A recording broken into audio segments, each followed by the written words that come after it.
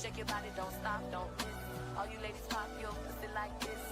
Shake your body, don't stop, don't miss. Just do it, do it, do it, do it, do it, do it, do it, do it, do it, do it, do it, do it now. Lick it good, suck this just like you should. Right now, lick it good, suck this just like you should. My neck, my back, lick my pussy and my crack, my neck.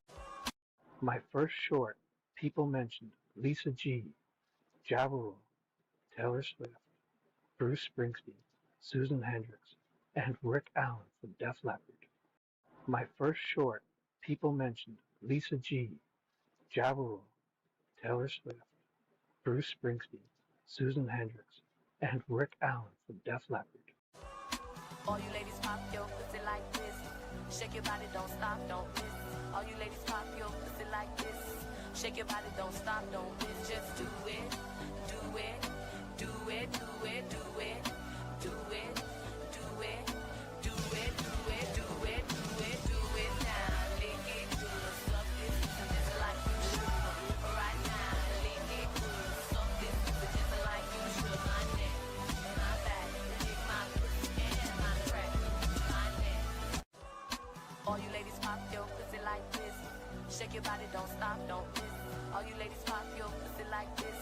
Shake your body, don't stop, don't miss. Just do it, do it, do it, do it, do it, do it, do it, do it, do it, do it, do it, do it now. Lick it good, suck this just like you should. Right now, lick it good, suck this just like you should. My neck, my back, lick my pussy and my crack.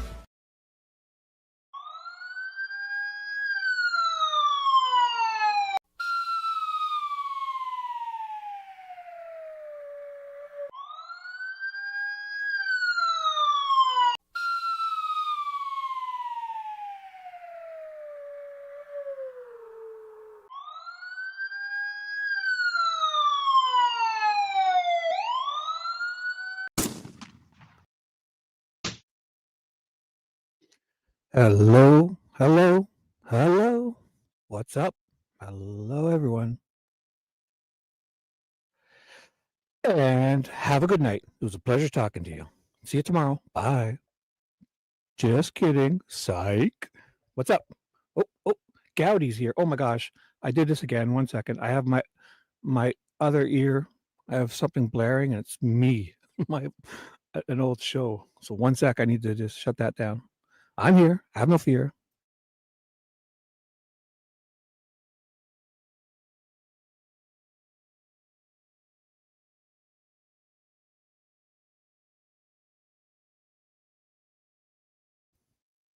And we're back. What's up, guys? Let's see who's here. Who's here? My fan club. Who was the first one? I think it was Gowdy. Yes. That's the way we're starting the show, brother. That's the way we're starting every show from now on.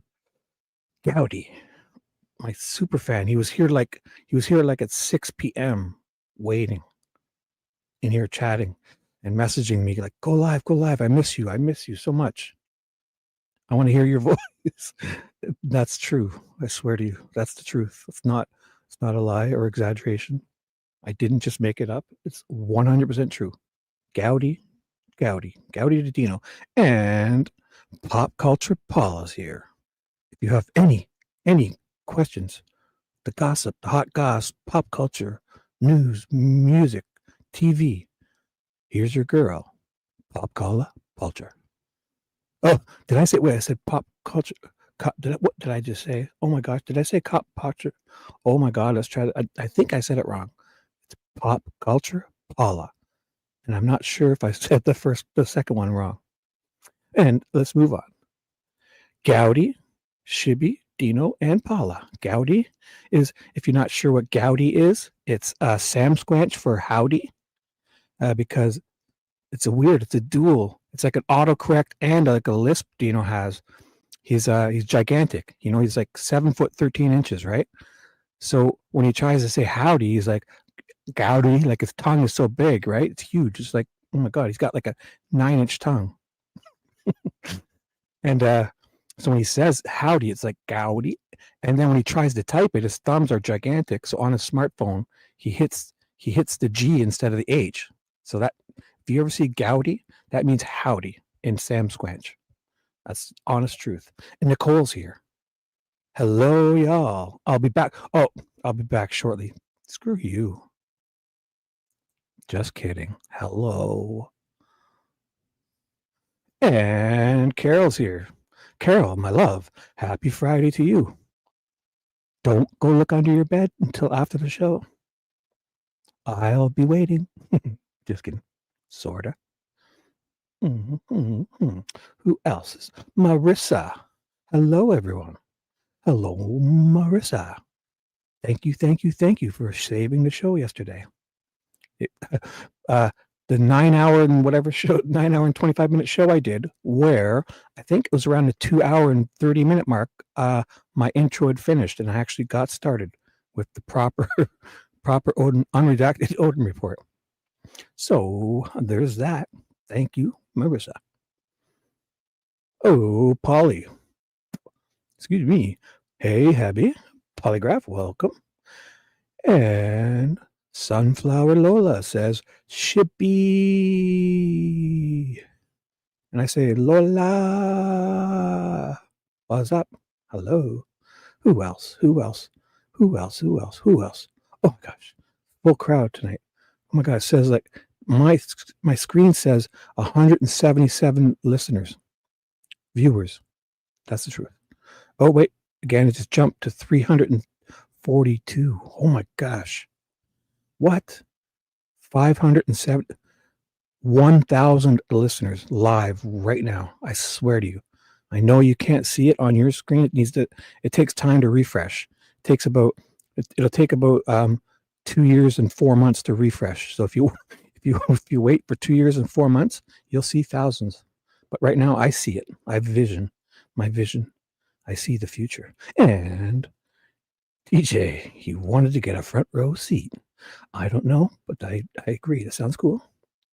And still nice to see you, Pop Culture. Voila. And Kelt sneaking in. Hello, folk. Oh, is it a full moon? Happy full moon Friday. Ooh, I haven't read it down. Does anybody have information on the full moon? Feel free to drop it in. What type? What all the details, like where is it? In what sign or what degrees, and or if there's anything about it, if you would like, if anyone would. And you said cockblocker. Did I? Oh, I'm sorry. I didn't. Yeah, I might have mixed it back. Did I mix it up that second time? Well, it's Pop Culture Paula, and I will never get that wrong again because she's so amazing. And I may have said it backwards or weirdly, and I'm so sorry. I'm only human. Look at here. Skinny sneaking in. Skinny, what's up, bruh? Yes, did I really? Did I type it? Oh. I don't know. You guys are having fun. And yo, very simple. Keep it simple, silly. That was what I grew up with. The KISS principle. They used to say, keep it simple, stupid, but my teacher changed it because he was yelling at us kids. So he would say, keep it simple, silly. So, yo, sup, brah. And we shall. Anyone else? OMG. Look at you guys. Having fun. Oh, the Voice Master. Coming to you live from a dingy man cave in Ontario, Canada, just outside of Toronto, in the suburbs of Mississauga, Ontario, Canada. I'm a kooky Canuck. Yes, I am. And I love my worldwide fans. Those you Yankees down south of me, and you Australians on the other side of the world going into your boiling hot summer time right now, and you other weirdo United Kingdom folk across the pond, love you all. Dingy, yes, dingy is right. Yes. But what I've been doing is, see, no matter where I'm at, even if I'm in a brand new home or wherever I'm at, I love fans, like just that little white noise and stuff. Fans.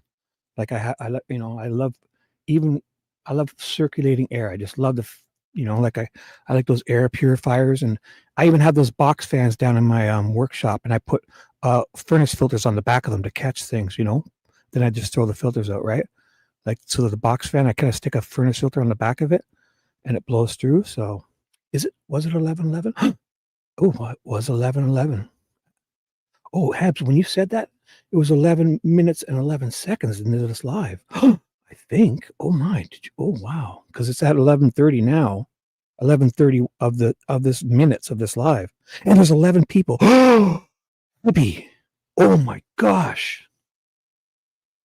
That's like a triple. So you say it's 11:11. I see it on the screen. You type that, or somebody here. Who's the first one? I think it was Abby. Oh, 11:10 p.m. Oh, Dingy. Oh, yeah. So Abby types this at 11 on my screen. So it's probably 10:11 for you. It says 11:11 on my screen. I look at the time, and it was around 11:20 or 11:30. So it must have been like minutes into the live stream. So it must have been around 11:11. And there's still exactly 11 people now at this time. So why don't you guys see? I'll look on YouTube. YouTube shows 13 now, but when it says 13 now on my screen too, but I swear to you, it was 11 people were watching. So heavy. Here's a little ditty called 11:11 emoji PM. 11 and 11 minutes into this wild live stream to my 11 listeners. Damn, girl. Thank you. That was wild. Yes. Dingy. Oh, well, where are you? Over in the Pacific, or are you in Mountain? Wait. 11, 10. No, you're in Pacific. Wait, 11, 10, 9. Yeah, you're in Pacific. You're way over on the other side of the continent in another country. You silly goose. Pacific for sure. Yeah, you're 4. That's nuts. Still light out. Well, it probably just got dark for you, eh? And away we go. Wasn't that cool? Abby, is she still here? Did she even see that? Oh my. Abby, do you know you just gave us a 11:11? Girl. And then this one types it in. Girl. Because it was literally 11:11 p.m. here in the East. It was, must have been. I didn't see it, I'll be honest, but it must have been close because I looked and it was like 11 minutes and 20 or 30 seconds into this minutes of the live stream. And then when I was looking at that, trying to calculate it, I literally was looking beside it. I have a little eye and it says live viewer numbers. And I swear to you, it was at 11. So, dedicated to Miss LOL, Miss Santa's helper on her sleigh with a Harley Davidson motor, and Dino riding bitch. Just kidding. But I know we don't. Does that sound weird? Like, I know we joke like when somebody rides bitch, but I don't mean it to be like whatever. Because hey, if it could be the woman, right? Oh, look who's here. It could be the woman driving, and the guy will ride bitch. So if the guy is there, you know what I'm saying? It's not a female thing. Because man, if I had a girl that had a Harley, I would gladly ride bitch for her. Gladly, I would ride in her sidecar. I would fucking let her tow me in a little trailer. A fucking shopping cart, whatever you know.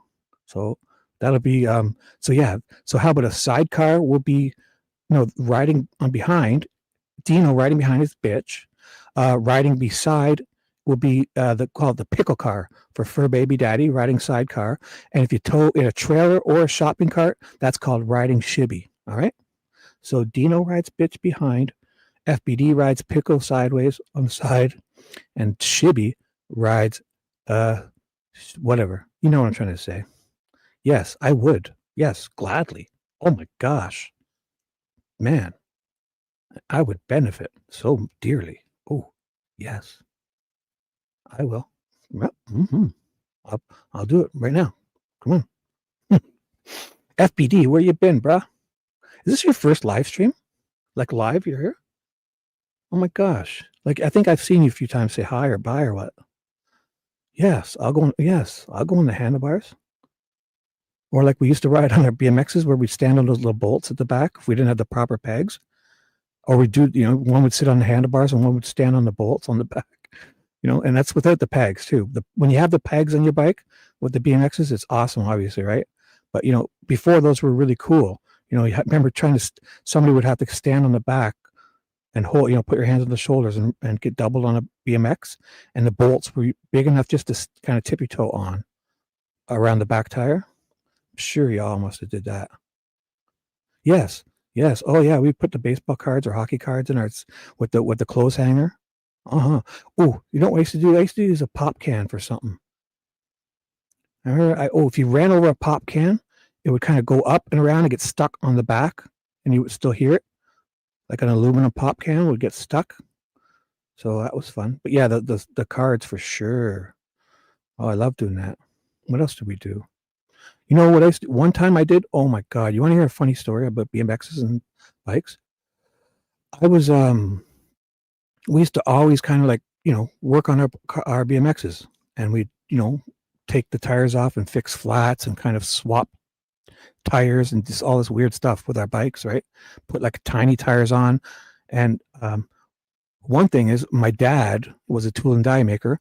My brother and I had bikes, those ones with the banana seat, the old ones before BMXs, like in the late 70s. It was banana seat. I had a blue one and my brother's was red, and they had the white seats, and with like a lot, they went up, and there was like you can lean back, a banana seat, and the big goofy handlebars.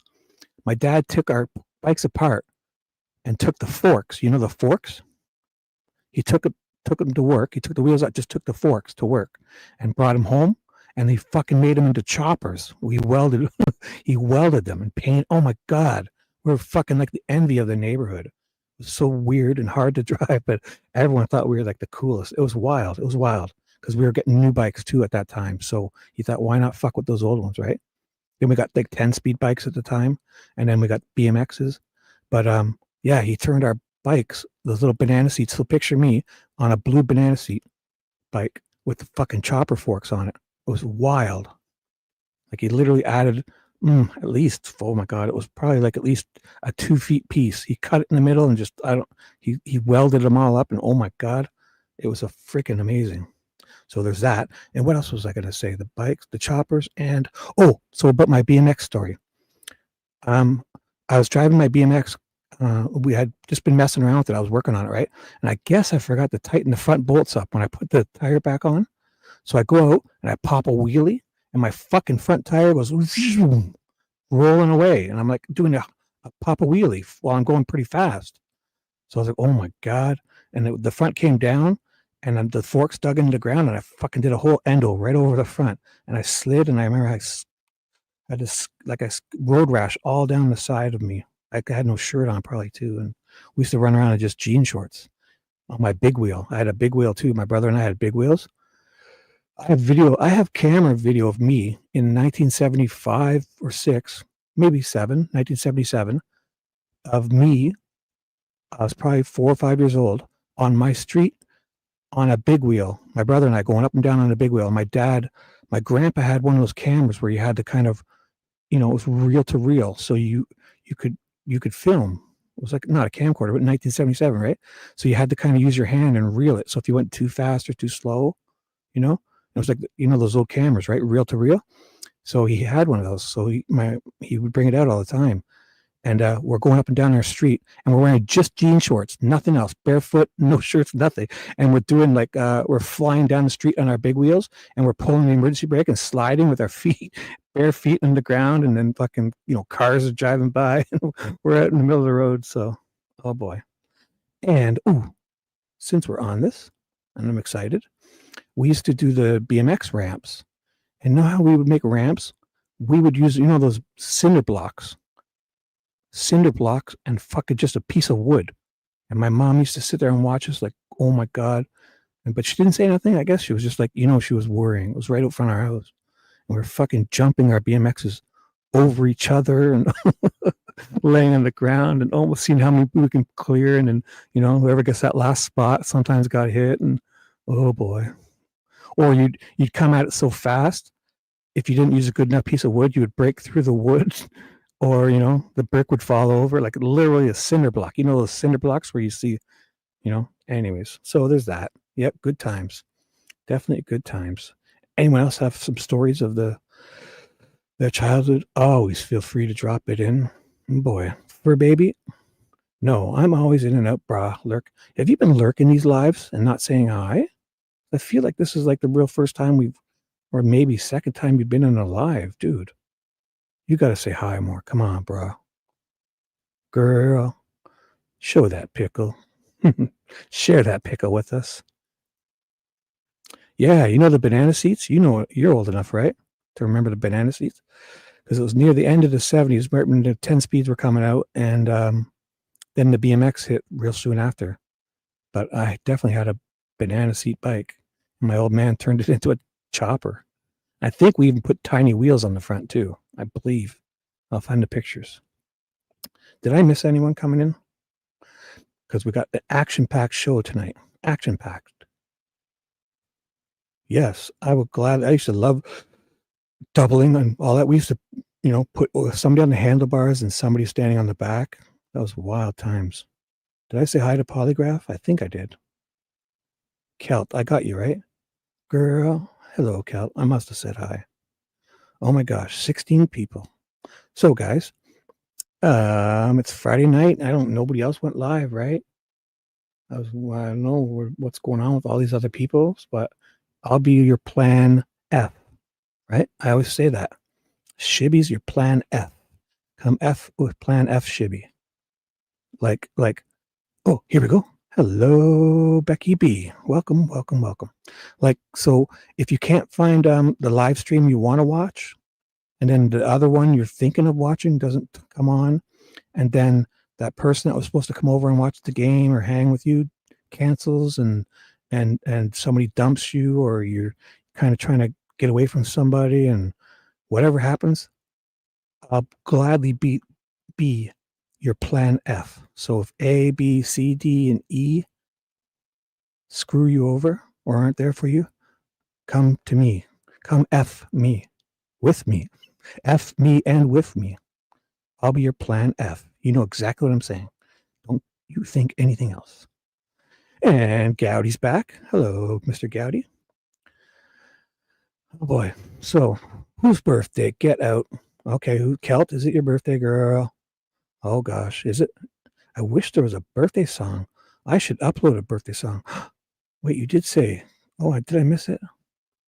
Oh, awesome. Happy birthday. Make sure we all say happy birthday to you.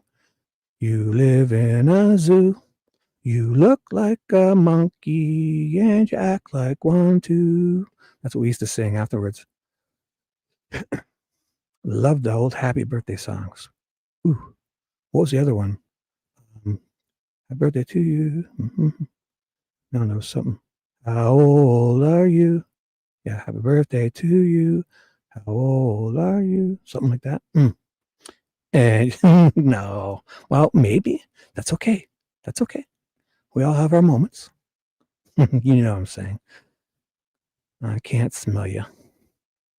But a little quick bath, some, fresh cologne, and get behind those ears, and then everyone smells lovely for a good couple hours at least. Ooh, that's what you can put. I put on. You guys want to share your colognes or anything? Anything. I wear yes, spankings from Shibby. Oh boy, you guys are nuts. I like to wear the men cool water cologne and the Fiji underarm spray, the Old Spice Fiji. Just smells like candy. You ever smelled that one? Try it. If you ever, you guys have Old Spice, right? Obviously, it's not a Canadian thing. It's like, Old Spice spray, men's spray. The dry spray. I like the dry spray just for the underarms. I don't want to use too much stuff, but I don't use any of the bad stuff underarms. I don't want the aluminum. I don't want to clog the pores. I just want the dry stuff, but I don't want to clog. Yes, and that's a great one. Yeah. Well, I use the Old Spice. Well, I use the what is it? The body wash, right? And it comes in Fiji too. But I also use my first pass is the body wash, right? Or if you're in a hurry, the body wash is okay. Once in but you can't just stick with body wash. You got to have the old school soap. I used Irish Spring soap, the bar soap. Nothing, this body wash stuff is great, for a day or two, and you can sneak. You're in a hurry. You want to get the hell out the door because you're late. You got appointments or got to get to whatever. Got to get to work. Do whatever. School. The body wash is great, but I mean, honestly, if 9 out of 10 times I just use the body wash to start because I'm like a manly man, I'm a manly man, greasy and stinky manly man, my pheromones, I should bottle them up and sell them, drive you gals wild. I know it. So you got to use that body wash is cute, but it's just like, it's just to help get your soap working good because it's like a start. So like I do like my body wash and hair first, then I put the conditioner in. Then while I'm waiting for the conditioner in my beard and my hair, which is what's left of my hair, I use the beard conditioner. And I think, I'll just put the rest in my hair. So it's not like I'm, look at me. That's me right there. But I like to do the conditioner. I have the beard conditioner stuff. And then whatever's left over, I put it on my chest too. Ooh, so I'm super soft. And maybe my pubes, I won't tell you, maybe, just maybe, they're conditioned and soft. And they smell pretty. Then, while I'm waiting for that to activate the hairs, I use a bar of Irish Spring soap, especially on those spots. My face, behind the ears, underarms, and all the other nethers. You need that good bar of soap. So there's that. Yeah, that the bar of soap, right? Ooh, I don't shave my legs. I don't, but I will trim my bush if there's going to be anything happening. And right now, nothing's happening. So I'm pretty much au naturel down there. But I swear to you, if we made plans, I'll wear my new boxers and I'll trim the bush. All right, I promise. I'll wear the boxers that aren't falling apart.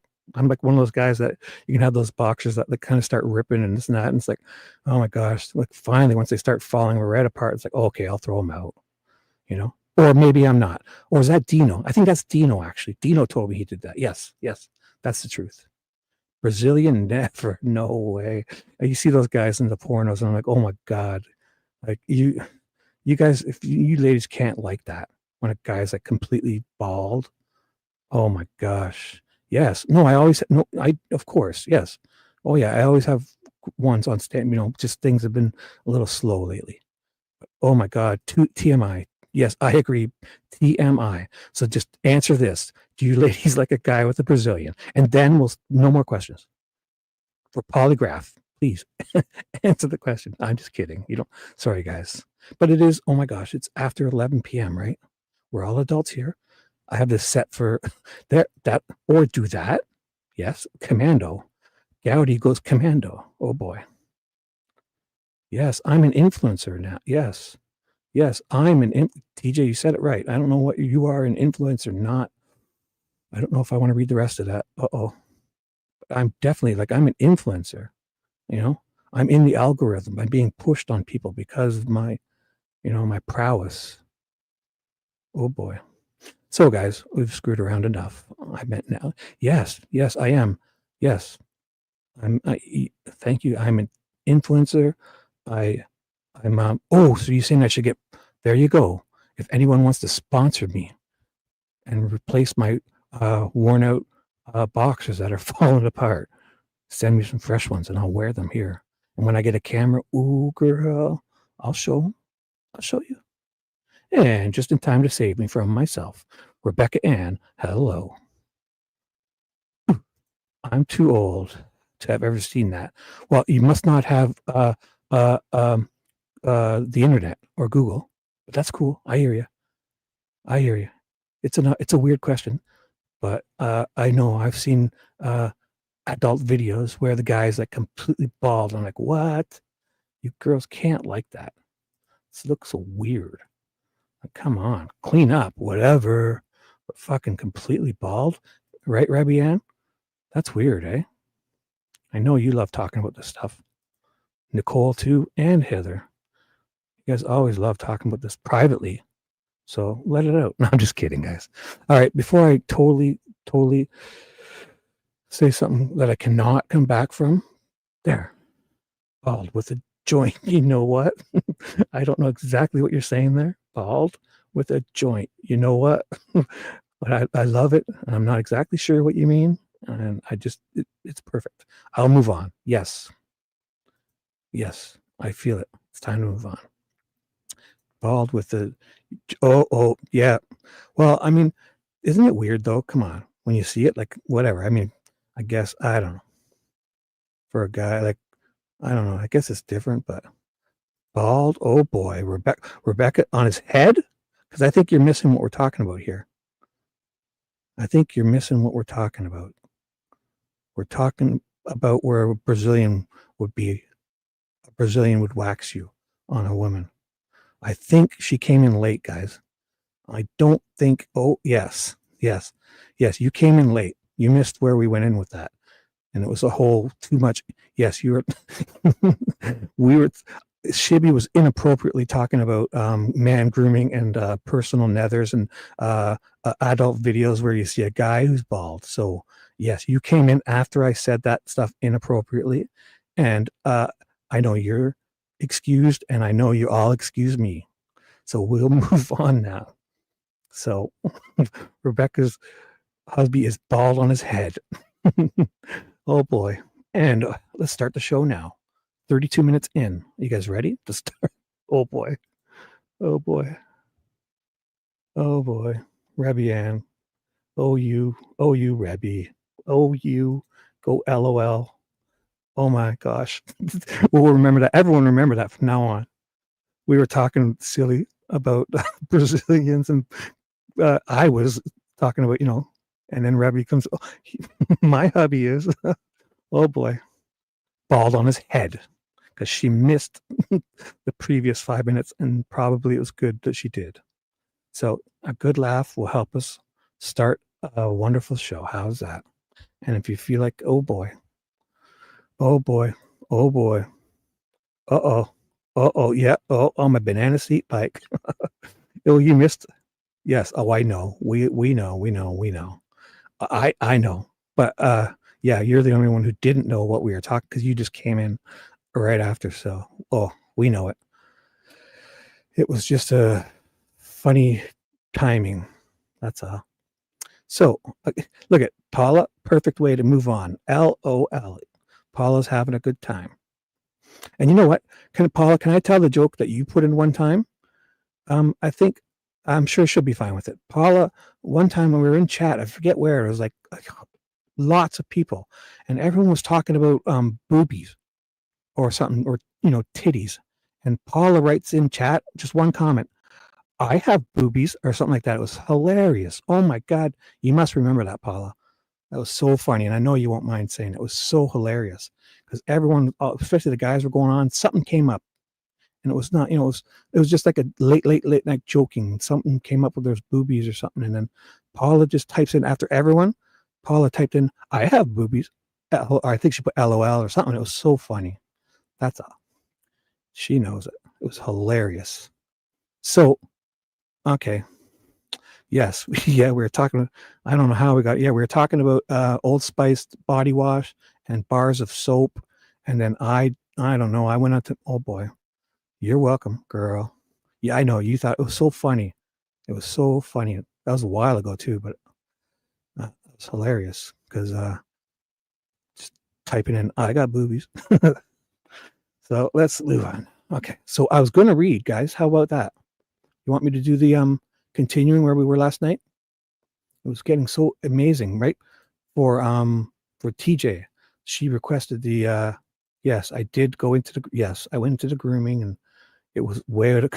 Then I went into it was you came in after we were, so when you might have just heard bald, but yeah, I can totally see how you would make that mistake. But there we go. Perfect. What is that? Just an exclamation point or a dot? Excellent. Period. Over. Boom. Polygraph. Perfectly said. This is the comment of the night right here. Dot. Period. It's over. I agree. Oh boy. So we're having fun. All right. So I'm going to share my screen and we'll start to read. Yeah, it was getting interesting, eh? Because even though we all know this contempt stuff, because what was happening? Want a quick recap? I'll get this up on the screen. Yes. Now FBD's got boobs on his mind. Oh, I thought you changed. Wait, what's going on? So, okay, Maria. Sorry, I thought it was Marissa. Hey, Maria, welcome. You just getting here? Just in time. We're about to start in about 30 minutes. Yeah, I do. Oh boy, that's a whole nother level. Because I can barely get ready now. Imagine I had to make sure everything was, tidy and, oh my, and I had a clean shirt and oh my, that's a whole nother level. So I'm great now. Just, my hoodie's not dirty, but it might not be the one I'd wear if I were on camera. So we said hi to Maria. You just getting in? Awesome. You didn't miss anything. If you were to ever go back, you might have a good laugh. We haven't even begun to start the real show. So yes, if you want to know manscaping, Brazilian waxes, Old Spice body wash, Irish Spring soap, bald men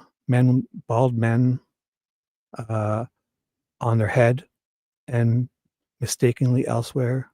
And oh boy, yes, we kind of touched the whole banana seats, bicycles, BMXs, choppers, big wheels, and me hurting myself on my bike. And oh boy, I don't even remember what we talked about.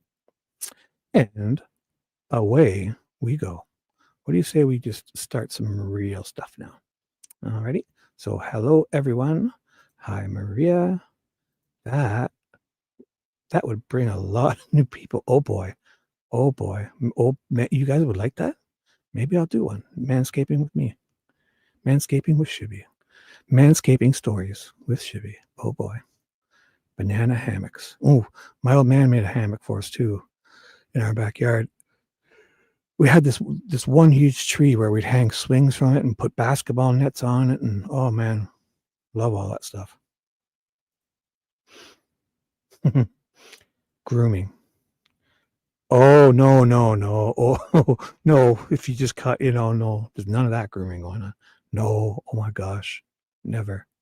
I would never. Oh, I mean, I would. That's weird stuff. Yeah. Not that grooming. Like literally, manscaping, like trimming the bush grooming. Not, I wasn't even thinking. Good thing you brought that up. So definitely wasn't that grooming. For sure. And I'm going to make this bigger. We've all had our laughs and fun, and we like this one. And let's hide this one. Good. And we're going to start fresh here. Here we go. Ha, ha, ha, ha, ha.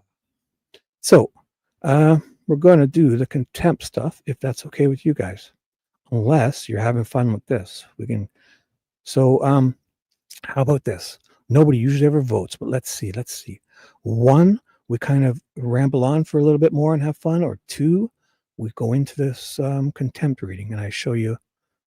We're going to read. Oh, I wrote it down.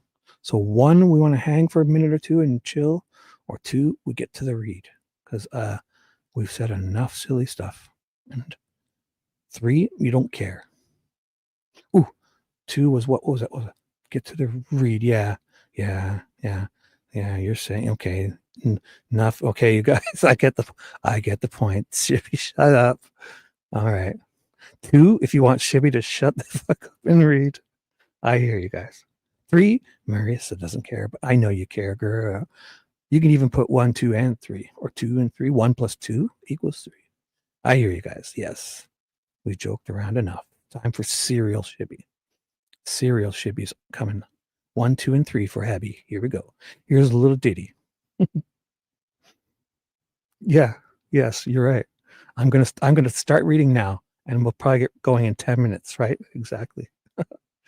I did that the other night because when it was Fishy came in, and she joked. It was like 2 hours and 30 minutes in, and she's like, "Oh, are we getting started? Is the intro over now?" And I was like, "Oh no, it was 2 hours and 3 minutes. I remember specifically." And I was like, "Yeah." And she joked, "Is the intro over at 2 hours and 3 minutes in?" And I was like, yeah, it's over now. I'll get started honestly because we were really going to start something new. So I was like, okay, the intro is over at 2 hours and 3 minutes. Let's start now. And I went to my notes and I wrote down 2:03:00 so I could timestamp it, right? And then something happened where I got on the whole 10-minute spiel. And then it's like, yes, yes, I got distracted. And it ended up, I had to change it to 2:13:00 when I got started. Yes, it was the longest intro in history. I know you meant intro, so don't worry about fixing that. The longest intro. Oh, don't you like that when you kind of do a typo, but the person highlights it and then corrects it for you, and you're like, cool, I don't have to, because it's the longest intro in history. I do love that. Prof does that a lot. It's like he knows what you're meant to say. So that's always good, right? And I just got lucky there, saw that. But when you make a typo, then you think, oh my God, if they highlight that, I'm going to look like a dope. But then they highlight it, but they correct it for you. So boom. Let's start the show. 42 minutes in. The intro is over. Yes, there we go. Should I start a new live? Should I end the stream and start fresh? Okay, I'm going to end the stream. I'll be back. And no, I'm just kidding. The whole show is a gosh dang intro. Ooh. So, okay, I was looking at my notes so we finished on the start, the continue on motion, the PRAECIPE. We finished on that PRAECIPE right here, and we're going to move on to this motion to disqualify. I have it right here. Contempt hearing, motion to disqualify is 8 pages. Watch this. 8 pages. Oh my God. And I have it all written down. So I literally do have it planned out. There's a whole bunch of really neat things for this contempt stuff. Anytime you want to stop and chat about it, let me know. After each one of these shorter ones, I will definitely stop in between and check out if you're having questions. Yep, there are exhibits too. Good point. So with this motion, there are exhibits. So there are email chains and stuff. So how about that? Good call. What I will do is when we're reading, if we can come and find like the email chain or affidavit for Mitch, let me just double check. So the email chain is here, okay? And Westerman's affidavit. So I'll have them up and ready. So we'll read, and anytime in this next little bit for the exhibits for at least this one, right? Yeah. For this one, in this 8 pages, when it comes up, we'll go. This will be the first time I actually do that. Thank you. Definitely.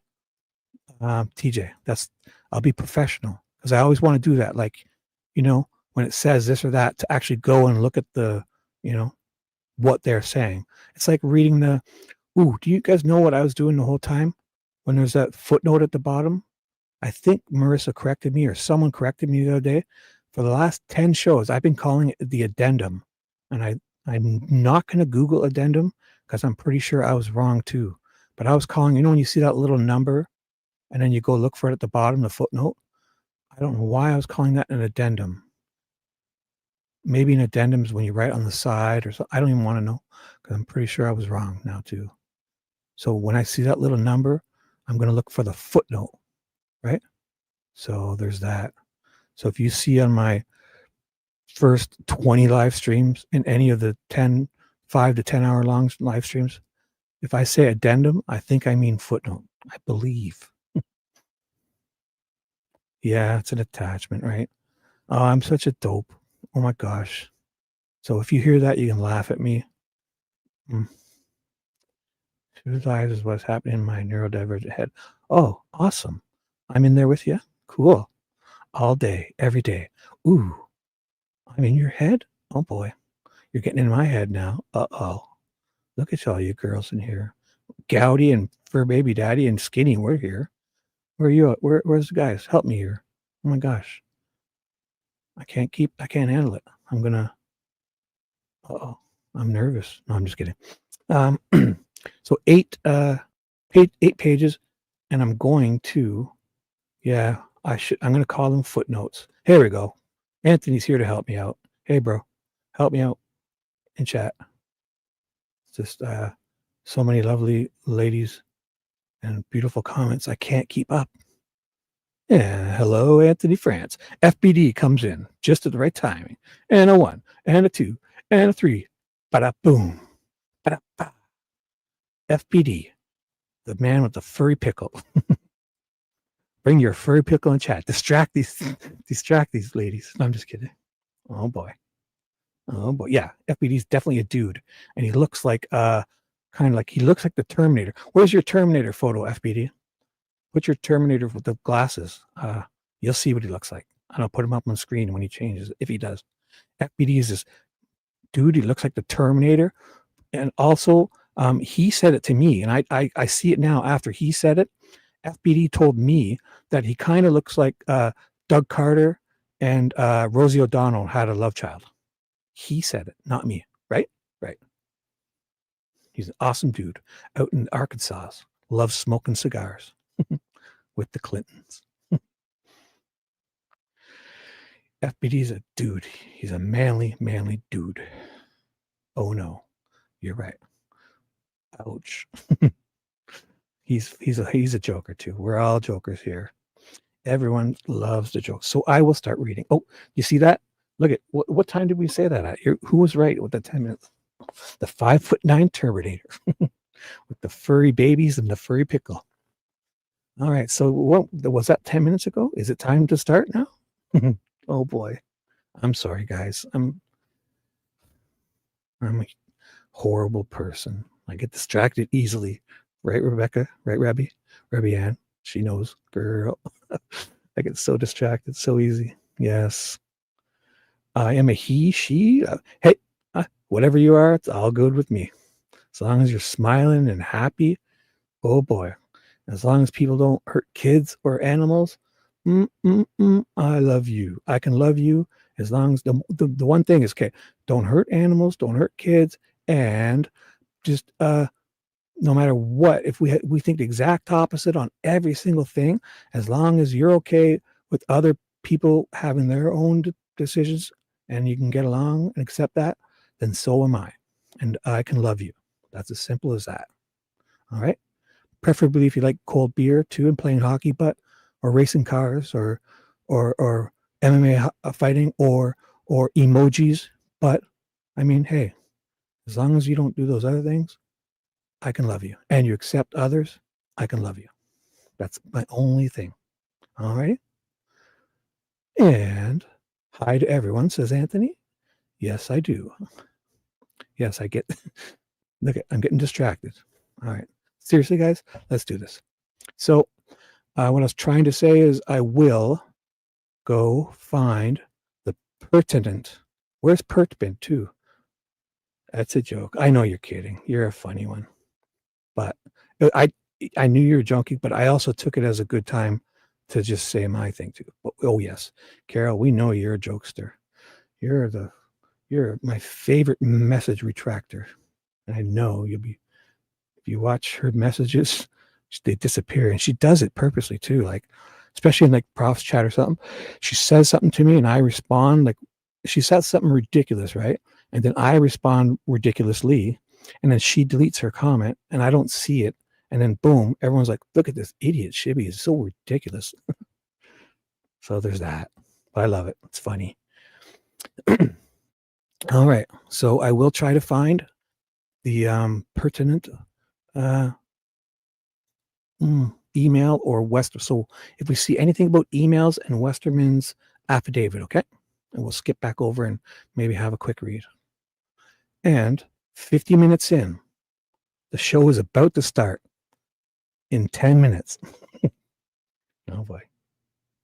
Yes, she should, shouldn't she? Yes, she should just call herself Carol Redacted, or even Message Redacted. And we'll know it's Carol. Oh boy, yeah, she does it to me. You probably see it all the time. Exactly. But you got to put I remember how I used to type it in chat. You can type it the exact same. You got to look in your, there he is. There he is. There he is. Oh, there's the Terminator. New sunglasses in his bathroom. There's the dude. You see that? Terminator. The young Terminator in his prime. And Doug Carter and Rosie O'Donnell's love child. Living in Arkansas. Smoking cigars with the Clintons. Yep. There's my beau. There's my bro. All right, guys. And we've all had fun. Handsome dude. All right. Oh, should I tell him? Oh, let's do this. Yes. I'll tell you the funny thing that came about with these photos. When was it, a year ago? Well, I don't know. Whenever I got brave enough, so you see my dumb guy up in the front top right corner with the mask? That was literally my only photo I was, put on for anywhere, even whatever. Because I was kind of like, was kind of coming out of depression. I didn't, I just, you know how it works, right? And I was having a moment. So I took that photo and I put it up as my picture. And I had that on, probably you guys might remember that because I was on the first year I was in this Delphi community. I was using my face mask one in the top right corner of that photo as my avatar. And then I switched to my first photo, which had a big round fat face, but it was me. And then I kind of got some more better ones like this, whatever. I put my real recent photo up and looked okay. And then this guy, FBD, he shows up like 6 months after we were talking in Prof's chat, and I noticed he's got his real photo. And I'm like, oh, dude, wow. It's like, you put your real photo. He's like, if Shibby can do it, anyone can do it. And I was like, you motherfucker. Yeah, FBD's a dude. I hope so. Yeah, he's a virile. That's why he wrote that. He's a virile. Yeah. And away, we're all having fun. But he says, like, oh, if Shibby could do it, like put his real photo, he can do it. Anyone can do it. And he was right. And I'm honored that I'm sure I spurred on a movement of like, oh my God, if this guy can show his face, like, I'll show mine. So if you guys ever want, look at us and think, it's not getting them, and try not to do any of that weird, too much AI stuff. You guys know. Just go in, take a photo wherever your best lighting is, take a selfie, take 300 of them like I do, and find one or two that you can deal with and just put it up. And the real you, if you want to filter, fix a blemish, but don't do any of that crazy, too much AI stuff, because the real you is what people want. All right? In my opinion. And so the show's about to start. Anything else? I'm an idiot, eh? All right, 23 people. I'm going to start losing people. Nobody else went live, right? So there's that. No? I got no alerts or nothing. What's going on? Man. So let's do this. The truth. I agree, bruh. Yeah, man. Like, I was joking. Some pictures I saw, I was like, oh, when I go to meet you in real life, I want to meet you. I don't want to walk past you while I'm looking for like a 22-year-old stripper. I want the real you. And if you're an aging 30, 40, 50, 60-year-old woman, just know you're beautiful. Just the way you are. What's that song? You're beautiful, just the way you are. And that's all I ask. Alrighty. Before I get in trouble, let's do this. So the motion to disqualify, all right, comes now the accused by counsel and pursuant. So update, this is about the contempt hearing. This comes from the motion to disqualify when they're trying to remove. And so what's happened is Gull tried to remove Baldwin and Rozzi, and Rozzie's trying to stay on while I'm sure Andrew said, here, throw me under the bus, because Andrew Baldwin was, most all the fault for the two things, the email that he sent to the wrong person and the photos that Mitch stole from him. So Rozzi was like, I think they were both saying, okay, Rozzi can stay on, should stay on. They're kind of begging Gull to like, hey, fuck, you sure stop this, keep Rozzi on, deal with Baldwin, and if he gets removed or punished or whatever, so that's what's going on here. Rozzie's like, keep me on.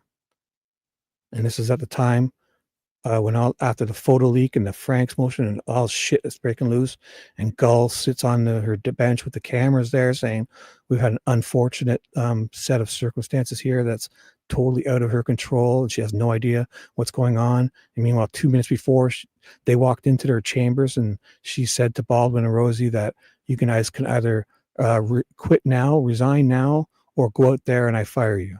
And then she goes out on her bench and like, totally out of my hand and unforeseen circumstances. So this is the point we're at. All right.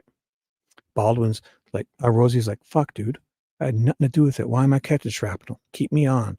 It's going to be, and they're about to have, the trial was going to be supposed to start in the beginning of January of 2024. And she's here throwing them off in fucking October and starting all this bullshit, contempt, disqualification of the defense attorneys of Richard Allen. So that's where we're at. And then David Hennessy is representing them both. So, motion to disqualify comes now the accused by counsel and pursuant to Rule 2.11 of the Indiana Code of Judicial Conduct and Rules 12B and D of the Indiana Rules of Criminal Procedures, respectfully, and moves for recusal of and change of Judge Francis C. Gull. My mistake. So before this, Rozzi was saying, hey, I want to stay on, just me. But now I think this is Rozzi filing to get her off, right? Oh boy. Yeah, so they're going at each other now. My mistake. So what was it? Motion to disqualify. So that means Rozzi wants her disqualified, right? Am I right on that? Close? I'm pretty sure. Sounds good. If I'm wrong, correct me. Yeah, they want her off.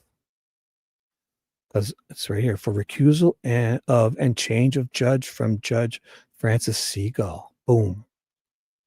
So Rule 2.11 of the Indiana Code of Judicial Conduct requires a judge to disqualify himself or herself when the judge's impartiality might reasonably be questioned, such as the case in this cause of action for the reasons described below. 2. The comments to Rule 2.11 provide additional guidance under this rule. A judge is disqualified whenever the judge's impartiality might reasonably be questioned, regardless of whether any of the specific provisions of paragraphs A1 through 6 apply. In many jurisdictions, the term recusal is used interchangeably with the term disqualification. 2. A judge's obligation not to hear or decide matters in which disqualification is required applies regardless of whether a motion to disqualify is filed. And 5. What? Where's 3 and 4, dude? How do we get to 5? What the fuck? The 1, 2, 5. A judge should disclose on the record information that the judge believes the parties of their lawyers might reasonably consider relevant to a possible motion for disqualification, even if the judge believes there's no basis for disqualification. And 1 second. Oh, can I highlight these or not? I can't, eh? Oh, so I'm on 3. I need a quick drink. Sorry, guys. 1 sec. So the show just started and I need a break because my throat is, I've been talking too much. 1 sec.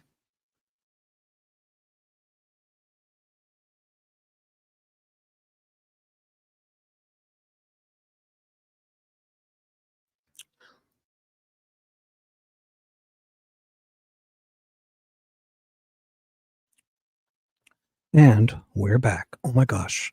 My coffee is perfect now. Wow, was that? All right. 3.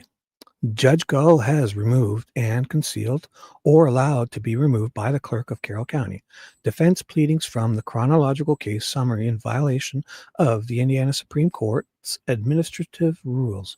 Those pleadings include Frank's motion filed September 18th, 2023, the Frank's memorandum filed same day, 9 September 18th, 2023, 3 affidavits from Warden Galapoo, Sergeant Patch Jones, and Sergeant Tattoo Face Robinson. Oh, I hope that I have that right. Or it could be vice versa, but you guys know what I'm saying. So Warden Galapoo, that's P, they spelled it wrong. It's Pooh. or P-O-O-O-O-O-O. I'm positive it's spelled differently. Maybe not. Sergeant Patchface, Sergeant Patch Jones, and Sergeant Tatface Robinson. Filed 10/10/23. And yes. Subscribe to everyone. Hebby, feel free to anyone. If anybody wants if they want subscribers to maybe go live one day and let Hebby know, or Nicole if you can, and we'll put your thing in chat, or just say, and if you ever get bored, I kind of just find everyone's page and I just subscribe to them anyways. And if I like you, and even if you don't put out stuff, I usually subscribe to you. And then when I don't like you anymore, if you see me disappear, it's probably because of that. Yeah, and away we go. Abby and Nicole and you guys have full reign. You guys keep the Carol and TJ and Abby and Nicole and V happy, then I'm super happy. Right? So filed 10/10/23, and the affidavit of the leaker, Mitch Westerman, Judge Gull has not removed or hidden any state filings. 4. Indiana Access to Court Records Rule 2A provides, in pertinent part, all persons have access to court records as provided in this rule, and that certain persons have greater access to court records. The commentary to ACR Rule 2A is that all persons, including members of the general public, the media, the commercial and non-commercial entities, are entitled to the same basic level of access to court records. You see, so what's going on here? He's basically saying, because Judge Gull in the beginning was trying to make a distinction between credentialed media and citizens. And the First Amendment would say that that's not true. It just doesn't happen that way. Right? So 1 second. I'll continue 1 second. All right. A little thing on a camera. 1 sec. All right. I'm right here. Just give me a sec.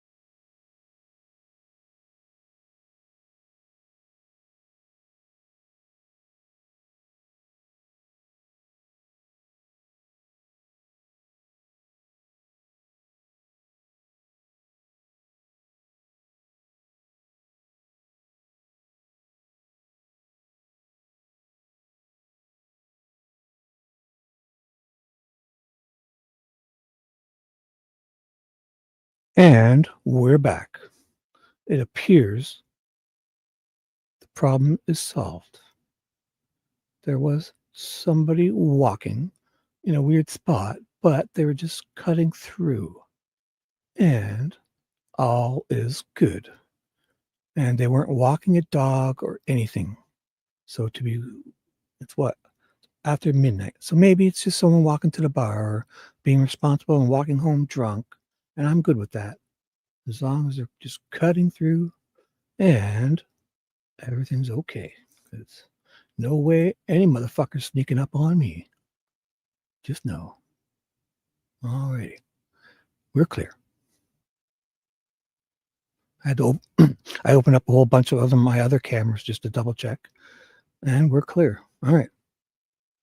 Sorry, guys. Got a little distracted there. Everything is almost perfect. Oh, boy. Yep. Cancel. No full screen. Okay. I'm back. Sorry. I'm messing with a few monitors here. And here we go. Where the hell was I? All right. Yes. If anyone wants their page linked. Let Hebby know. She'll go follow Hebby. How many subs you at? If she goes live at 50, so if we get Hebby to 50 in the next week or two, Hebby, we're gonna have to practice you up. You're gonna call in to us, okay? So you and Nicole decide. We'll pick a date where we can get you on this channel here. So you're gonna love it. Because man, a month ago I thought I would never do this, and now I'm like, oh my god, if I don't go live, I feel weird now. So I'm kind of having fun. Ooh, she's at 37. You bugger. Wow. You know what's funny is I was at 37 when I started all this. So, and then all of a sudden, like 3 weeks later, after I went live and did a few appearances on I was on Peggy's channel. I think I wasn't on Prof's channel, but I did go on to Twitch, right? So that was sort of something like that. And who else? Well, I was on Charles's channel, and I went on Fishy's the other night. I think, who else did I? That may be it. If I forgot, I feel, Oh, Cryptex. I went on Cryptex too. So, yeah. And I was at 37 subs like 4 weeks, whatever I started, before I started all this stuff, like 2 months ago. And now I'm at what? I'm magical. I was at, I think someone left me. Oh, I'm back up to 210. So I was down to 209 today, and I went back up to 210. Hey, Tammy's here. Everyone say hello, hello. Tammy McCrae. I got to remember my Tammys, because not all Tammys are the same. I've learned that. It's like you see Tammy and you're like, oh, but I know I have a couple Tammys. So I'm getting my Tammy straight. Hello, Tammy. Welcome, welcome, welcome. Just in time. We basically just got started, literally. I've been babbling on. So if you want to hear nonsense, listen to the first hour. And oh boy, there was nonsense. Nothing of fun, laughter, stories, pure excitement and entertainment. Nothing bad. All wonderful and great stuff. Fun chatter and talk. But it was definitely nonsense too. Nonsensical. So if you ever have to go back, start around the 55-minute mark here, or the 1 hour mark is when we started reading. And away, did I miss anyone? So we got Tammy. Anyone new? Paula's still here. Thank you, Paula. Pop culture, Paula's still here. If you want the latest pop culture, get on over here. Subscribe to her. She's got like almost 1,500 subs. And it's amazing. So if you want quick updates on Stranger Things, anything, entertainment, pop culture, and Taylor Swift's new stuff, and boom, here's your girl, right? And away. Oh, and just, perfect timing. Heather Swenson's here. So we got, everyone knows Heather, but if you want Hebby and whatever, you can be the other Heather, however you want to work that. Or if you have a cute nickname you like, let us know, because we're all about the nicknames here. And Tammy, same with you. And if you guys like FBD is easy, and I call him my pickle man, but it's because he loves pickles. And so if you ever have a nickname you would like for us, that's easier for us to type too, especially because, when you're typing in chat, like, we got TJ, right? Like Love and Light. Imagine you had to write Love and Light for All each time. I do it, but hey, if you don't, you can just put TJ for Love and Light for All, because she's also Trial Junkie, but we know her as TJ, and I think she loves that. And it's easy to type. So Love and Light for All, and Tammy or anybody, if there's something you'd like us to call you, please let us know. Or, and make it easy to type, please. If you want, only if you want, by special request, okay? Never, ever, ever would I command or demand, or you're not beholden to me, anything like that. You're here solely because you love it and you want to be here and you're smiling, and that makes me happy. So persons have access to court records as provided in this rule. Oh boy, did I read this part? That certain persons have greater access. Yeah, the commentary of ACR Rule 2A is that all persons, including members of the, that's why I stopped. Okay, so I was here and I stopped to tell you that this, and I won't go off on a tangent this time. I remember that Judge Gull was making a distinction between credentialed media like giving them preferences, you know, like as if they're from like WTHR or whatever it was, the Carroll County Comet. They would get special treatment to Judge Gull because they were credentialed media, and she would let them have the exhibits and, you know, transcripts and all that stuff. And meanwhile, like a YouTuber or, you know, who's just the exact same. Your First Amendment in the United States says the free press, every citizen, if you want to go to these and collect public information and disseminate it to your peers, you are press. There's no distinction. There's no credentialed media. You know, you can draw on a crayon a little card that says Hebby's newspaper outlet and stick it on your forehead. You're credentialed media.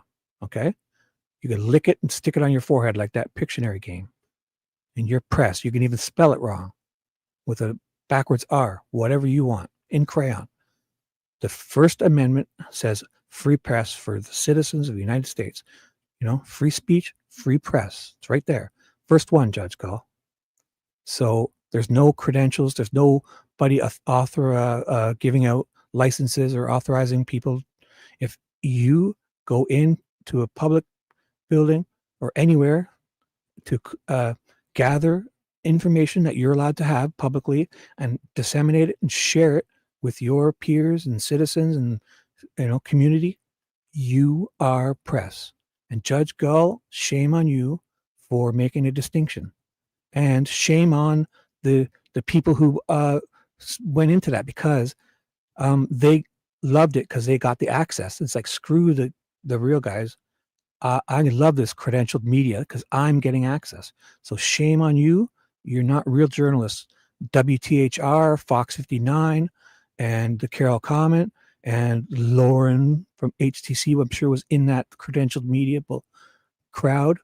You know, fuck all of you for accepting that and leaving everyone else out to not get that information they were equally allowed to have.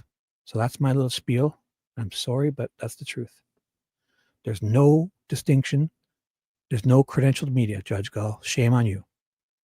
Citizens have free press, and you're wrong. So, and ACR Rule 4 provides that a court record is accessible to the public except as provided in Rule 5. ACR Rule provides that certain entire cases shall be excluded from public access.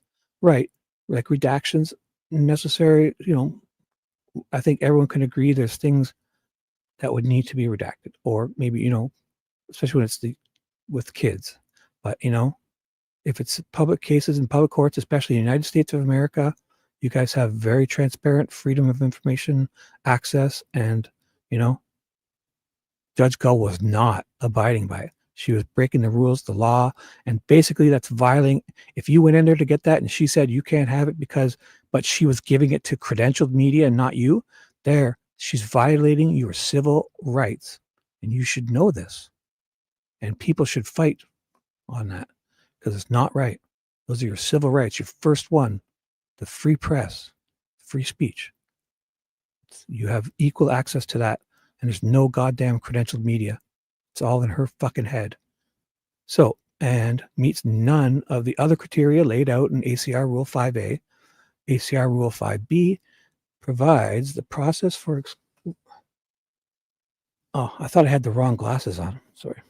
It's kind of they're bifocal, so I just had to tilt my head down a little bit. For excluding individual case records.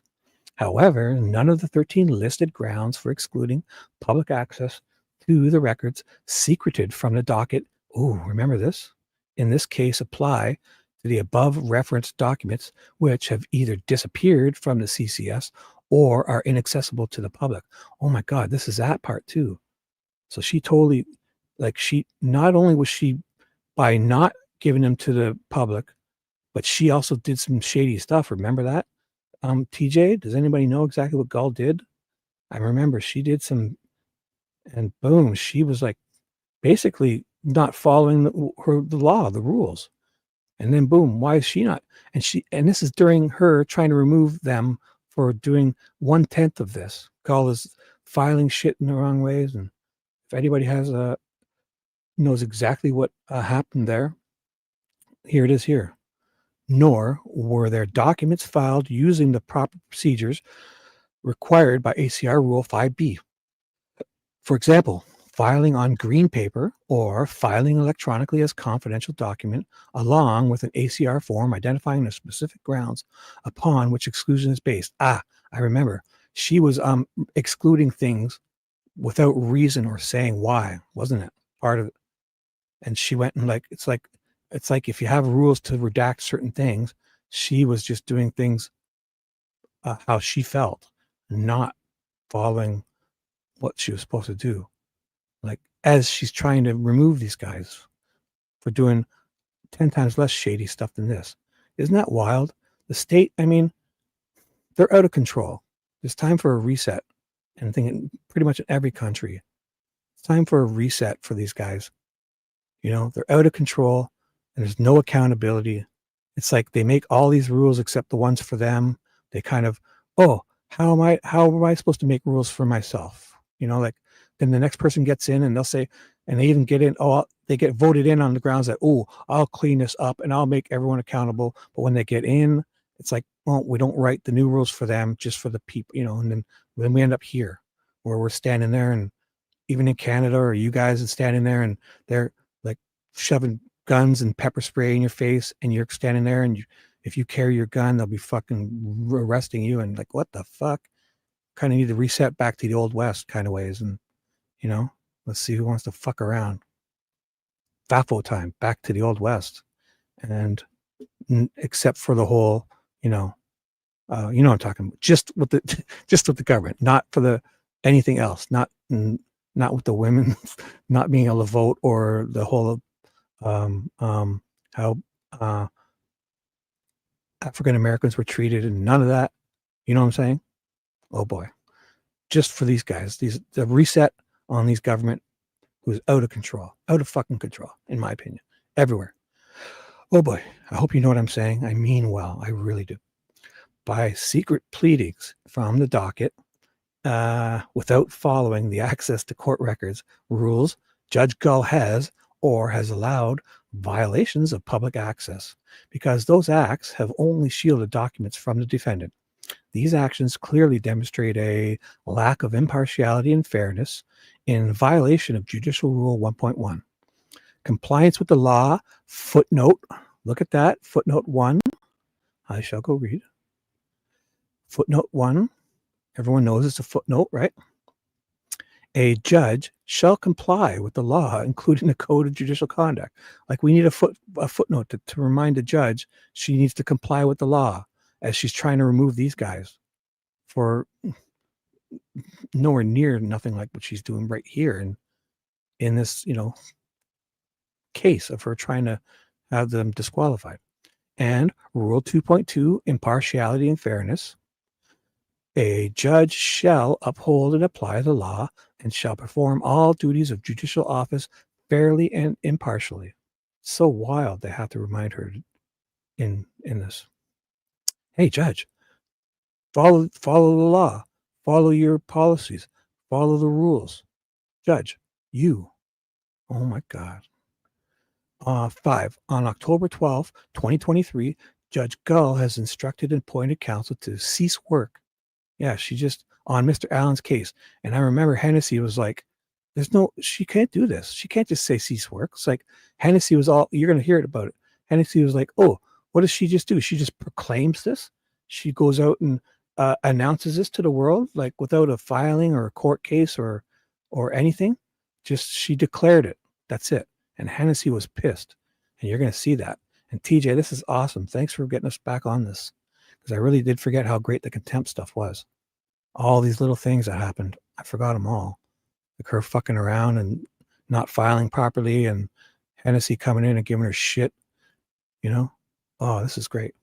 So, which interfered with the attorney-client relationship and prejudiced the accused for denying him the timely, effective representation guaranteed him by the state and federal constitutions.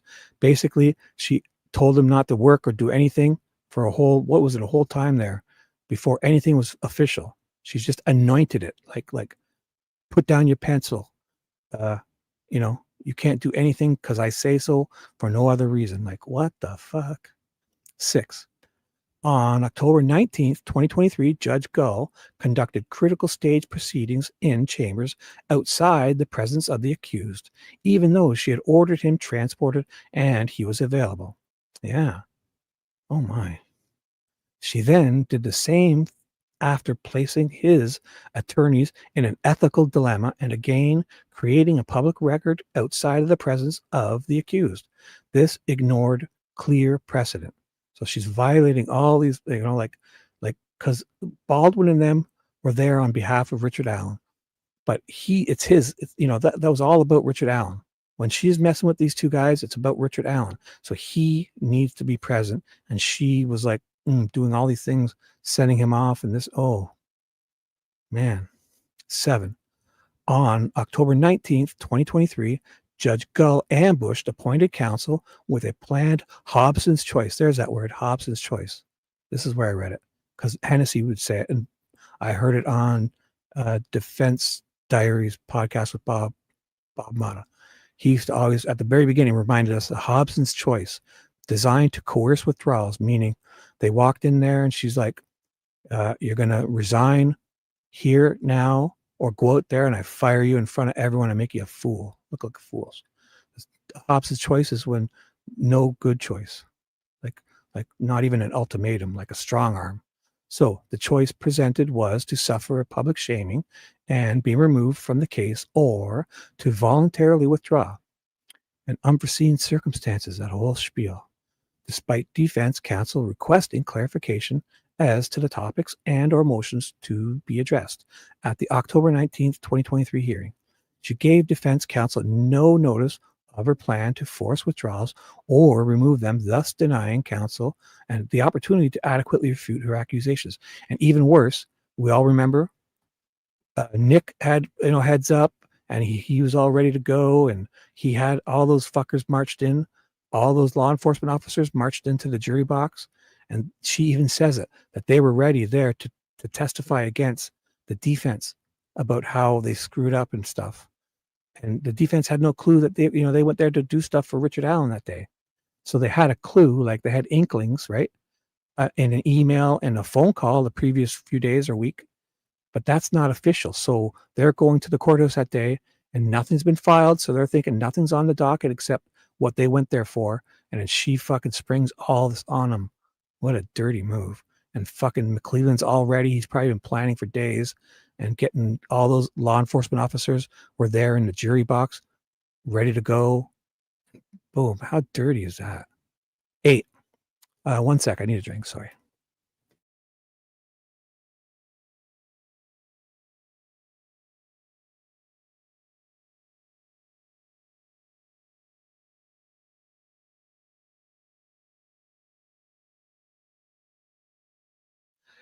And we're back. 27 people. Wowza.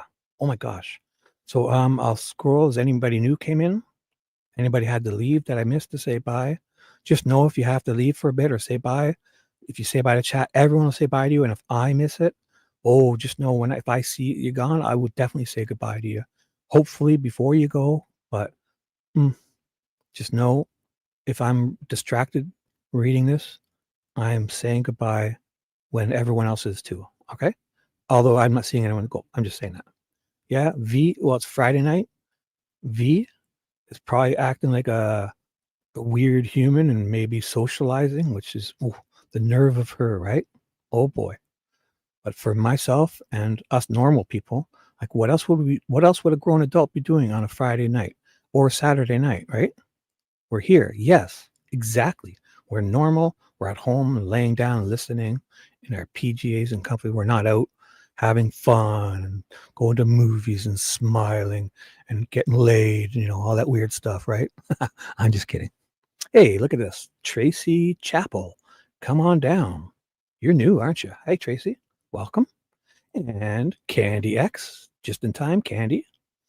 Yeah, V. I'm sure V's listening or she's coming. She'll be here. She's always here. But just in time to say hello to Tracy and Candy. Welcome, ladies. Or welcome, my friends. And here we go. Let's do this. Oh, quick update. We're reading papers on the contempt hearing of late October 19th of 2023, when Judge Gull tried to remove Baldwin and Rozzi and a disqualification contempt hearing bullshit. This is just the very beginning of it, when Rozzi's begging her to stay on and just take Baldwin because he fucked up and not him. And then Hennessy filed the papers to have her removed on behalf of Rozzi because she's acting inappropriate and treating people different than the credentialed media versus regular citizens, which there's no distinction. And because she's filing shit wrong. Yeah, right here, the footnote.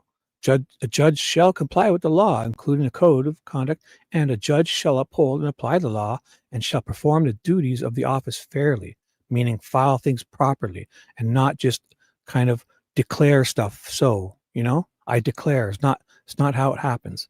You got to file it. You got to have a hearing. You got to follow your rules and policies. And she wasn't doing that. She was leaving things out, redacting things, and I don't even know we don't even know half the shit she was up to, but it was not right.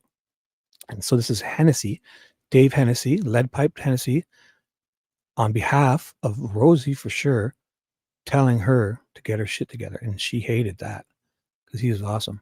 So counsel, rather than on any legitimate concerns that counsel had engaged in conduct that compromised Richard Allen's defense, a general summary of Judge Gull's complaints are as follows. A release, generic in substance, was issued by the defense in November of 2022 before the court's gag order and only after repeated press conferences by the prosecution. So basically what that is in a nutshell, December 2nd, 2022, the gag order was in effect, right? But like on December 1st and before November, the defense wanted to speak because fucking McCleland and all of them were out there touting shit and making Rick Allen look so guilty. Before they're out there fucking throwing him under the bus and saying anything they wanted in public. And it's kind of like, they're on the name of like, we're having a press conference, right? But they're also throwing shit in and kind of like setting Richard Allen up already. And then the defense can't counter it and speak. So they said, fuck this. We're writing some stuff and going to have a conference of our own. And then Gull thought they were being sneaky and didn't like it. Ooh, the double standard, the nerve of this woman. So good for them. Because literally McCleland and all them, how many times after Richard Allen was arrested were they out there, saying shit in public? So there was no gag order, but she's telling the defense not to go out and say shit. Fuck her. So Allen's response, the intent was only to level the playing field. Right. This was well within the obligations of defense counsel by established guidelines. She never expressed any concerns over the multiple press conferences by the prosecution. Exactly. B, 2 motions filed by the defense, one of which were addressed the health and safety of defendant Allen, and the second of which addressed the immediate transfer of the accused due to the not so coincidental and undisputed facts that individuals engaging in Norse paganistic practices may have not only murdered 2 girls, but they were also escorting defendant Allen around the prison. At the same time, his health was in a rapid decline. So like that, those are true statements, right? Because they're not able to file this if they're not truthful. She would have lambasted them, the board of ethics of the defense, the attorneys, whatever it is, the board of ethics for the law, whatever, lawyers. They would have, if they were lying, right, in something official like this, but they're not, because it's, undisputed fact. Individuals engaging in Norse paganistic, like Odinism, blanket general, say, who knows what they thought, if it was Asatru or all the different names they have, or whatever it is, a blanket Norse pagan, and not the real people. Like these guys were the bastardizing and say there's really Odinists that are peaceful, loving people, and they do those ones with in the park with water. They're just kind of, these guys are just kind of bastardizing and cherry picking things, especially that older guy, and I'm sure they hated that, but whatever it is. So I would just say a blanket statement of a guy drinking from a fucking horn, you know, may have not only murdered 2 girls, or because Turco said it was there, so at least somebody faked it to misdirect them and throw the police off. Whatever it was present. So believe what you want.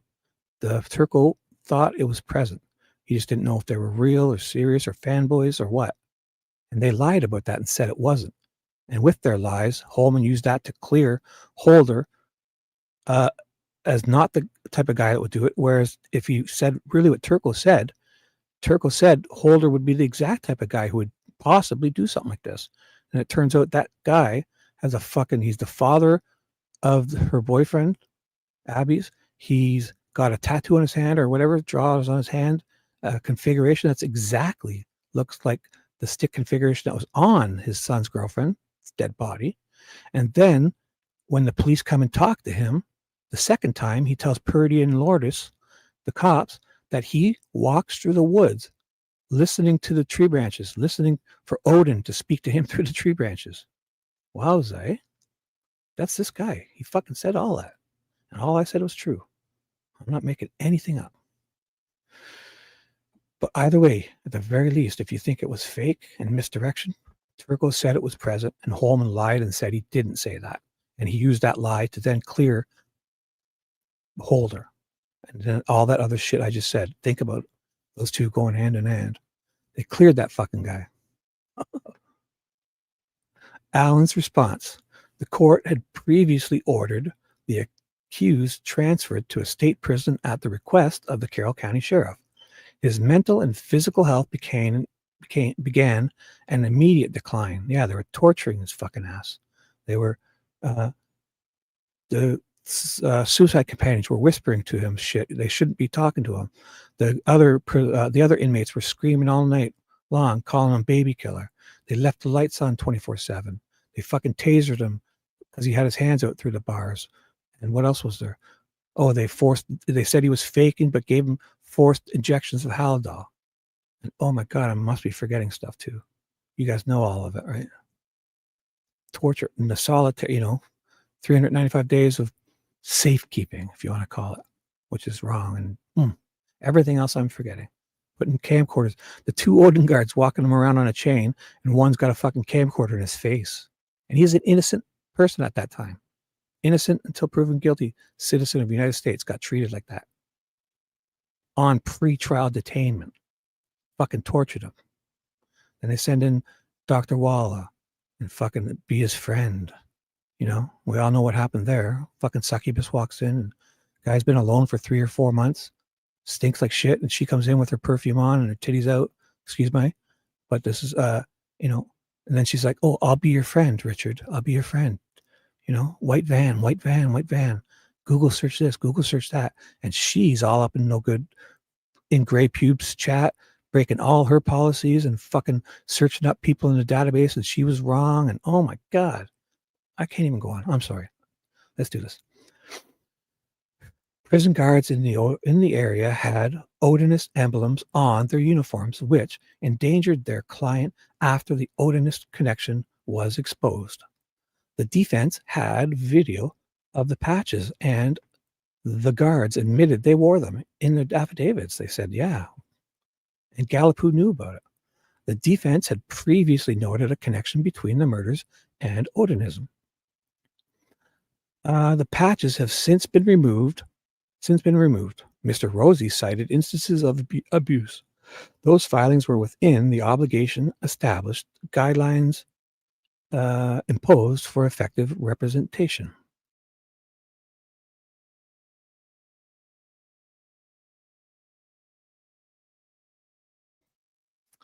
Ooh, did Rebbe leave? Rebecca Ann? Good night, Rebecca, if I missed you.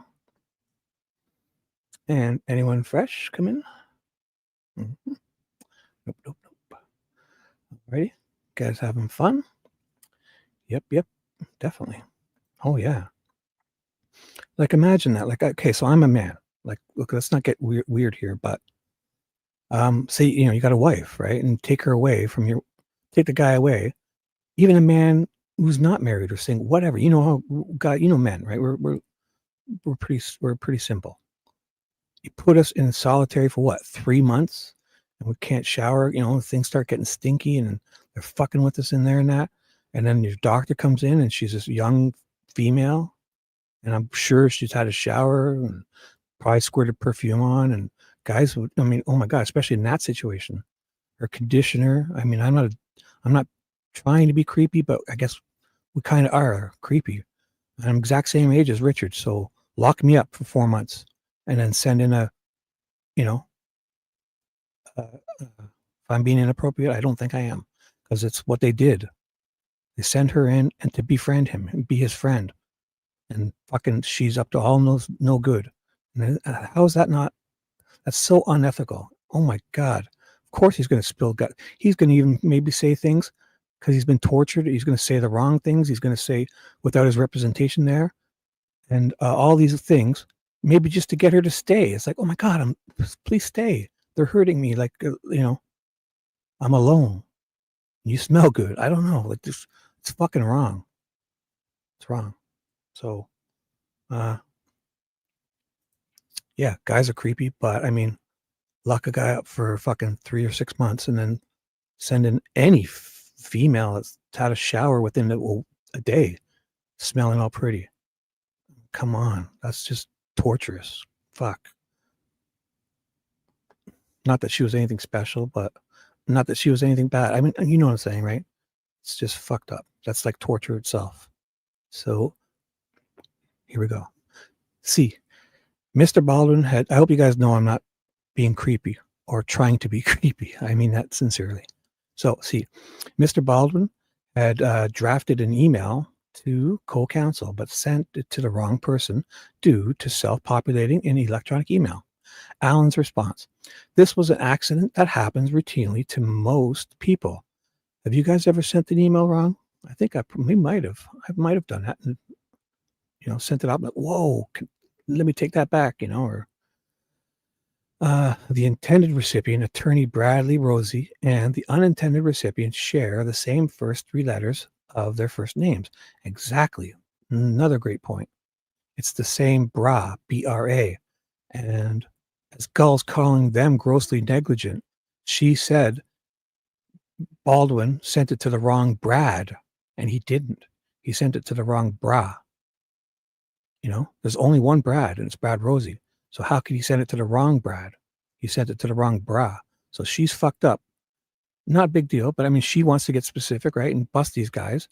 As in her sentence on that thing, it says, I find you guys grossly negligent for sending an email to the wrong Brad. So she's fucking grossly negligent in her own sentence, calling them grossly negligent. Nothing happens to her. So the email attachment contained no substantive, big words, substantive, sometimes words just don't come out, information, just a bare bones outline of a tiny portion of the discovery received by the defense, in this case, D.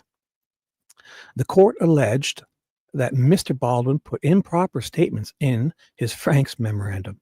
Not false or misleading statements, just improper in her opinion. Like, fuck, what? Improper. Oh, boy.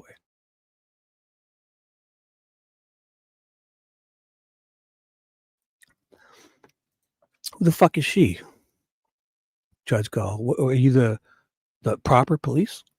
The order, the righteous one? If they're fucking, are they breaking the law or not? Are they following the rules or not? It's not your fucking decision what's proper. Oh my gosh, this woman is out of control at this point. Alan's response: the court had disdain for the defense for not filing it under seal, even though there was no order to do so. So they didn't do nothing wrong, and she gets fucking pissed off them and then holds them accountable. And if they made a mistake, but there was no order for them to do what they sort of mistakenly did. There was no order.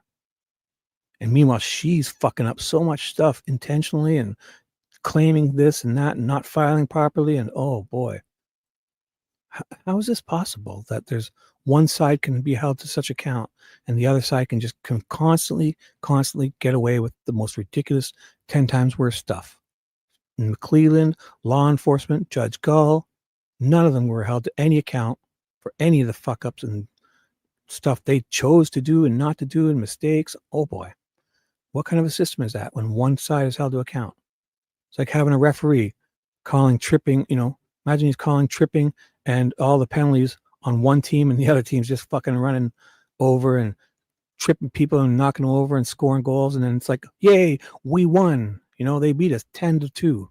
Like, what? So, where was I?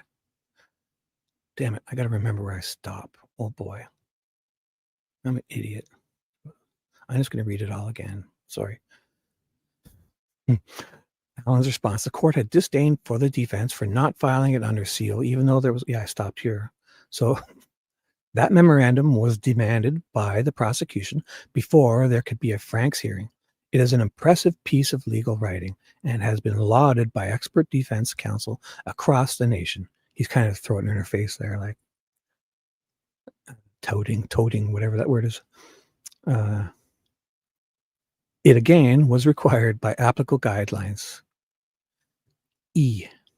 That Mr. Rozzi had filed a tort claim notice to preserve the rights of his client. The court opined that this action amounted to gross negligence.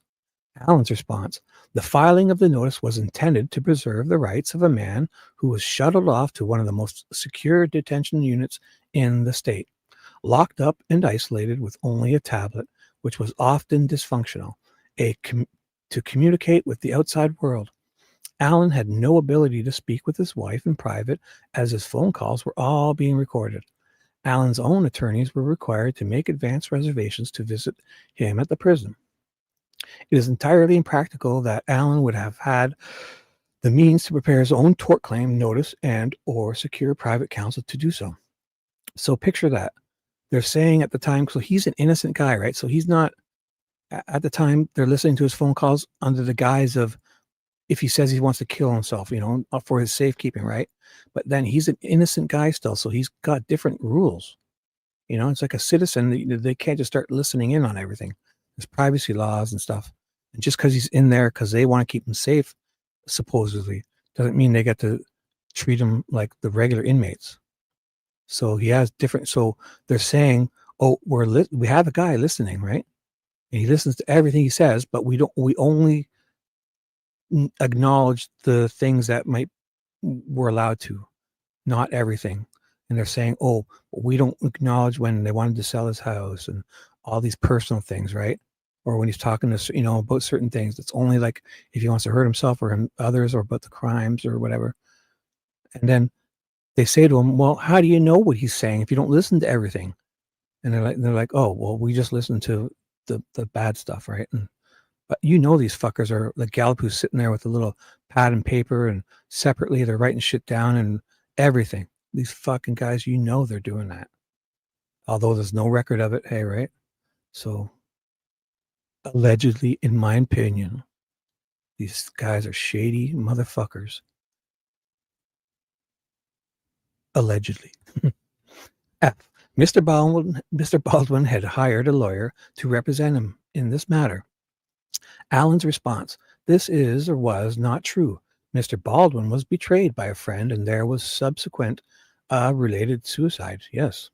As a friend and colleague, David R. Hennessy suggested he needed a lawyer to speak on his behalf, and he volunteered. No fee was arranged between the two. The court also alleged undersigned had put volatile facts in the memorandum regarding possible sanctions or disqualification. The true facts in a criminal case are often volatile. There was no untruth. 8. The dissemination leak of crime scene photographs of which neither Attorney Rozzi or Attorney Baldwin had knowledge of nor participated in. Alan's response: see the affidavit of Mitch Westerman filed previously. All right. So we're going to read. So here's the affidavit the day before all this, on the 18th. This is Mitch Westerman's affidavit, the guy who says he took photos of the photos and leaked them to whoever, Fortson, and Fortson gave them to MRC or whoever, and all those guys got them, and yada yada. And Robert Fortson committed suicide under suspicious circumstances, just like Jesse Snyder did too, in my opinion. Just like Stephanie Thompson, in my opinion, died under suspicious circumstances, allegedly, in my humble opinion. One sec, need a drink.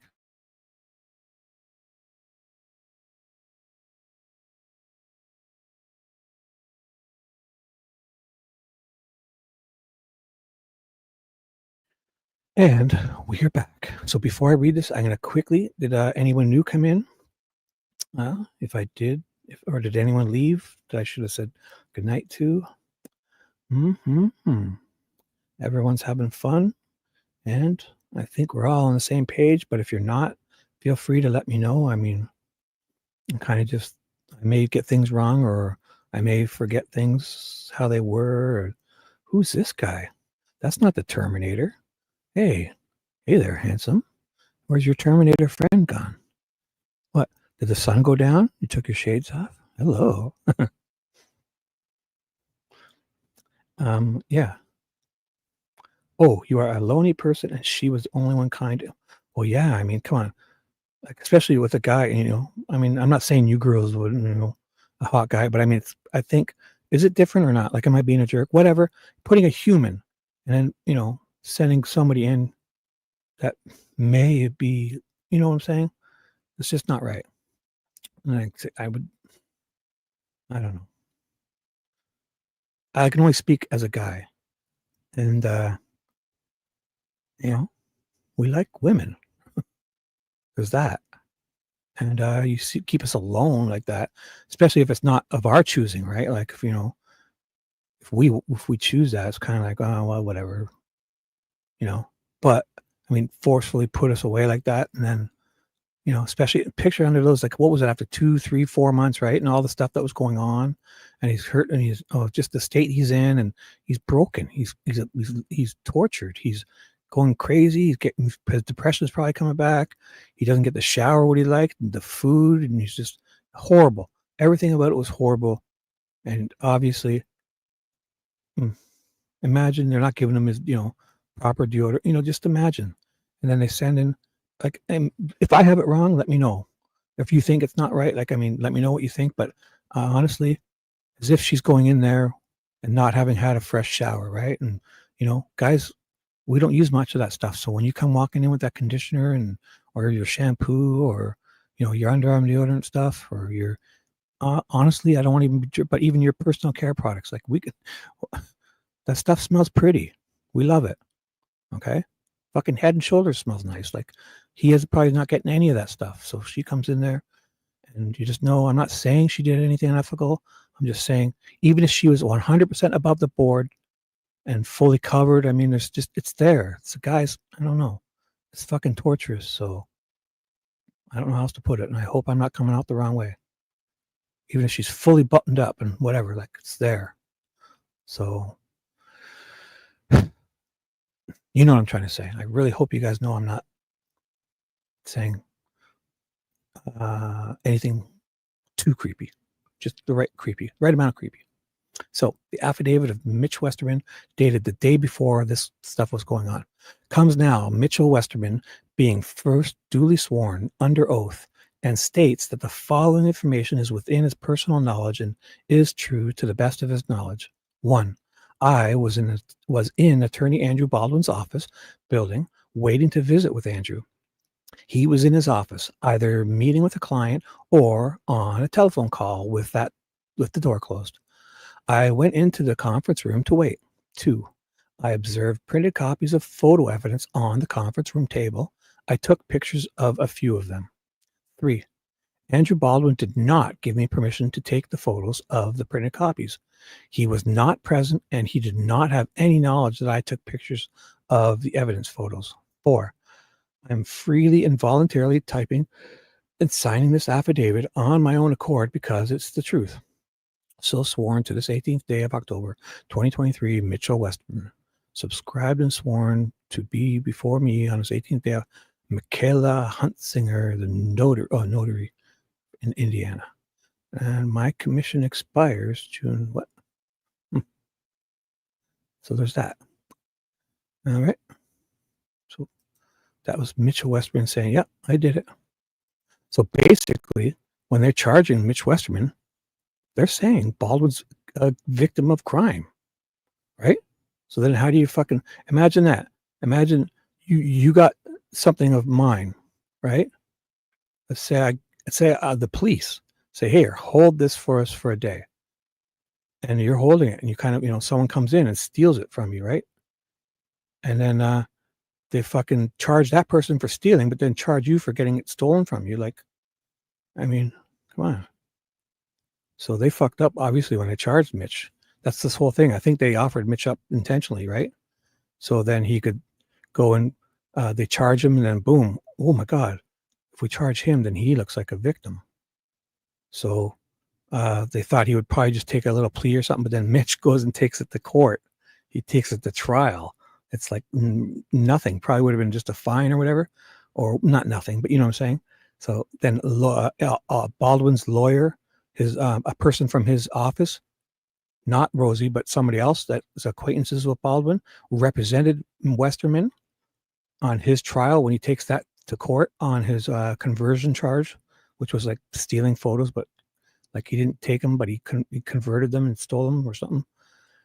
And then they have a trial, and then there's a whole other prosecutor that Holman has to, instead of McCleland, right? There's a new prosecutor that he might not be able to treat with the same as McCleland. So that prosecutor had to get all of Holman's discovery on the photo leak.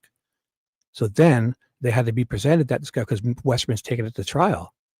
And then that attorney is on behalf of Mitch Westerman can ask for Baldwin and Rozzi to advise him, especially as law office partners. So Baldwin and Rozzi were advisors, most likely, to Mitch's attorney, and got all of that other discovery that didn't go through Nick McCleland. So I think something must have happened there. I hope it did, but maybe it didn't.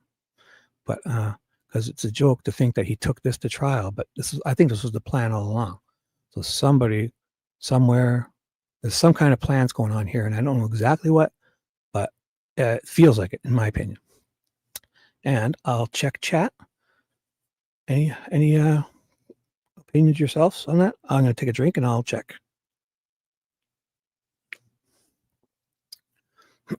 Heal. Ooh. Shay, hi.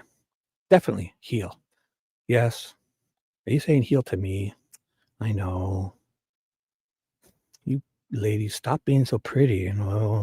We're guys. We're idiots. I'm sorry. Just a man. I mean well, but I like things with curves. 1968 Camaros. And you guys. You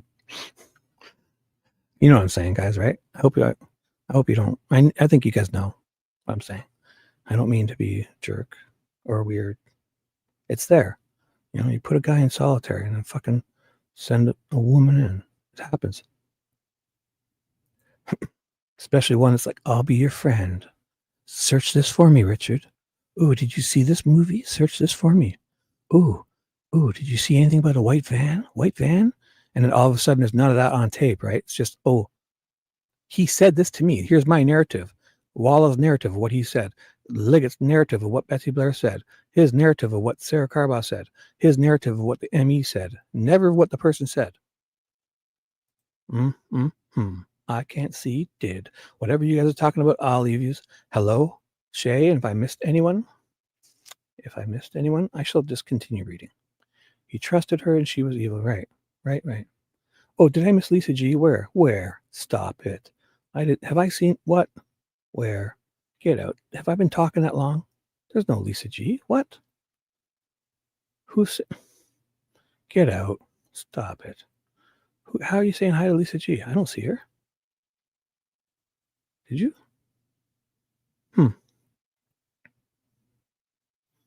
Am I reading that wrong? Wait, it was FBD. Where are you? Oh boy. FBD. Lisa Guino said I look. She just said I look like Steve Martin. Yeah. Sure, you do. Yeah, in this photo, definitely. But there was one, or maybe is this the one where I kind of okay? You look like Steve Martin, but also I had the vibes. I was only kidding when I said Doug Carter and Rosie O'Donnell, love child. You're a handsome guy for FBD. I was only kidding when I said you look like Doug Carter, and because you made that joke to me about if I could do it, anyone could. So that was my reply. I said, oh well, you look like a Doug Carter and Rosie O'Donnell had a love child, and we had a good laugh. You're a handsome dude, handsome man. Anthony France is here. FBD is here. Oh, she wasn't here. I just saw you write it.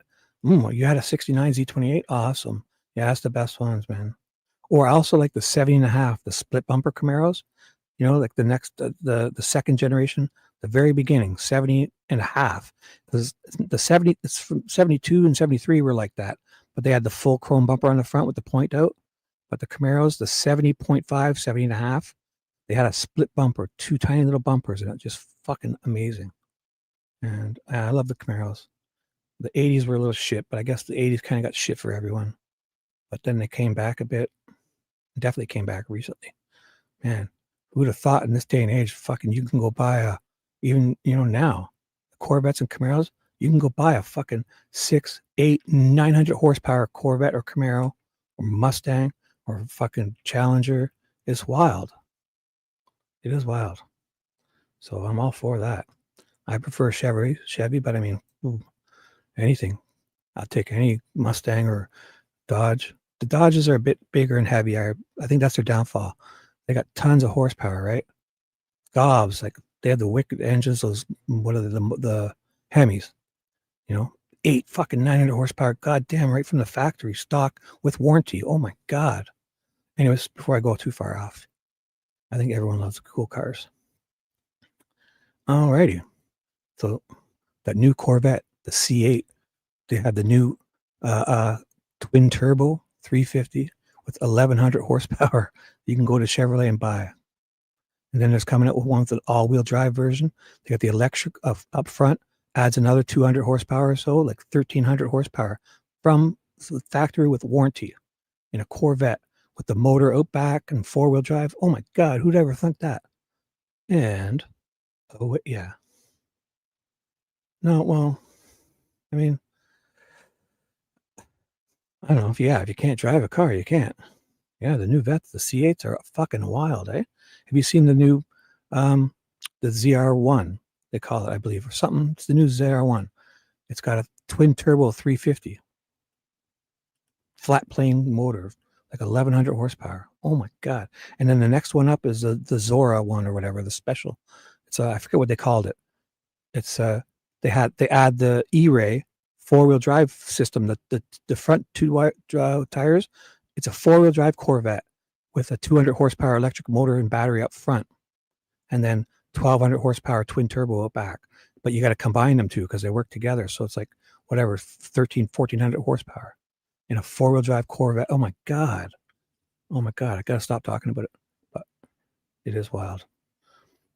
And I think that's the big deal. One last thing with cars, I love a gas, the motors, the real gas motors, right? Forced, good motor with a supercharger or whatever, and having the front two tires, a four-wheel drive system with just a electric add-on. That's the way to go. The Corvette, the E-Ray is a perfect one. You can get an E-Ray with I think it's a 580 horsepower V8 out back, and an additional, the two front wheels are powered by like 160 horsepower electric drive, and they add together to be like 650 horsepower four-wheel drive Corvette. You can go buy right now at your dealership. That's amazing. So sorry guys, let's go. Oh, did I miss something? What happened? Did I miss something, Paula? Did I see your live, or did you do a video? What did I miss? I'm going to find it. Don't want to, but I don't, not entirely convinced he's innocent. Oh, that's fine, Paula. I understand. Paula, it's totally fine. And everyone, you're totally, you're not offending anyone here. There's no way you could, because we understand. And the only thing I think for me, myself, I won't speak for anyone, but it's just that if the trial was not fair, right? So it's kind of hard to tell when there's all these other side shenanigans, like they've had to try so hard to make him guilty, instead of just, proving it properly and following. There's a lot of things that weren't followed properly. So that's all a lot of people really do say, but you're not offending anyone, okay? To never, ever, ever feel, yes, I saw it, and I'm totally understanding. You're very welcome. You're very welcome, Pop Culture Paula. You're awesome, and nobody over would have a problem with that. But I mean, because you're such a great person, and I totally agree that, hey, maybe he did do something, but it's just really hard to tell when they do all these kind of things they're not supposed to do to get that conviction, right? Like the whole thing is getting a fair trial. So there's just that, and you can say anything you want, and we respect it, and mostly maybe agree with it too. It's just, for me, it's just that whole, it's hard to kind of tell after it feels like the trial wasn't fair and the investigation wasn't fair, and a lot of the evidence that could have got him off kind of disappeared and stuff like that. So Paula, you're awesome, and you're always a welcome here, and your opinion is always welcome here. All right. And we love you, because we need your pop culture. So you need to be around for that too. So you're awesome. All right. But yeah, this is why we're reading over this. It's like, oh my God, they did this. Like, if you think about it, just at Westville alone, every employee from Westville went on the stand and said they violated their policies. And basically those policies are like laws, because it's on, in the inside of the government facility. It would be breaking a law if it weren't.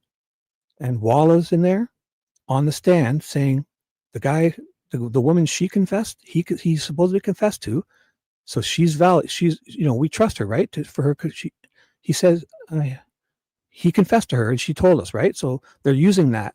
Yet she's looking up people in the database, and it's against policy. So she's not. That's unethical. She was in YouTube chat groups talking with like Gray Hughes and all of them about who knows what. And then they're using the white van theory, and people are talking, so that's not ethical. So she admitted that on the stand, and she was involved with the other doctor that said, hey, he's faking, but we need to force feed him Halidol injections. So that's not right. And then the guards were on the stand admitting that they wore their Odin patches in affidavits on their uniforms, and that was against their policies. I'm sure it had to have been. And Gallipoo knew about it, and he was okay with it. And that's against his policy. He shouldn't have allowed them. And then also Gallipoo knew that the suicide companions were talking to him, and they weren't supposed to be doing that. So all these, and at the same time, he's an innocent man on pretrial detainment. He was an innocent citizen of the United States. And then the whole solitary safekeeping thing, just that alone, just the Westville treatment should make you think, that was to an innocent until proven guilty citizen of the United States. They don't even do that to the terrorists in Guantanamo with the lights on and the screaming, and oh my gosh. So just consider that. And whatever you decide, I'm totally respect. Okay.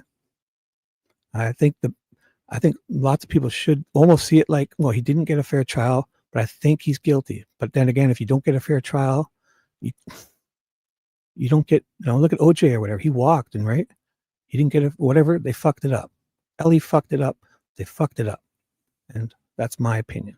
But we respect everyone here, and I'm going to just move on because you guys are awesome. So Paula, never, ever be afraid to speak your mind here. We love you, and we want to hear you. All right? You're awesome. 9. Guideline 1.1 of the Indiana Public Defenders Council's Performance Guidelines for Criminal Defense Representation states, the paramount obligation of criminal defense counsel is to provide zealous and quality representation to their clients at all stages of the criminal process. Similar obligations are recognized by the American Bar Association and the National Legal Aid, or whatever, the Legal Aid and Defenders Association. Basically, Judge Gull needs to follow the rules too.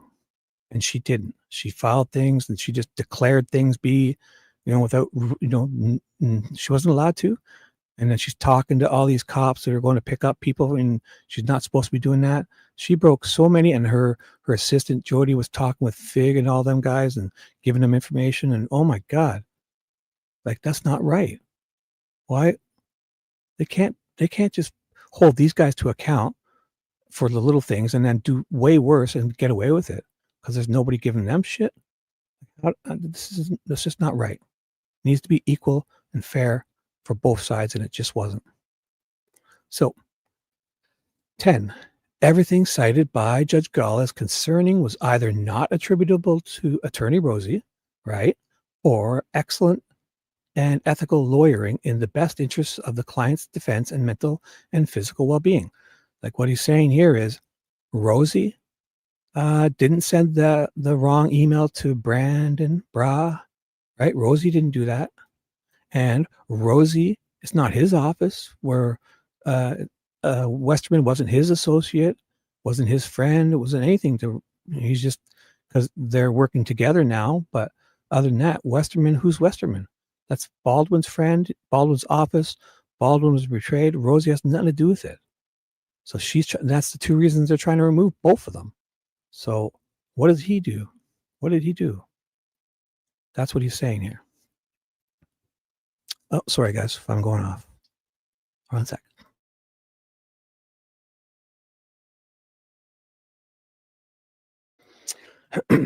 All right.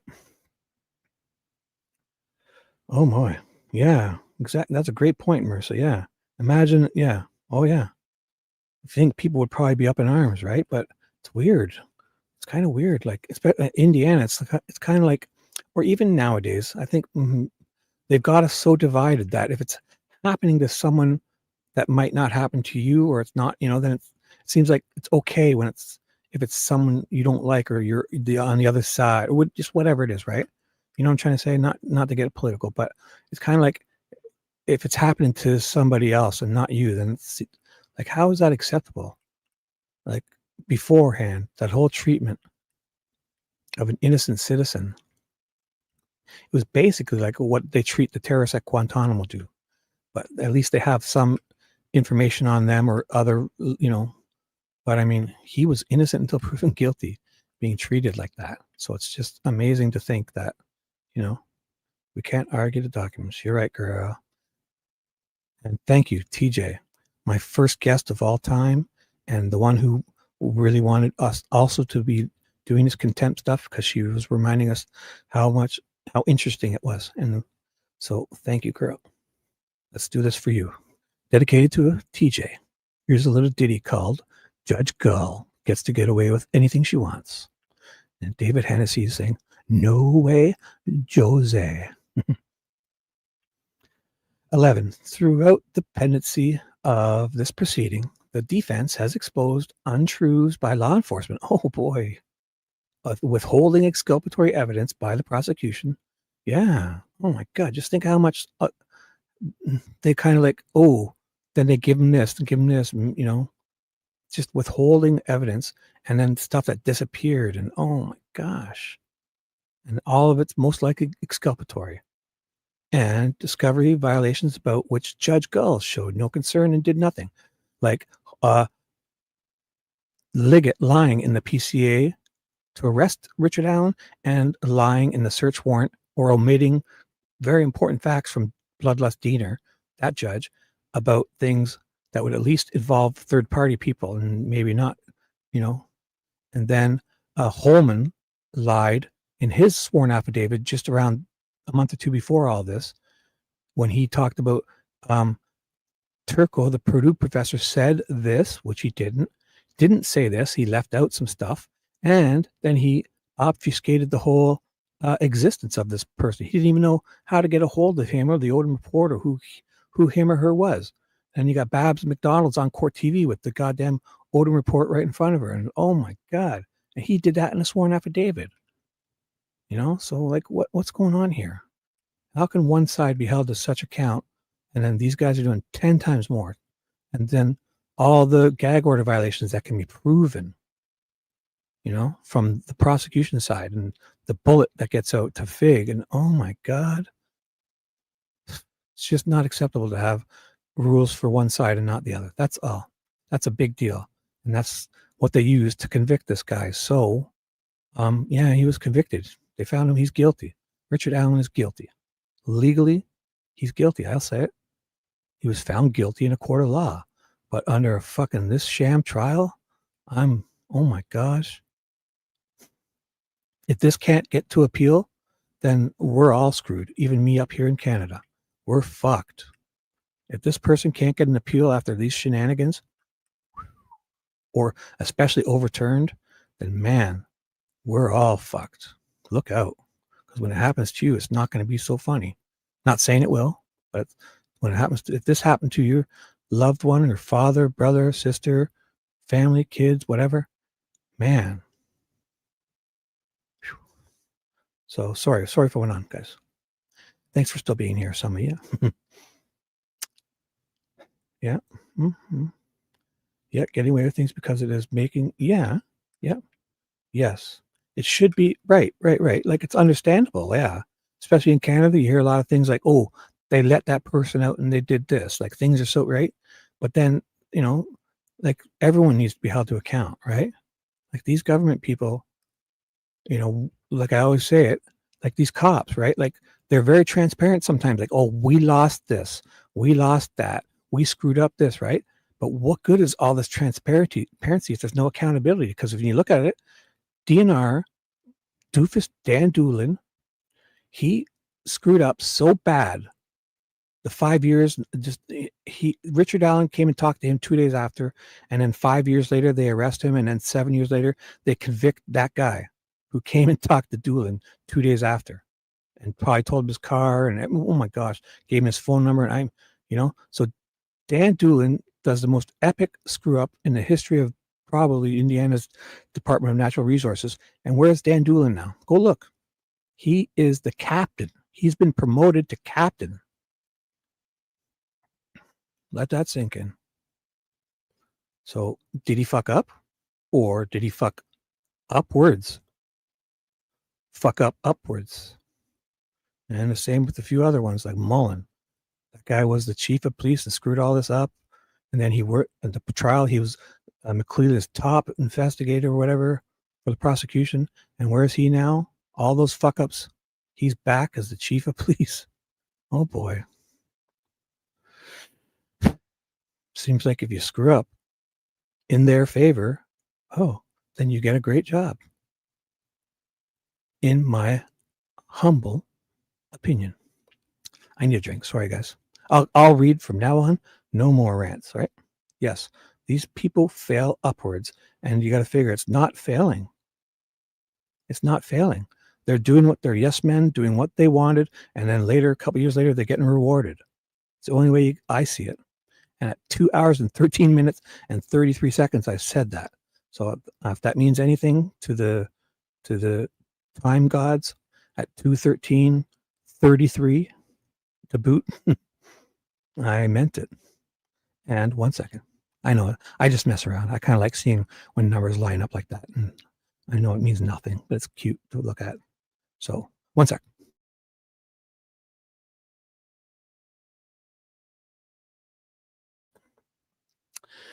Yep. The word is accountability, right? What good is transparency if nobody's holding you accountable? It's like if somebody came and told you they screwed up that bad at their job, what DNR Doolin did, do you think they would now be promoted to like the CEO, or they would have got shit canned and fired or demoted? Like, come on.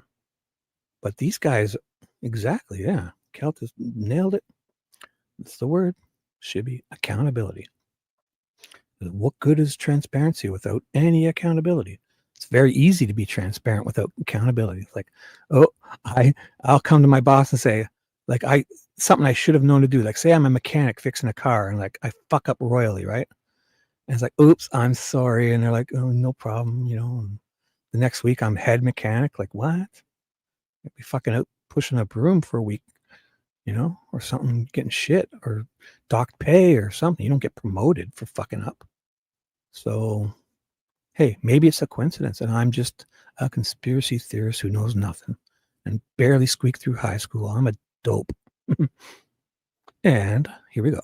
Number 12, the court has routinely expressed umbrage at defense counsel's representations through investigations and filings, while silently abiding the prosecution's discovery delays and false statements by them or their agents. 13. On October 19th, 2023, Judge Gull coerced an oral request to withdraw from attorney Rozzi. That did not comply with Rule 3.8. Yeah, that was not right for her to do. You don't get to call people in ready to put them on trial without due process for something they did wrong and without warning or being on the docket or any heads up. And she turns around and says, well, I emailed and called you last week or the other day. But that's not official. That's not on the docket. So they kind of knew something was going on, but they're showing up that day to do stuff for Richard Allen. And it turns out they wanted to have a separate trial for them to remove them from the case. It wasn't even a trial. It was just like a public shaming without any legal process or due process for the two lawyers. Because she said they show up and it's like, you're gonna resign now or go out there and I'm gonna fire you and make a big ass out of you in front of the one day I have cameras here. Yeah. And McCleland's all ready to go. Either way, it works for McCleland because they're either walking out like they did, or if they did decide to go back out there, then he's got all his guys ready to like basically act as witnesses in a mock trial that wasn't even on the docket or anything. So, and they're all sitting in the jury box. All those cops were ready to go on about the photo leak and what happened, you know. So that's just not how it works. So right there is 10 times worse than anything the defense has ever done. And then she's in the process of trying to have them removed. Oh boy. One of them didn't even do anything. Oh man. So on October 19th, did I read this one? Yeah, I got to hear 3.8. Indiana Rules of Trial Procedure, and further coerced an oral request from attorney Baldwin to withdraw as co-counsel in this cause. 14. Judge Gull has exhibited a lack of concern about and taken no action to protect the physical and mental health of the accused. 15. Throughout these proceedings, Judge Gull has exhibited a bias and prejudice against the accused and his attorneys and in favor of the prosecution. And again, yeah, not only did she help and coddle Nick, she let him off of stuff when he messed up, like reading the ex parte stuff that was marked ex parte, even though it came to him. He wasn't supposed to be, and he knows it as a lawyer. That's not even a rookie mistake to know he's not supposed to read anything that has to do with ex parte, because that word, that title implies that it's like a defense thing that he's not supposed to know about. So it's got ex parte written on it, and he opens it up and reads it anyways. And that's not right. So what did she do to him? Oops. Sorry, Nikki. Turn around. Let me pat your tushy and get some baby powder on there. Poof, poof. Like, fuck. What? So 16. Counsel for the defendant are appointed. Pauper? Pauper? Is that a word? Pauper. Pauper, counsel, and I'm going to go with it. And I'm going to pretend I know exactly what it means. And I think it might be proper, but I'm going with what it says here. Appointed pauper counsel, Pauper counsel, and upon appointment, judicial control and oversight of the appointed counsel. Ooh. Appointed counsel is inappropriate. Yeah, because proper would go with inappropriate. I don't know. Just a guess. Maybe pauper is the word, and I'm looking like a dope. The court cannot and should not dictate the process of representation or improvidently curtail the representation of counsel. It has done so without notice to the defendant or his counsel, affording them an opportunity to be heard. It has also done so of its own accord, without any precipitating motion or request. No due process has been afforded to the defense attorneys. 17. Rule 2.11 of the Indiana Code of Judicial Conduct requires a judge to disqualify himself or herself when the judge's impartiality might reasonably be questioned. Such is the case in this cause of action for the reason described below. 18. Rule 1.2 of the Indiana Code of Judicial Conduct states, a judge shall act at all times in a manner that promotes public confidence in the independence, integrity, and impartiality of the judiciary, and shall avoid impropriety and the appearance of impropriety. Oh boy, that's a mouthful. Man, if you ever want to have a practice your P's and I's and alities and issuries, read this one. Integrity, impartiality, judiciary, impropriety, and impropriety again. It's actually good for me reading these words. It's almost like it's like all these words help you, your brain, because link all these extra little things and use all these little areas that you're not using, even though I'm just reading, but it kind of feels like a little exercise up in my head, because I guess it's because I haven't read all that much, all them big words lately or ever. 19. 1 second, need a drink. Sorry.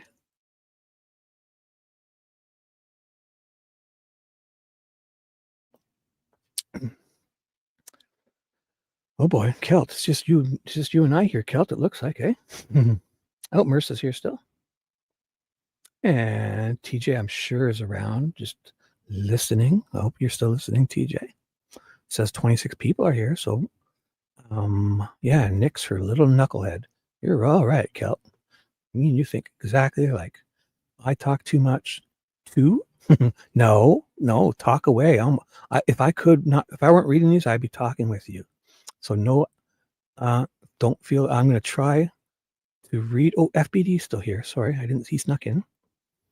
No, and TJ's here. Yep, awesome. I know. I feel you. TJ loves this contempt hearing stuff. So it was one of her greatest suggestions, and I was going to probably do it anyways, but she definitely poked us a little earlier because it got me going, and I know she loves it.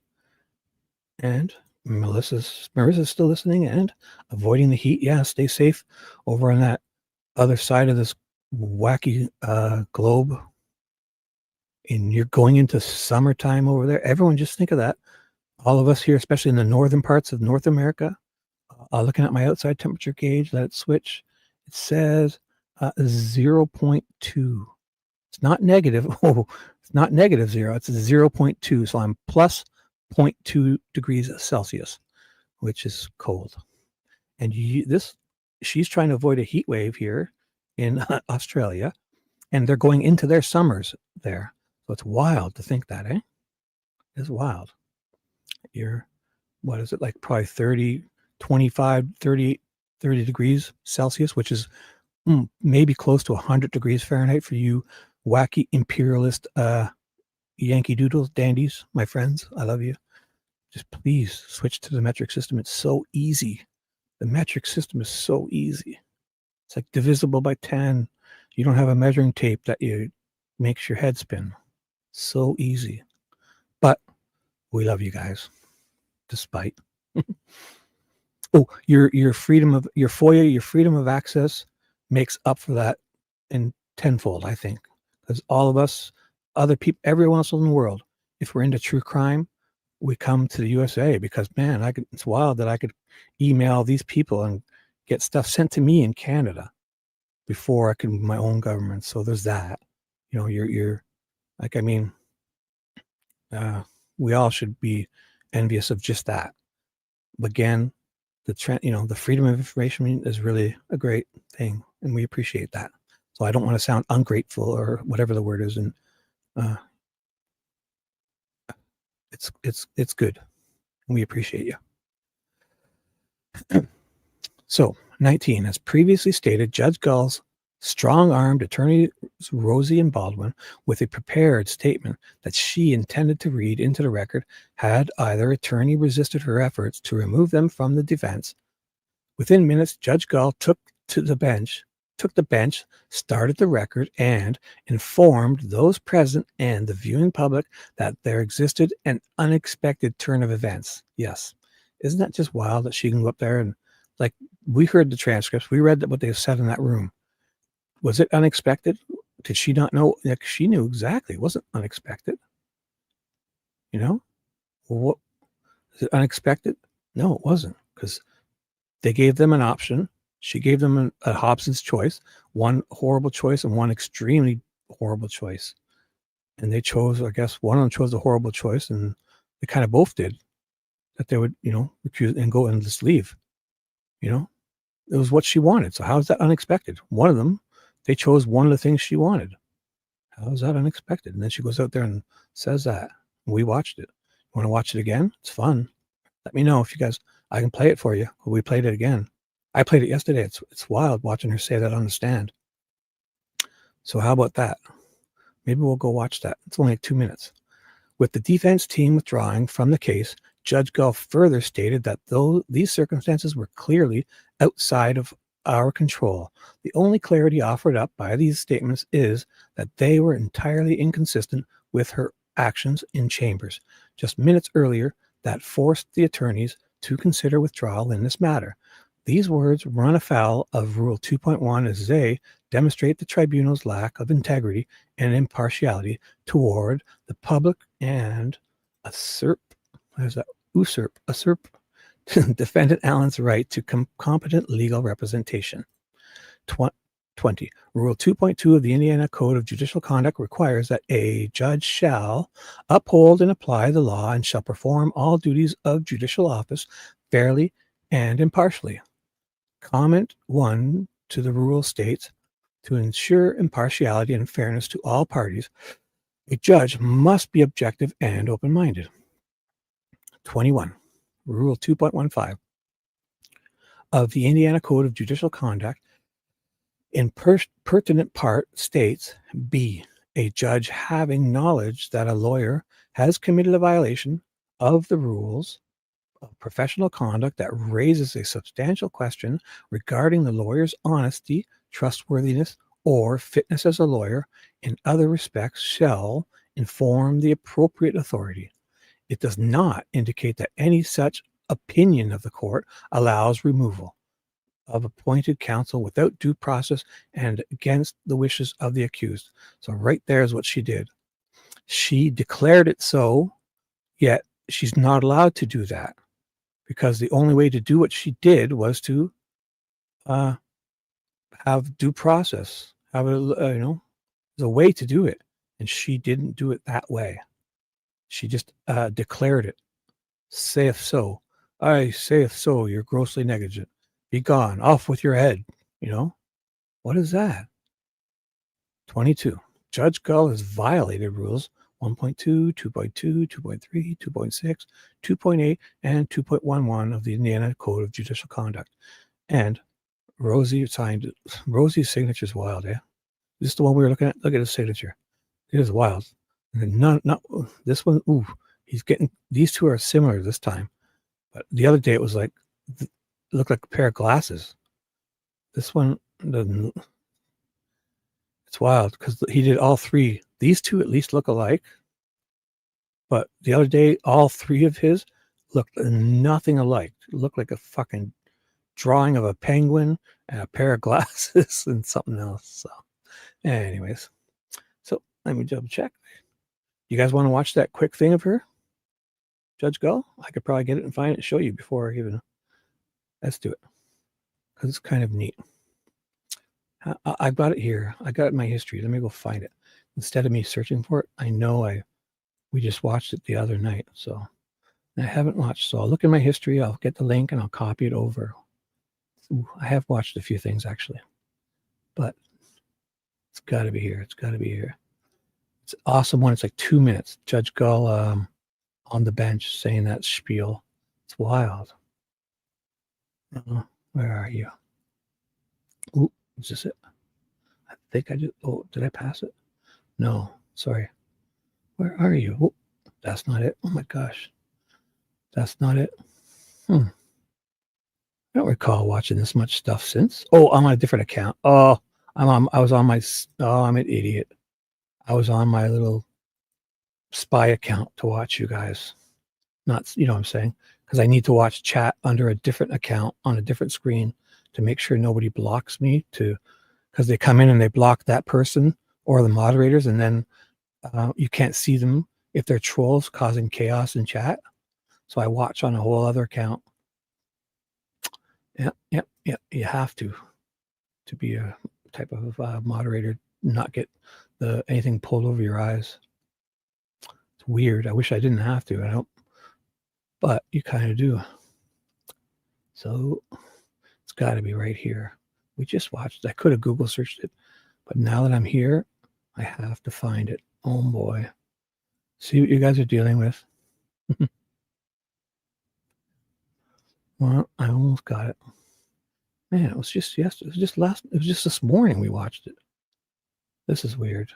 So I'll search it. Screw it. Sorry. I'm gonna just quickly put it back here. I'm doing another whole other monitor. Sorry, guys. I know it looks like I'm not doing anything, but trust me, I really am. And every time I leave, I've got to switch it back to live chat too. Doesn't that drive you nuts? Okay, so let's come here. What was it again? I'm going to search Judge Gull. What was it? Disqualification of Rozzi and Baldwin. I'm sure it'll come up. Judge Gull, disqualification of Baldwin and Rozzi. Where are you? Ooh, we should go to videos and just find that little 2-minute one. Yep. No. Oh, did I say so? Oh, Judge Gull. Oops. And Rozzi. Oh, my fault. So, Judge Francis Gull, disqualification of Andrew Baldwin and Bradley Rozzi. There, that was better. So where's just the 2-minute one? There's like a quick, oh, yes, I did mean that, I'm sure. So where's the videos? There's a perfect, what's going on? There was a perfect one where she's on the bench. Oh, how can I not find it? Judge Francis C. Gull on the bench talking. Judge Francis C. Gull, Richard Allen on the bench talking. Oh my gosh, if I can't find it now. There was a perfect one that came up the other day. It just popped up. That exact one of her just sitting there talking away. And it's not in my history or nothing. Oh, you guys, I'm an idiot. I'm sorry. How is it not there? This is weird. Fuck it. I'm going to move on. Sorry, guys. I'm moving on. If you guys find that video I watched yesterday, I'll play it. Anyone? It's like just a 1 or 2 minute. It was actually 2 minutes and 43 seconds long, wasn't it? It was at the end of my last live stream. I said something to Google and it popped up. Judge Gull, contempt hearing, removing attorneys.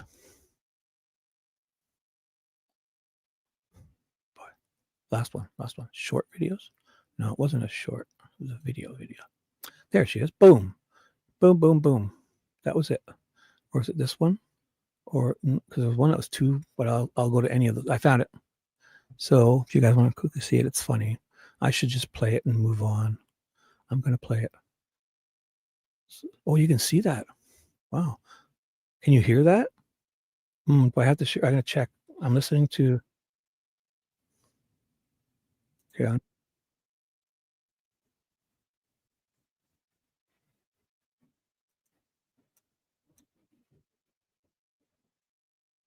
No, you can't hear that. So I'll have to unshare it, and then because there's a switch you click to play the audio. Oh, I got to mute myself again because I'm talking to myself through YouTube. So YouTube is a bit of a delay. So I was just double checking to see if I couldn't hear it. So that means you guys couldn't. So I'll stop the screen and then I'll reshare, and then I'll click the little button that says share the audio. Oh, it was sharing audio, or it said, well, wait, no, it wasn't. Sorry, my fault. So I'll pick. Here we go. Sorry, guys. Audio will be here for sure. Put it back up on stage now. Boom. Pick the right one. Look at me. I'm getting so good at this. There's the one I want. And I'll go full screen afterwards too. I'll start from the beginning. Look at me. Professional. And I'll make it full screen. Oh my gosh. Professional. Well, this week there have been multiple new developments in the Delphi double murders case. Judge Fran Gull appointed two new attorneys to defend this week there have been killer multiple new Richard developments Allen, but one of his original attorneys argues he's still on the case. On Friday, both sides filed new court motions, continuing their legal back and forth. All of this just days before the next scheduled court hearing, which is coming up on Tuesday. Friday, the court appointed attorneys Robert Scremin and William Labrato as contract public defenders for Allen. Both are based in the Fort Wayne area. Allen is charged with the murders of Abby Williams and Libby German. The teens were found dead just off a hiking trail in Delphi in 2017.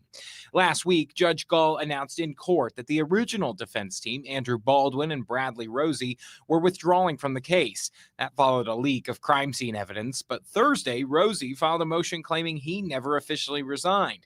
John Tompkins is an attorney not affiliated with the trial. It cannot be said to be a ruling on their request to withdraw because they did not file a written request to withdraw. Rozzi accuses the judge of threatening the attorneys and of bias against Allen, and he wants her removed from the case. Judge Gull responded, calling his motion invalid because the original defense team was already out and his motions were stricken from the record.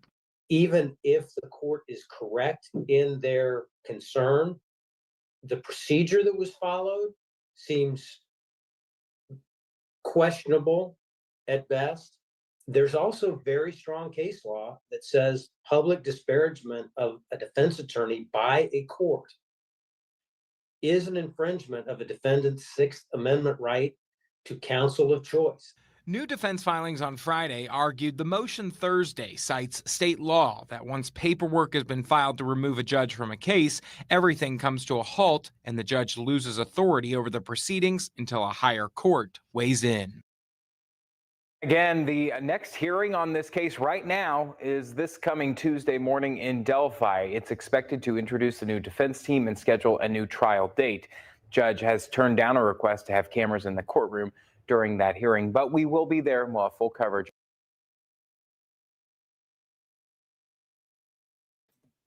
That wasn't exactly it, but that was interesting enough. But that wasn't the one I was looking for. So there's that. Did I go? Oh boy, sorry. Too bad. How do I get out of this? That's not the one, because I thought I saw that's her there, but it's not the one, right? So it's too bad. I just would like the one. I had this one. It must be it. Yeah, this is it. Sorry, guys. Quickly, I'll just play it because I know you want to see it. Here we go.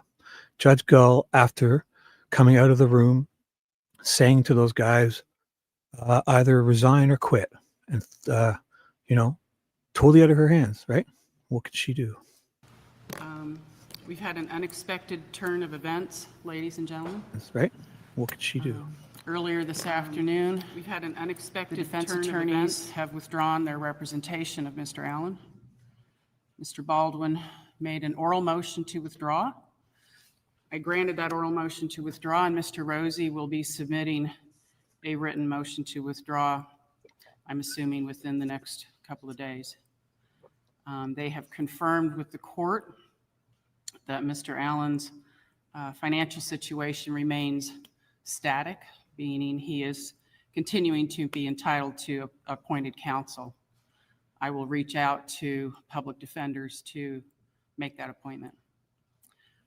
As Mr. Allen is now without counsel, I've ordered him transported back to the Department of Correction. Mr. McCleland, I know that we have already scheduled a hearing in the Carroll Circuit Court October 31st at 9 a.m. I'd like to maintain that hearing if we can, please. I think at that point we can have counsel appointed. I'd like to set a new trial date. Obviously, I don't believe counsel will be prepared within the next couple of months to try a case of this magnitude in January. So we'll set dates for the trial. I think we need to set a date as well for the suppression hearing that was filed now by former counsel. I have asked the attorneys to provide all of the discovery previously provided back to the state of Indiana. I know I entered a protective order on the discovery, and honestly, I don't remember when that was. I think it was in April. I know I entered this year, perhaps, maybe sooner, but the attorneys have been ordered to provide all of that discovery back to the state. And if you would maintain that until such time as it can be turned over to successor counsel, I would appreciate that, Mr. McCleland. I've also asked the defense attorneys to cooperate with successor counsel. They're not required to do that, but I think that they will in the best interests of Mr. Allen. They're not required to provide any of their work product, but they will be required and have indicated that they will cooperate with successor counsel. So obviously, without counsel, Mr. Allen's hearing cannot proceed.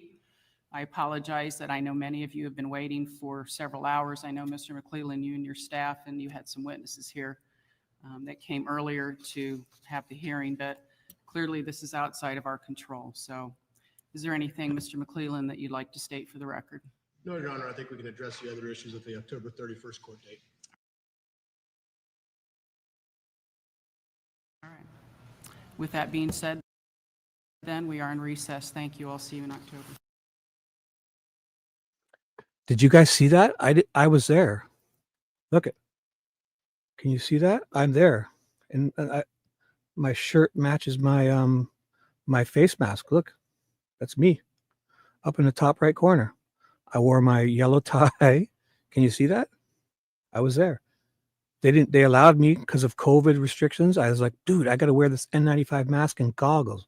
I was terrified to go around all these other people because they were all coughing and snorting, and Nick's hair looked greasy. And I was like, man, dudes. So you see, I'm there. Man, I need a screenshot of that. Look at me. I'm just sitting there, minding my own business. You see me. I'll admit it. I tried not to tell everyone, but I was there in the front row too. And I used to work at WTHR, but now I'm here. Yep. Because if you look at it, when that's not there, it's the WTHR guy. I recognize him too. Oh, how do I get rid of this? All right. Oh, I can't. Well, I was there. I'll give in. So you have one last check. I'll show you and I'll get all that away. Is there anything, Look Mr. at- watch. McCleland, that you'd like to I'm say writing for the stuff. record? No, Your Honor, I think we can address the I'm other writing issues at the stuff. October 31st court date. I'm writing stuff. My tie With looks that being oh, said, then we are in recess. it. Thank you. I confess. Yes. Yeah, they're there. Soon to be escorted out. Yeah. Now, oh my God, the guy with the mask. That's why I had the mask. So the whole facial recognition, they didn't see who it was. They're like, "What, Shibby? Get that fucker out of here now!" Yeah, Holman grabbed me. Yeah, they grabbed me by, like, you know, when they get you to the door and they kind of do that. Like, I won't say it, that little person tossing, right? They did that. Four of them had each my arm, and I was facing down. They had me by one had my arm, one by my other arm, one had my leg, and they swung me like they're breaking a log trying to break down a castle door. They swung me, and then fucking right out on the front lawn. Man, it was wild. Yep. Yes. They sent me back to Canada. They revoked my day pass or whatever. Yep. That's exactly what happened. Oh boy. Isn't that wild how it lined up there? But anyways, you know, we watched that and I'll move on. But her saying that is wild, eh? How do I get this off my screen? Oh boy. Oh, there it is over here. It kind of goes off to the side. So there's that. Did you guys like that? And I will continue reading. So that was the 8-page one. And I'll shut her down. Oh, you know, I'll leave it there because when I go back later. So that was the motion, right? Oh, did you want to look over any of the exhibits? We did, right? Oh, the emails. That's it, right? I'm sure TJ would want to. Uh-oh, something gross. Oh, no. Tell us. There, yeah, that's bad. Okay, she's naked. I thought it was going to be about me. Yes. Oh, yeah, I agree. She probably is, right? She's naked under her robe. Possibly. In our honest opinions, she's naked. And possibly she has the words Odin across the lower part of her back. Maybe. Or maybe not. Maybe not. Most likely not. Just Freemasons. Or maybe not. I could be totally wrong. And we're just kidding. We're just kidding. So how about that for TJ? Let's do the exhibits like we said we were gonna. It's the email chain, and I'll go to email chain. Do you guys want me to cover the email chain? I'm sure you do. It's only how many pages? Only 3 pages. So this is the emails, I guess, back and forth and them going on. Basically, it's them thinking that they're going to give enough warning to the defense and not actually, schedule a proper trial or give them any due process. So this is about them, Gull, finding out about that Robert Fortson, or was it Robert Fortson, committing a suicide suspiciously after receiving the photos from Westerman and then handing them off to others, and Holman coming and fucking threatening him basically. So she's tragic because she's talking about the person that committed suicide. So Gull to all of them so she's sending this to McCleland, Rozzi, and Baldwin. On which day? Just to get exactly what's the date? October 12th. So about a week previous, because this is on the 19th. Westerman on the 18th confessed or did his affidavit. So 7 days earlier, this is happening. Gentlemen, this is beyond tragic. Once again, I'm at a loss for words. Can you guys see this? Okay. Yep. Oh, sorry. Let me kind of just take you off, TJ. Sorry, guys. Yep. That's a little better. Sorry. I'm deeply concerned that Mr. Allen's defense is being compromised by all these recent events. Yeah, she's so concerned, right? But the prosecution is not compromised, just the defense. She's only concerned about the defense, not all the other 10,000 things happening on the prosecution side. I will have my staff schedule a hearing. Well, see, she's saying schedule a hearing in Fort Wayne for next Thursday, October 19th, 2023 at 2 p.m. to discuss these recent developments and the upcoming hearing on October 31st. Yeah, to discuss the developments, not to have them removed. I will have a transport order prepared and talk about Mr. So she's going to discuss recent developments and the upcoming hearing. So recent developments, to discuss them. That's it. On October 31st, Allen's hearing on October 31st. So I will have a transport order prepared to get Mr. Allen to the hearing. Please arrange your schedules accordingly to appear in Allen Superior Court. Mr. Rozzi and Mr. Baldwin, please cease work on Mr. Allen's case until we meet on the 19th. So right there, she's not allowed to do that. They're saying it. There's nothing because she can't just declare this, right, to be so. There's a process, and she didn't follow it. And so let's see what they say. This is McCleland sending one back to basically everyone. Yeah, Andrew, Baldwin, Gull, and Rozzi. Judge and gentlemen, it is currently 3:53 a.m. and I'm smoking, nothing. 3:53 a.m. and I just got off the phone with ISP from the phone conference that the 4 of us had on Tuesday afternoon, October the 10th. Oh, I should check the date. Sorry. What was the date he sent this? Same day, pretty much. Just at 4 a.m. So when was hers? 7 a.m. to 12. And he's sending it on what? 4 a.m. before her? Wait. October 12th, 2023 at 4 a.m. October 12th at 7 a.m. So are they going this way? Up, bottom up? Ooh, it's a good thing I noticed that. Maybe it is. October 6th. Oh, wow, guys. Look at that. I stumbled on that. So I'm going to read from the bottom up because I was reading them this way. Luckily, I noticed that. October 8th. Yeah. Okay. I guess we should do it in this order. So let's try that again. So the first email is from Rozzi.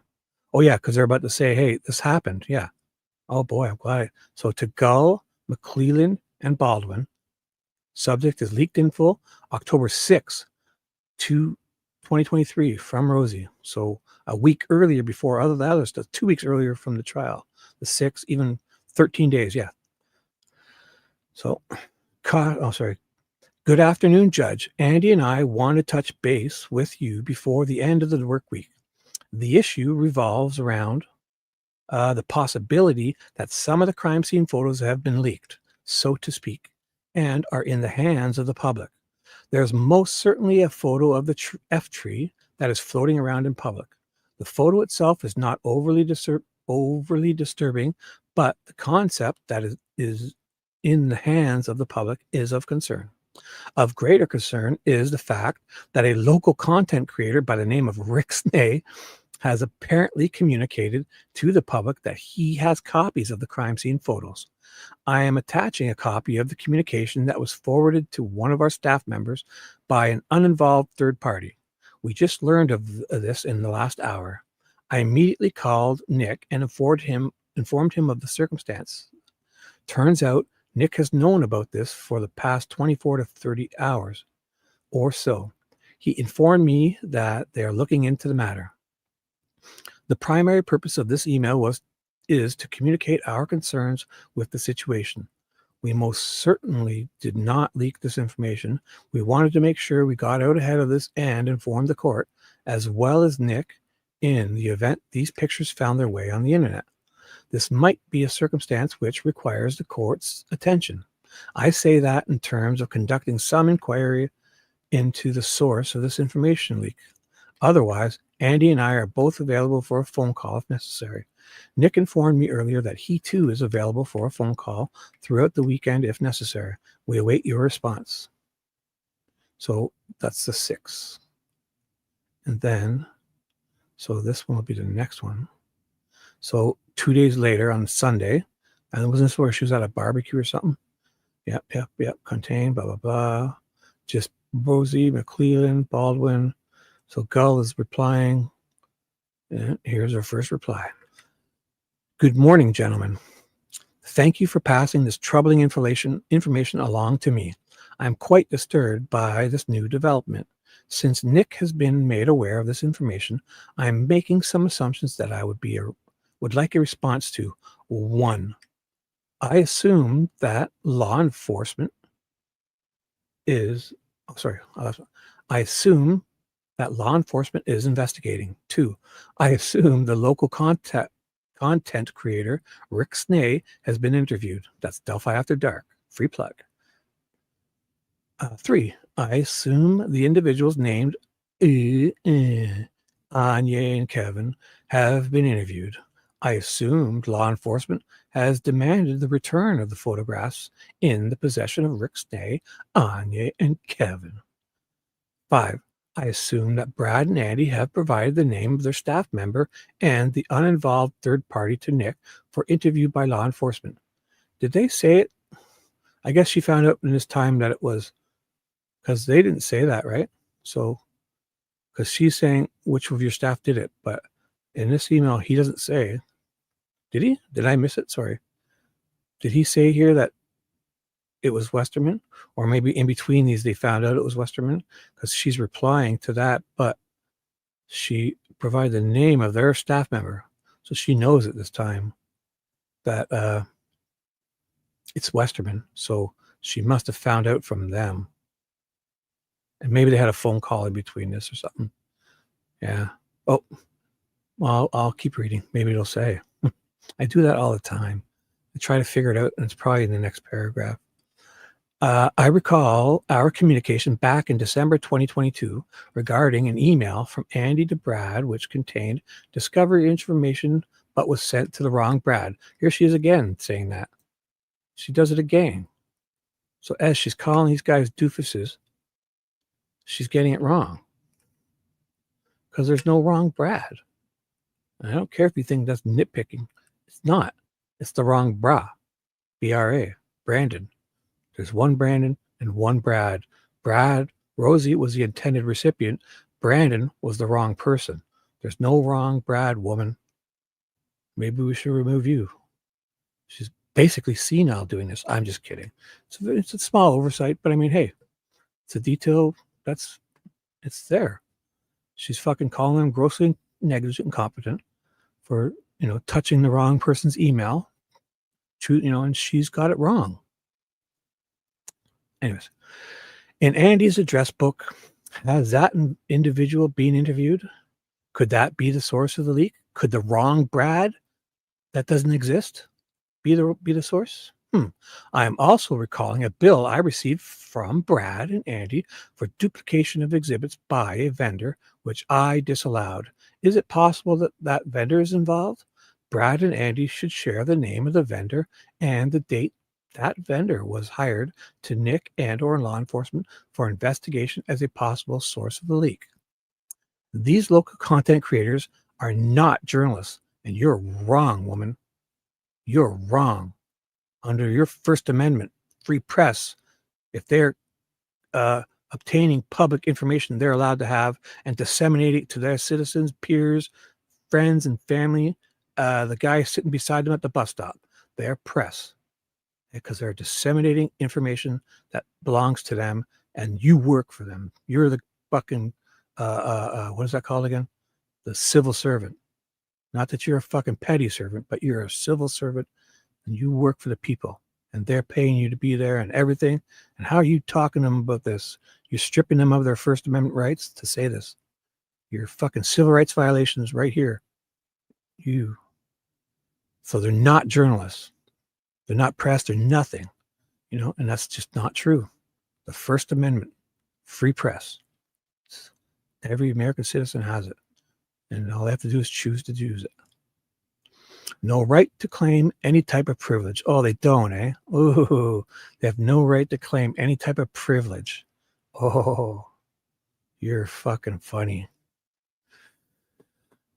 They should divulge to law enforcement who they got these photographs from to allow, though they should, yeah. They should do lots of things, but you're not a fucking god. You're not a fucking king or queen to anoint this. So, to allow law enforcement to continue to investigate.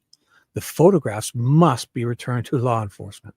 If they refuse, and at this time there's like what, 4, 5, 10 different creators and people who have given, oh my gosh. And if they refuse to turn them over voluntarily, I will issue an order directing the immediate return, or they will be subject to contempt of court. See, it's just not true. She doesn't have that power.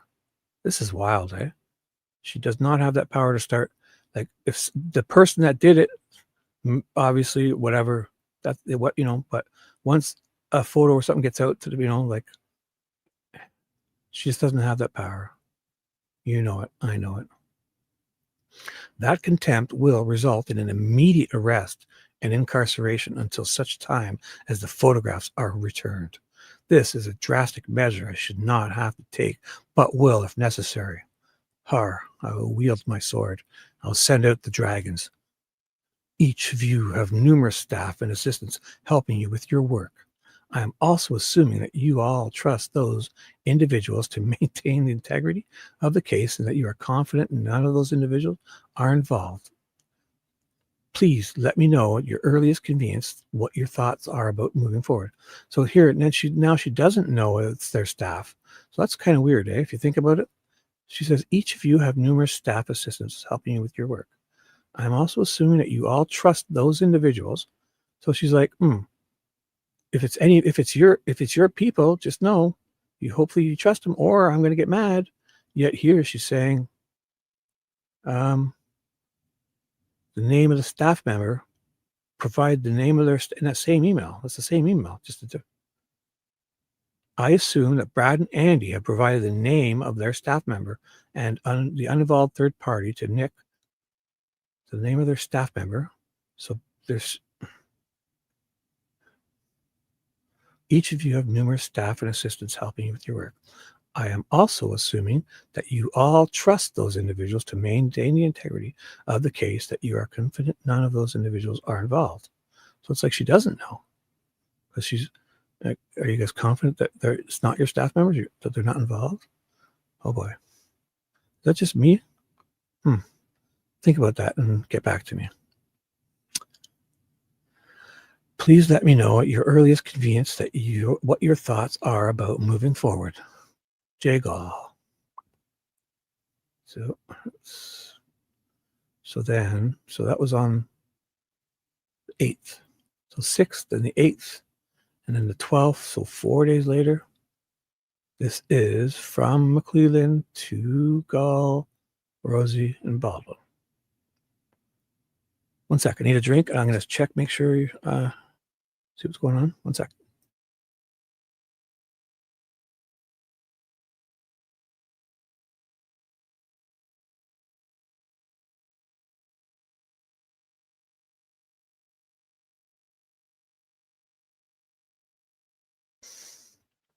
And here we go. What's up? Hey, TJ, you still here? Good.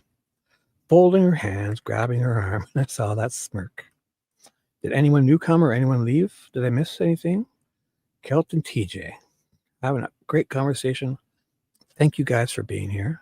I'm sure there's others and they may be laying quietly or sleeping. So I appreciate you all if you're just listening away, dreaming away, and slobbering on your screen. Your head is on your desk and you're just dreaming away. Thanks for being here. Subliminally. Sweet dreams to those sleeping. All right, so where was I? So again, sorry, 4 days later, Judge and Gentleman from Mr. Bossman McCleland. It is currently 3:50. This is the one I was reading first, so now it makes much more sense. You see it escalating. It is currently 3:53 a.m. and I just got off the phone with ISP from the phone conference. Ooh, should I do my Nick voice? Yeah. Oh, you vaping, you noodlehead. Stop that vaping stuff. You little baby sucking on your baby binky and your blankie. I'm just kidding. Looks fun. I'm a boring guy. I don't vape or smoke. I don't have any tattoos. I'm a big baby. Anyways, so I should be doing my Nick voice, right? Right. I know you all are dying. It is currently 3:53 a.m. and I just got off the phone with ISP from the phone conference that the four of us all had on Tuesday afternoon, October 10th. Excuse me. Sorry, I had to powder my nose. Andy Baldwin informed us that Mitch Westerman went into his conference room sometime in August and took pictures of evidence in this case and then leaked or forwarded those pictures to an individual by the name of Robert Fortson. Robert Fortson then leaked or forwarded them on down the chain, and eventually it was made public that the documents were leaked.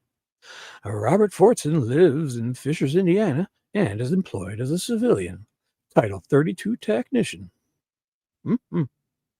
at the Fort Wayne U.S. Air Force Base. As part of the investigation, an ISP detective named Dick Jerry Holman went to the Air Force Base in Fort Wayne to scare the living shit and threaten Robert Fortson on Tuesday afternoon to get a statement from him about the leaked information. The goal was to, 1, gather the photos that he had and made sure they were deleted from his phone, and 2, find out who gave him the photos and who he gave the photos to. Robert Fortson met with ISP detective Dick Jerry Holman, but refused to answer any questions and stated that he wanted an attorney. Soon after that, we had our phone conference between the four of us. At 10 p.m. last night, Robert Fortson committed suicide, one self-inflicted gunshot wound. He is married and has a teenage daughter. The initial information that I have is that his wife stated that he was worried sick about being in the situation. And the last info that I have is that Robert stated to his wife that if I just be honest or come clean about where I got the photos, I will be okay. See, this is basically hearsay kind of, no, isn't it? Because it's not in a court. It's not, so, but this goes out as like, how do we know he did this? Because he says, his wife says this. Is this another narrative of what was, I mean, it's possible, but I mean, did she say this? Did she make a statement and then sign it? Or, because Nick says she says this. This is where I thought they could have, in my opinion, here's one thing I did think at the time. So let's say this guy does, commit suicide because he's, he feels bad, whatever, he thinks he might be in trouble, whatever reason, people have troubles in their lives, and without even stuff like this, people commit suicide. So is it just the totality of this and other things, and whatever. I'm not trying to say he didn't or the reasons why, or it's only this, but at that point, how do we know this is all true? The information that I have, where did it come from? Is it in a sworn statement, or did she go from her lawyer, or what? That I have is that his wife stated to who, and what was it, a narrative of theirs or an actual interview from, and is it on record? Can we hear it? He was worried sick about being in this situation. So how do we even know he got the photos? Really?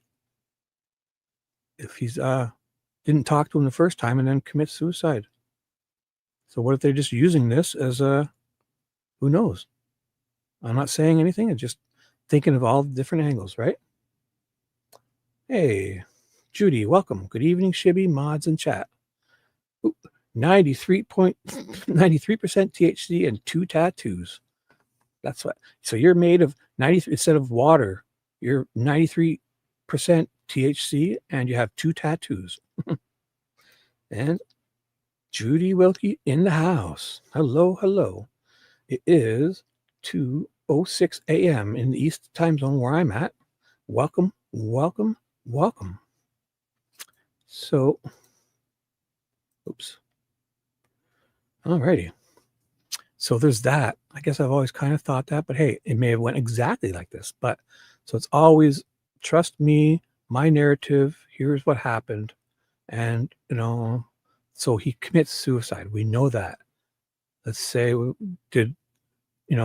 it suspicious to anyone? Do we even look into this really? Like, was it, they'd obviously have to come out, and especially if it was at an Air Force base, right? I don't know the details, probably at home. I don't want to be a jerk or be insensitive, but at this point, what if they just heard about this and used him as the guy we questioned went, and so let's now use it as to say this, like, because this isn't on anything official. Just a possibility. I'm just thinking about it and asking questions. I'm not alleging anything. All right. I am not sure if this is the appropriate way to notify everyone of this, but it's 4 a.m. and this is the latest in bizarre twist in this case. This is getting serious and way out of control, gentlemen. If you have additional information about this leak, please forward it to me or ISP Detective Dick Jerry Holman immediately. I do not want to get another phone call like this that Mitch or someone else involved in this leak has hurt themselves or someone else. He's so worried. Oh, sure you are. I'm up if anyone needs to call my cell, blah, blah, blah. I'm sure he doesn't use that anymore. Thank you, and I apologize about the email. Yeah. So am I off by thinking that? Hey, Cian, what's up? Cian will know. Am I off by thinking that? Just as just a discussion. So Fortson receives the photos, right? And then gives them to all those other people. Mainly it was MRC. And then he commits suicide after Jerry comes and talks to him. An ISP detective, which is Jerry Holman, like fucking does the whole thing trying to scare the shit out of him and threaten him and says a whole lot of stuff to him. And he doesn't want to talk to Holman, and he lawyers up. And then all of a sudden he commits suicide, and people do that. Maybe it was because of this and lots of other things, all of this stuff. Yeah. And then they go on court. Yeah, exactly. Cian. They go on, hey, Cian, welcome. They go on the TV, and Carter said the defense has blood on their hands, but he commits suicide after fucking Holman goes down threatening his ass. And I believe don't we have record of what Holman said to him too? Like, he threatened him. He threatened him. And meanwhile, at this time, he's not really doing anything wrong, right? Because he's not a part of this case. Westerman is the one that did something wrong. If he gave, then how it works in the States is Fortson's not, he's technically, I don't think he's doing anything wrong. Because they can't, once stuff gets out, the problem is it got out. So Westerman, yes, I guess, that's the problem.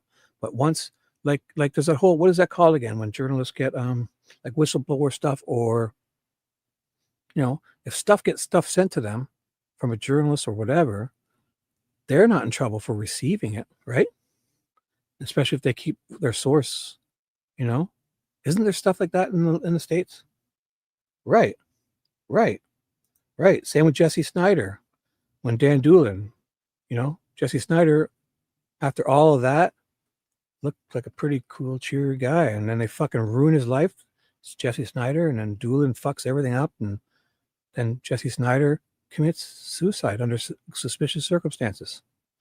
And then Stephanie Thompson dies, and her daughter dies in a fire under suspicious circumstances, right?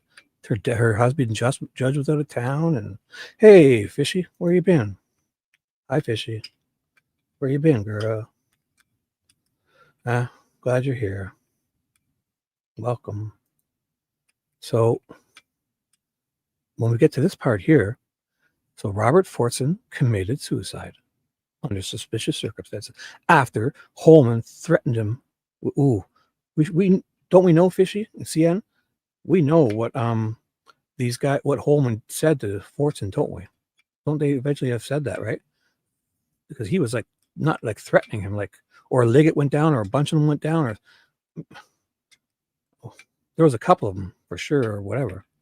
They went to even the Air Force Base too, and kind of, you know, embarrassed him and all that stuff, all for receiving some photos from some guy.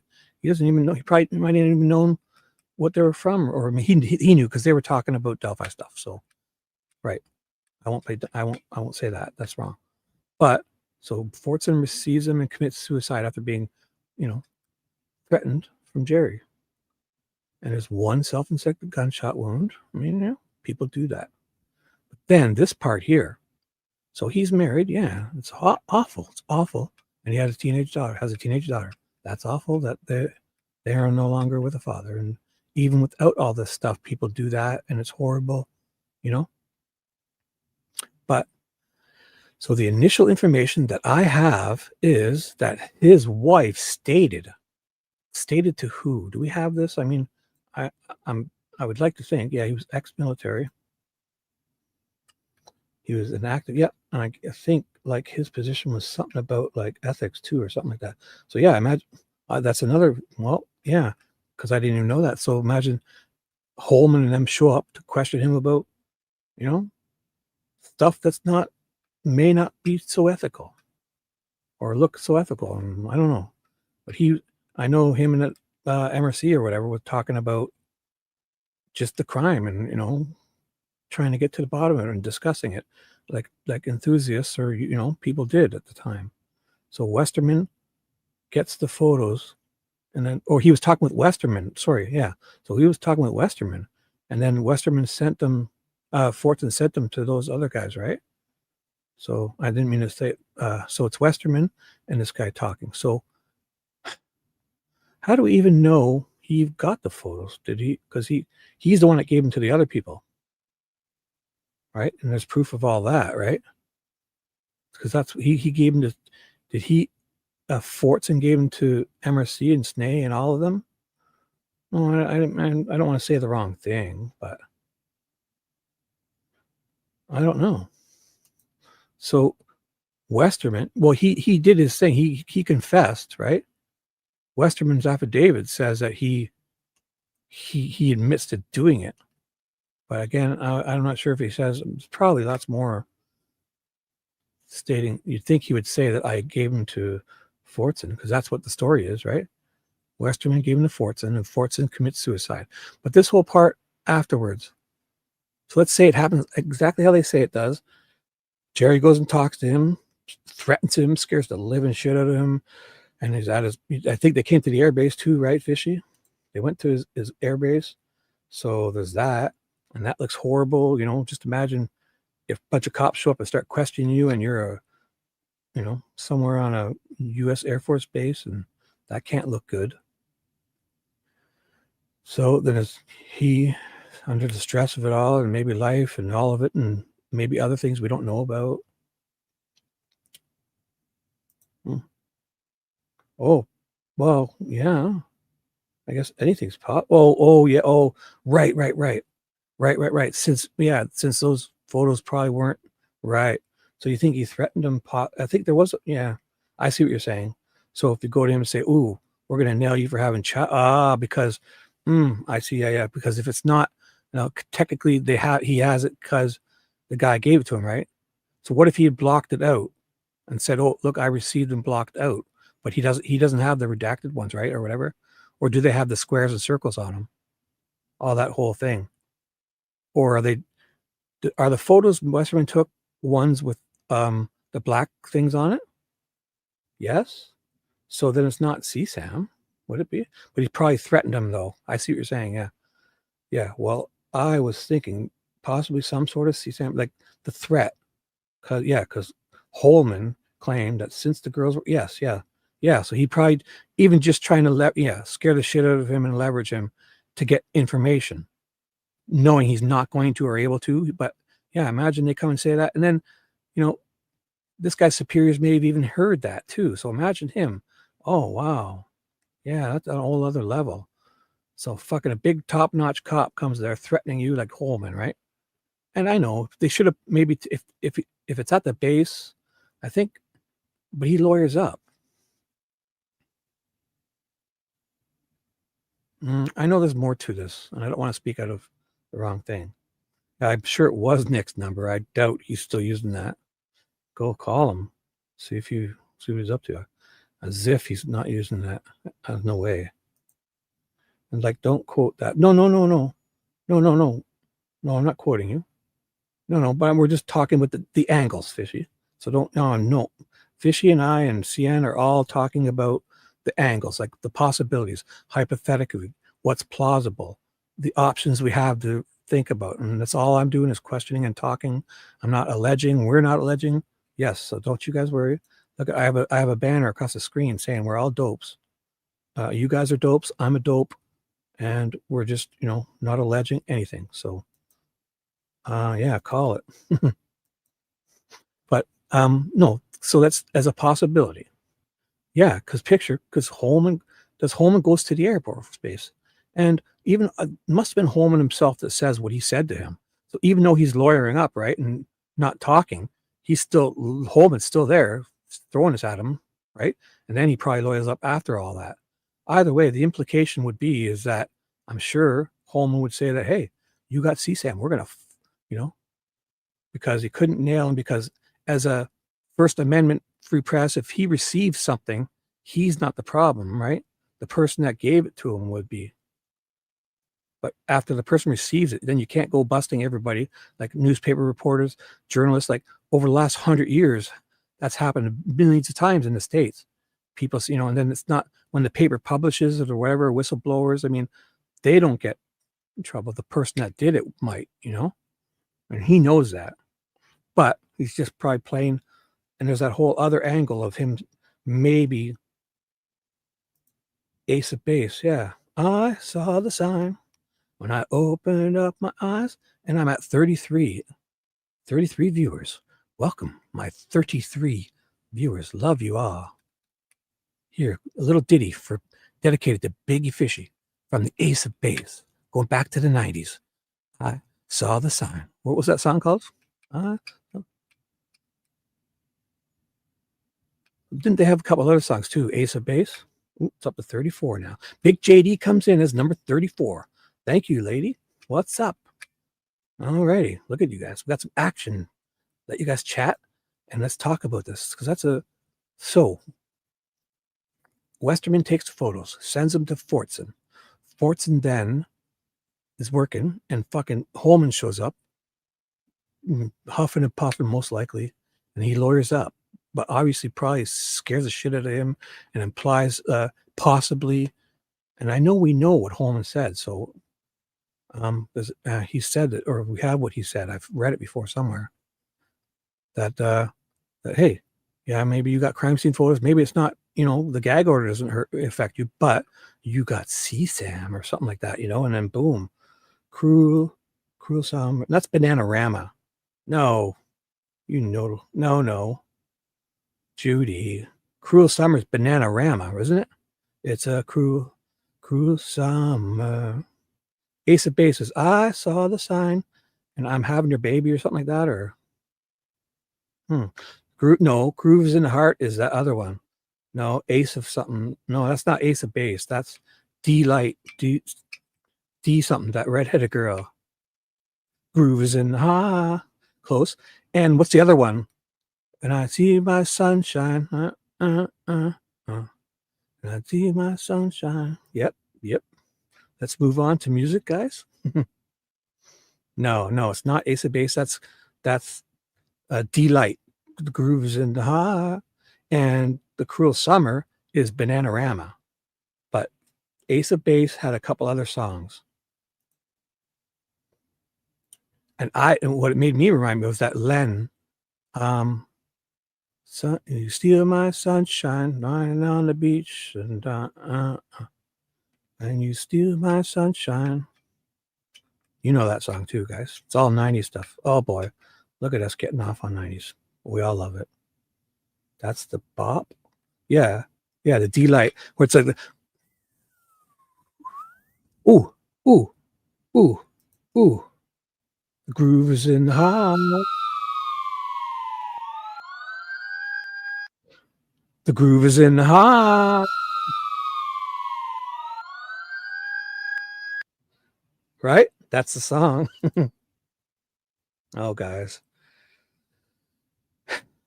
I was just thinking of the other songs Ace of Base had. I know they had at least 2 or 3 good ones.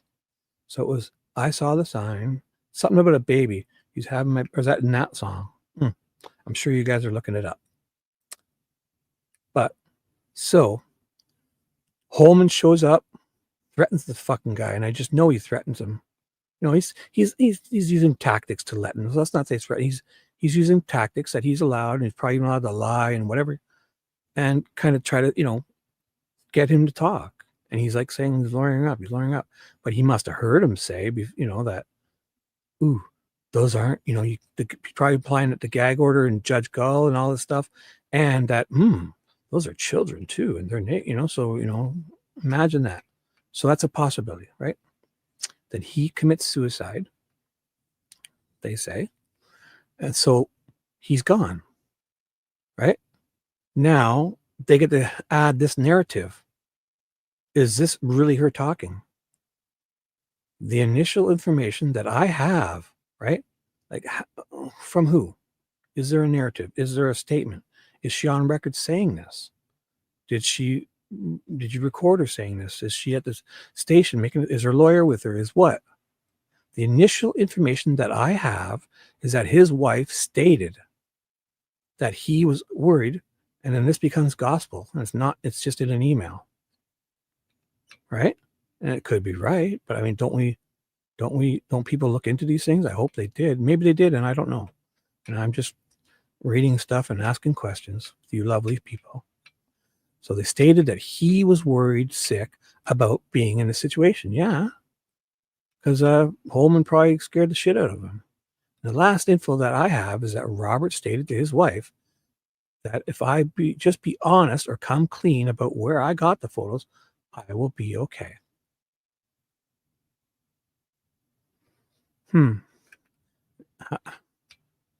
Possibly. I mean, it sounds.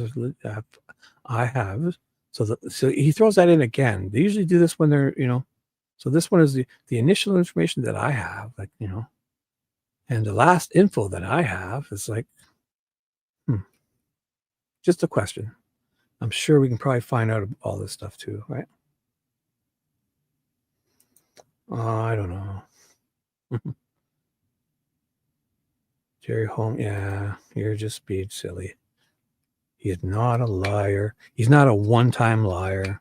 He's a 1,000-time liar. Say anything you want. Anyways, I'll move on. Yeah, I can picture at least 3 or 4, 5 or 10, just like lying in like sworn affidavits, and you know, just about the Turco report alone and stuff like that, and also the thing he said about Mary Jacobs. He said she was nuts. He said she was certified crazy. Yet, if she was, then he should be pissed that Purdy and Murphy took this crazy woman to get a polygraph test. And she's so goddamn crazy that she answers questions lucidly enough to pass a polygraph test. And he's basing it all because Murphy said she had pill bottles in her living room. What? And meanwhile, Purdy and Murphy both said, yeah, Murphy said there was bottles, but other than that, we trusted her. She sounded lucid. She was talking great. Hey, the meds were working. People are prescribed wet meds, and they work sometimes too. So she was good enough for them to put her in a car and drive her to the station to get a polygraph test from Stephanie Thompson, who is now suspiciously dead too, in an arson fire along with her teenage daughter, when her judge hubby is out of town. And just so happens that this guy's dad is a convicted arsonist. Nick's dad, not related, but in the same area, or Indiana, the same state. Nick's dad is a convicted arsonist. Imagine fucking Rick Allen's dad was a murderer. And then, or Baldwin or Rosie's dad was a murderer. And then they're there, they'd be like, oh, fuck, your dad's a murderer, man. What are you doing on this case? Like, So that's just a thought I have often. So I'll move on. Yeah, he was a real fireman, all right, literally. But he was also convicted of arson. Like I say, Nick talked about, he was in there. But also I talk about Nick once made a comment about he was in the Boy Scouts or something. And I pictured just in my head, okay, so I know Nick's dad was a convicted arsonist and he was in the Boy Scouts, and dads usually go right and help out. I would help out. My son's, we volunteer. So picture possibility that Nick's dad helped those kids learn how to make fires. So maybe at a young age, Nick's dad taught him how to rub 2 sticks and 1 gallon of gasoline together to make a fire. Possibility, right? Right. He was a Boy Scout. His dad was there. Could have happened. Not alleging anything, just an angle. Just a thought I had, hypothetically. So there's that. Exactly. That's kind of my go-to. I always say that. Yeah. Dad taught me how to make fires as a kid. Just rub 2 sticks and 1 gallon of high octane gas. Possibly. Together. Oh boy, you'll get a fire.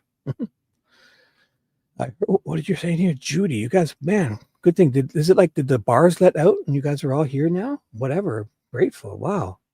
Or did you guys all wake up? Did I say something loud and wake you guys? Whatever it is, I'm so glad you're here. I think that's a combination of both. Fishy came in and I got excited. And then FBD started smoking his vape. And then I got really happy for him. And I screamed and I woke up a few people. And also the bars let out. And there's a couple of cool people who've been out, like acting like adults, having fun, coming in here and just killing time before they fall asleep. Thank you, guys. I love it. Yeah, key bump. Exactly. Oh, did you hear me? Did I not mute my microphone when I did that? Oops. I just had I had a booger, a really long. It was a long booger. I had to snort back. I hope I muted my mic when I did that. I'm sure I did. Just you know how it is. Just had to powder my nose. Anyways, we're having fun. So I'll keep reading. I'm not sure if this is the appropriate way to notify everyone of this, but it's 4 a.m. Yeah, what are you doing up at 4 a.m.? And this is the latest in bizarre twists in this case. This is getting serious and way out of control, gentlemen. If you have additional information about this leak, please forward it on to me or the ISP detective, Dick Holman. Immediately. We want to get out in front of this story and create the narrative. I do not want to get another phone call like this that Mitch or someone else involved in this leak is hurt themselves or someone else. You guys so concerned. So I'm going to look into this. because I know there's more information out there, and it's been a long time. We've covered this probably 10 different times, and so I'm going to look into this. If any of you guys ever see anything, let me know about this whole, because like right here, once he's killed himself, like, because I did honestly at the time, I've always thought that. I'm not alleging anything to anyone, but at the time, it's Nick said this. The initial information that I have is like, what if he didn't even receive the photos? What is there proof of that? Him saying he received them from Mitch? Is there any proof of that? Like, what if they're just using this guy's, or so he went there because he had them, right? Did Holman get them? Because he doesn't even talk to him there. What if he's like, what? I don't even know what photos you're talking about. How do we know what he even said to him? Or did he admit to having them?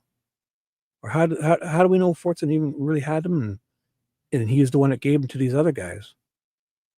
You know, is that, I mean, this is just questions I'm having. And I'm not saying anything. And there's probably lots of stuff I don't know. But, so suicide happens. He's married this time, and then Nick gets to throw in this narrative. Nick inserts this. So this is Nick now. This isn't her. It's Nick. The information that I have is his wife stated this, and this, and this.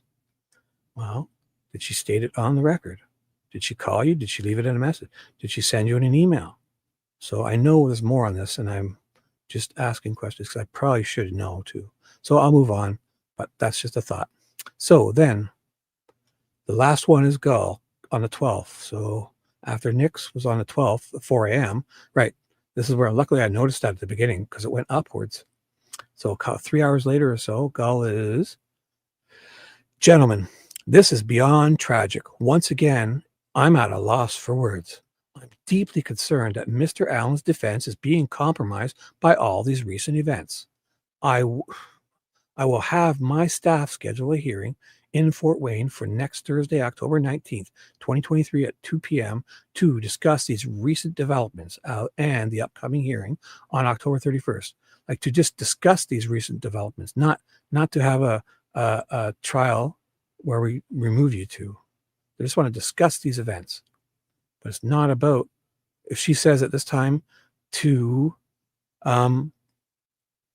force to see if to give you two choices, to resign or I fire you. That's where that should have came in here, or have a hearing or whatever. And they would have been, okay. But she doesn't. They know something's up, obviously, but since it's in an email, it's not it's not an official filing. So they're showing up at the court. They're looking, they know the docket's on, they know what they're going there just for this part, right? To maybe talk about it. And this is what was on the other part was to have talk about the hearing. So all that was, but nothing else was official. So you'd think lawyers are thinking, hey, that can't be happening. But then all of a sudden Nick knows about it and he's got the fucking ISP officers all in the jury box ready to be his witnesses to blast these guys. And she's ready to fucking fire them in front of everybody. Imagine they went out into that court and took all this. They should have let that happen because it would have been so wrong, right? Imagine that happened. Baldwin and Rozzi said, yeah, okay, do it. Let's go. I'll go out there and we'll sit there without any due process or any warning, and you can fucking make fools of us. And then they would have had, oh my God, because that would have been wrong, right? Because so that this time she's almost like bluffing them to try to just sign stuff. Man. No, I'm not. I'm just what I said about I'm not saying, just know I'm not saying anything certainty, right? As long as you know that, JD. I'm just like possibilities. I have thoughts, and that's one of them, right?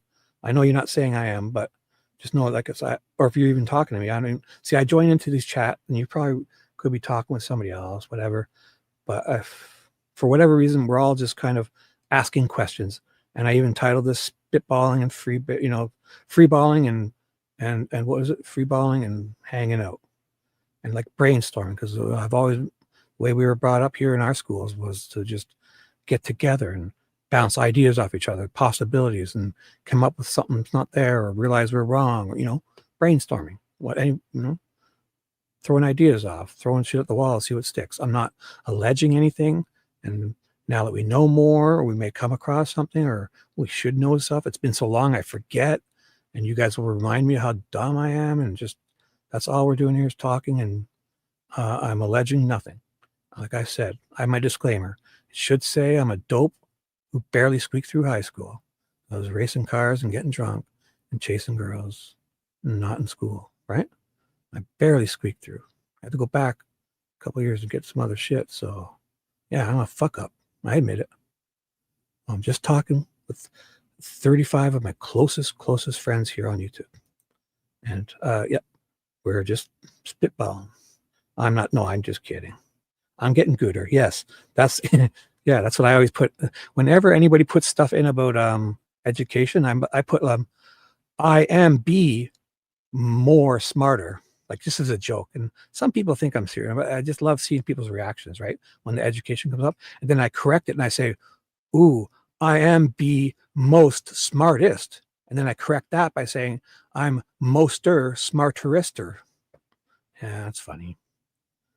And then, Dino joked about, if he's not here, but Dino's joke and us was that Elvis Fields was his tutor, and he spells it wrong. Like he spells it like Tudor, and then I spell it with, I said, Elvis, Mr. Fields was and be my tutor, and I spell it Tooter, like, Too instead of Tutor or whatever.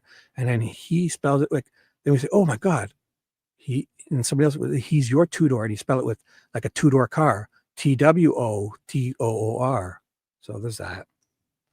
Who teached you how to spoke? Yeah, Mr. Fields, Mr. Elvis Fields was their teacher. And Dino, I joke with him. Oh yeah, he used to take you on those overnight detentions. It's just joking. We're just having fun. But there's that. Hey, Peach, welcome. Oh boy. Yes, I'm a genius. Exactly. I'm a genius who had fucking C minus D plus average. 36 people. Wow. So hey, let's keep going. Free Peach, welcome. You just getting here, or have you been here lurking, or what? Anyways, Marissa, sorry, did I miss you guys? Sunflower, two of your kids. Oh boy. Hope that all works out for you. Oh boy. Oh boy. Hope that everything works out for you guys. JD, if I missed anything, guys, I'm probably going to miss a lot. Where's Fishy? Fishy, you better still be here, girl. I know you're listening. I feel it. Judy, too. CN, Kelt is still here. I know it. Look at these numbers. 33. Fucking, I keep hovering around 33. That's wild, eh? You just got here? Well, welcome, Peach. We're just about to start. Here. My intro is finishing, and at the 3 hour and 37 minute mark, the show begins. Welcome. Perfect timing. Yes, wrong. Tutor. Elvis Fields is our tutor. Like tutor as in, toot. Passing gas. He's our tutor. Tooter. He taught us everything we know. He tutored us everything we know. Stupid is stupid. Like Mom always said, life is like a box of chocolates. You never know which one you're going to get. Forrest Gump. He's the greatest, that Forrest Gump. Run, Forrest, run. I'm running as fast as I can, Jenny. Yeah, I haven't seen that in a while. Oh, wasn't it the Gump guy, Bubba Gump too? And yeah, they were a perfect pair, right? Bubba Gump and him. I haven't seen that movie in so long. That's what you're referring to, I'm sure. Stupid is as stupid does, right? Or was it that?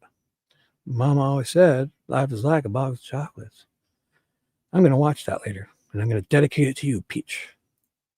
So let's move on. You guys are having Jenny. Oh boy. I'm running as fast as I can. And then he runs so fast that those metal braces kind of blow right off his legs. And he's like, pew! And he fucking runs across country too, doesn't he? And back. By the time he gets back from his jog, he's got a fucking beard down to his titties. Oh boy. There's that. That's a long jog, eh? It's like you shave, you go for a jog, and you come back, and your beard's down halfway down your chest. Yeah, Bubba Gump. That was a great movie. I haven't seen that in so long. I'm gonna watch it. I promise. I'm gonna watch it. So I'll leave this up. And sorry, guys. So that was, we finished the motion to disqualify. What was this one? The continuance or no? Ooh, see, I left it up. That's good. We read the 8-page one. So it's not that one. I bet you this one before is the 8-page one, and I'm going to shut it back down. That's it. So that's the one we read. Then we read the emails because they were at the end of it, which were in the exhibits. What else was there again? Oh, the affidavit. And we read Westerman's affidavit in that area was here. So if you want to see any of that, go back to, I think I got started probably around the hour mark, or at least into this show, like we kind of farted around in the beginning. Or for yourself, if anybody would like the link to this website, let me know. I can put it in. And if you look, it's around, where's the page thingy? How do I get, I got to touch my keyboard. Yeah. So I'm on page 38 of this All Eyes GitHub site. And that's around the contempt hearing stuff. We've been getting into the contempt hearing, which started, or the, whatever that one is again, the removal, whatever it is called. There's a couple other words they use at the beginning. Disqualification and sanctions. But that's the contempt stuff, kind of really starts. And Hennessy's the guy where it all really starts with, because he's representing them. So we did all these. We got all these up to here. And then we looked at the exhibits, was where that was in. And then we read this one, because that's the 8-page. And this was, let me just double check. I'm an idiot. No, that's the one we just read. Yeah. Right? What am I doing? Oh boy, yeah, we just read this one. So there's no exhibit. So we'll go to, did I do this one too? Oh boy. 2. Did I read this PRAECIPE? No. So that's where we are. We're on this one. And oh, look at this, 33 people. Is that wild or what? I'm gonna check YouTube to see what it says. Because I'm looking at StreamYard. Oh, it just went to 32. Back. Holy fuck. It just went to 33 again. This is weird. Oh boy, I'm not a Freemason. I mean, all I've really seen growing up was those guys driving around those little cars at the Santa Claus parade up here in Canada. What are they? The Shriner guys, and they got these little go-karts, but they're like Shriner carts, and they're at the Santa Claus parades. They kind of just drive around. And when I was a kid, they just looked like a blast. And they got those little hats on and those little symbols all over, and there's like daggers and all these cool symbols, and I didn't know anything. They're Shriners, and they're probably just a bunch of nice old guys, I'm sure. I'm not alleging or saying anything, but obviously probably lots of this gets, people take that stuff and then they get blamed for it or whatever. I don't know, but I'm sure they're all great old guys. There's that. But I'm up here in Canada, those guys used to drive around. And so we'd also, how when you're at a parade, right? Yeah, the Santa Claus parade and stuff like here, it would go up the major streets and along our lakeshore, which is a big 4-lane road. And the curbs, we'd all sit on the curb and, have our feet like in the first lane because it's safe, right? Just walking and, and they're going up the middle of the road. It's closed off. And these guys are whipping around in front of every float, just the Shriner guys. It's like probably 10 or 20 of them just having a blast. And it was awesome. Throwing out candy and stuff, and, and just fucking driving their little cars around with those hats on and the little look like the chandelier handle hanging off the top of the hat. It's awesome. Yeah, it was symbolic and weird. And, I'm sure they're all. My grandpa was a Mason. They asked him to be a Shriner, and he said no because they do animal. Oh, do they really? Is it all parts? Is it that some? Is it kind of like this, where is there some that would take it to these steps and make them all look bad, or is it all they are? Or I don't even know. So I wouldn't want to allege them, but I mean, it seems to be everywhere. And is it that?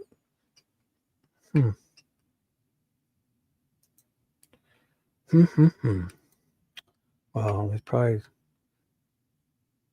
yeah. Animal sacrifice. I mean, just a ceremony. Like, would it be like what, a chicken or something, and would they actually do it, or do they just have like? I mean, I guess if you cook it and eat it afterwards, it's probably not all that bad. Yeah, the funny hats. Or even just like if your dad took you hunting and they would, in the old days, I think they would make you take a bite out of something raw there on the fucking, or take some of the blood after you kill, and put it under your under your eyes. But I don't know. Yeah, he was a great man. I don't think there's anything wrong with most of the Freemasons, right? So do you think there's parts like this, like the Odinism, and then a couple guys see some cool stuff they want and kind of cherry pick things here and there and do something, and then all of a sudden they look bad. Everyone thinks for wrongly or whatever, assumes that's every one of them, And so if I don't even know.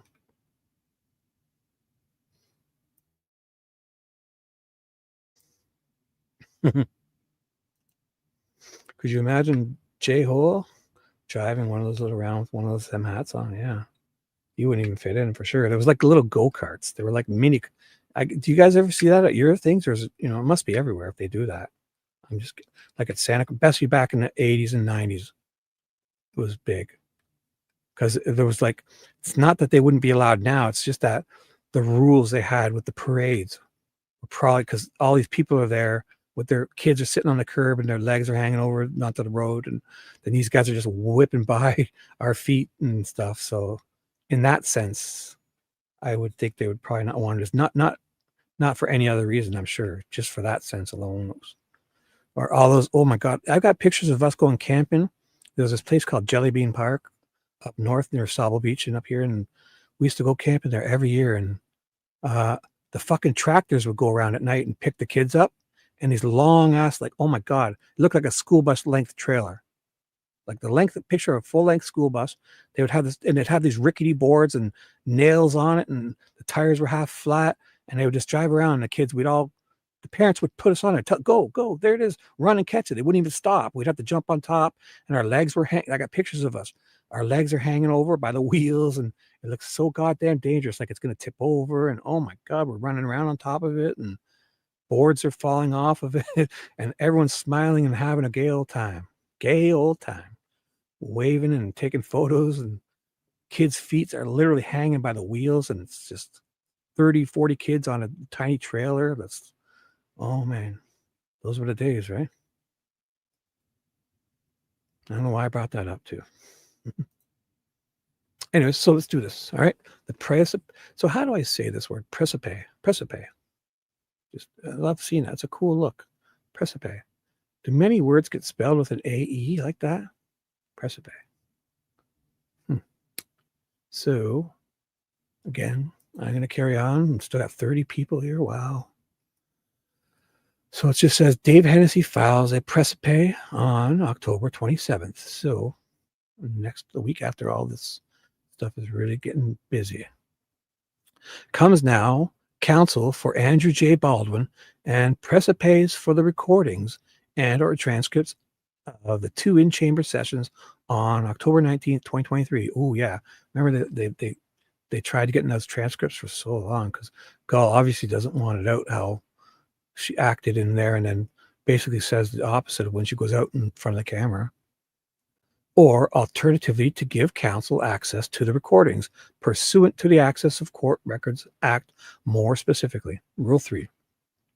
Definitions for purpose of this rule.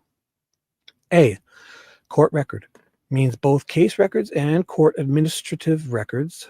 And B, case record means any document, information, data, or other item created, collected, received, or maintained by a court agency, or clerk of court in connection with a particular case. Rule 2.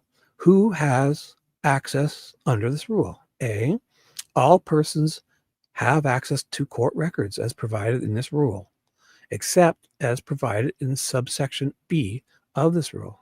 Rule 4, general access rule. A court record is accessible to the public except as provided in Rule 5. D, a court may manage access to audio and video recordings of its proceedings to the extent appropriate to avoid substantial interference with the resources of normal operation of the court and to comply with Indiana Judicial Conduct Rule 2.17, former Canon 3B13. This provision does not operate to deny any person the right to access a court record under Rule 4A. Respectfully submitted, David R. Leadpipe Hennessy. Leadpipe. Was it? Or Leadpipe? Yeah, Leadpipe. fucking lead pipe. You know how heavy lead is, guys? Lead is heavy. Lead pipe. Yeah, that's what he called them. And you know how heavy? You guys ever felt a piece of lead? Oh my God. My old man was a tool and die maker. He had this huge chunk of lead on his to hold shit down like a door. You know, if you want a good doorstop, find a hunk of lead. Although don't touch it because I think it's toxic. Especially if it's been shot through a gun and it gets inside you. Yeah. If it comes out of the if the lead comes out of a gun and gets inside your body, it could be bad for your health. Let's put it that way. And depending if you ingest it or it gets kind of projectile that, yeah, could even be worse. So I'll leave this open. I'll stop screwing around. PRAECIPE, we did. All right. Shall we read this order? These little orders important. 1 page. Amendment order. I don't even know what it is, but I'll read it to see if it. So what is it called? Sorry. It's not even amended order or judgment of the court. Court notes filings by former Attorney Rozzi on October 25th, 26, 2023, and takes no action. Attorney Rozzi withdrew from this matter on October. So they're trying to go on. Yeah, she's trying to say, hey, dude, you made a promise. Don't renege. And he's saying, fuck you, man. I didn't sign nothing. You fell for it. I walked out, and I didn't have to do either what you said. And she's like, well, she's thinking, hey, dude, I got the other guy, and she didn't get Rozzi. He tricked her. Yeah, that's all that. And is no longer counsel of record. Because I saith so. I declare it. These filings, therefore, are ordered, stricken from the record. Clerk of the court, ordered to remove. She was ordered to remove on my proclamation. I proclaim this. I say it. I command if ye remove him. The pleadings from the electronic case file and the chronological case summary as being filed in error. Francis C. Gull. I proclaim this. I say it. It must be so. Yes, I declare. Right. Except there's ways to do that, woman.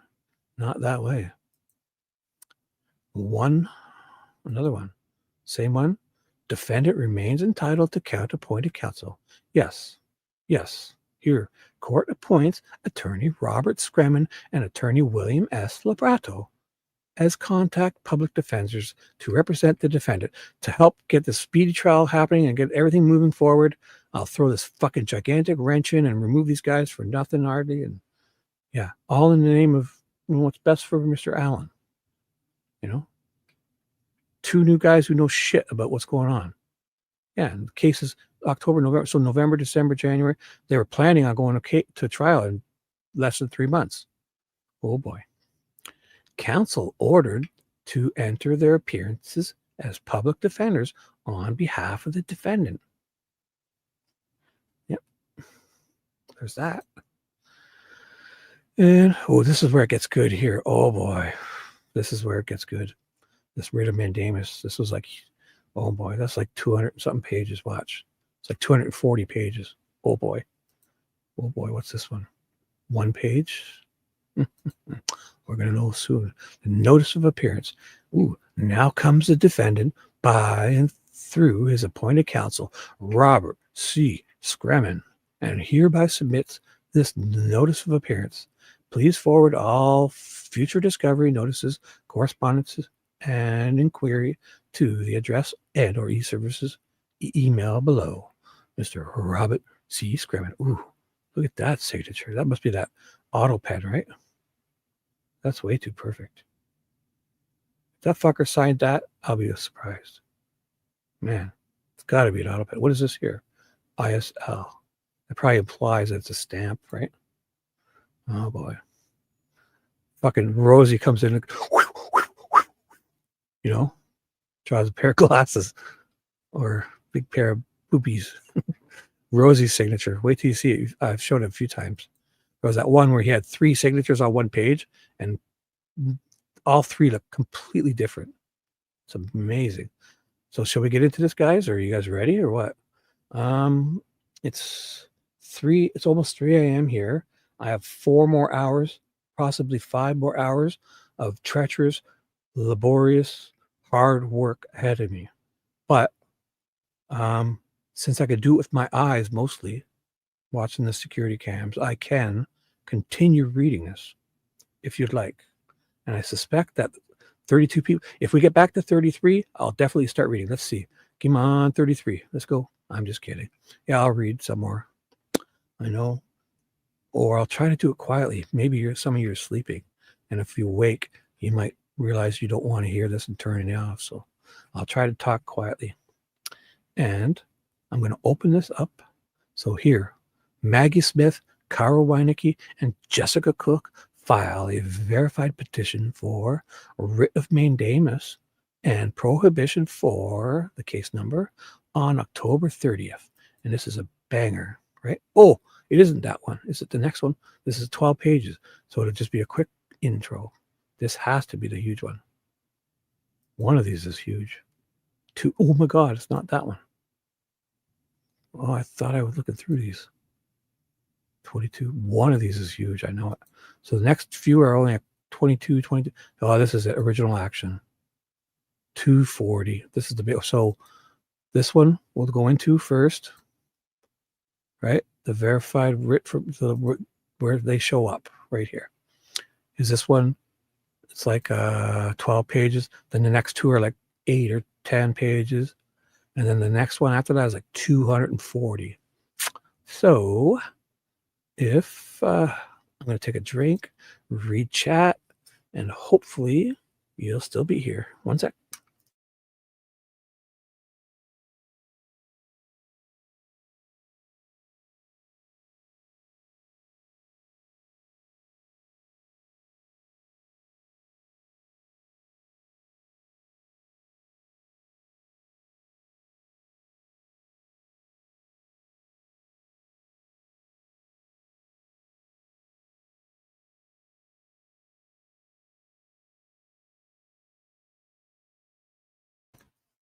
Alrighty then.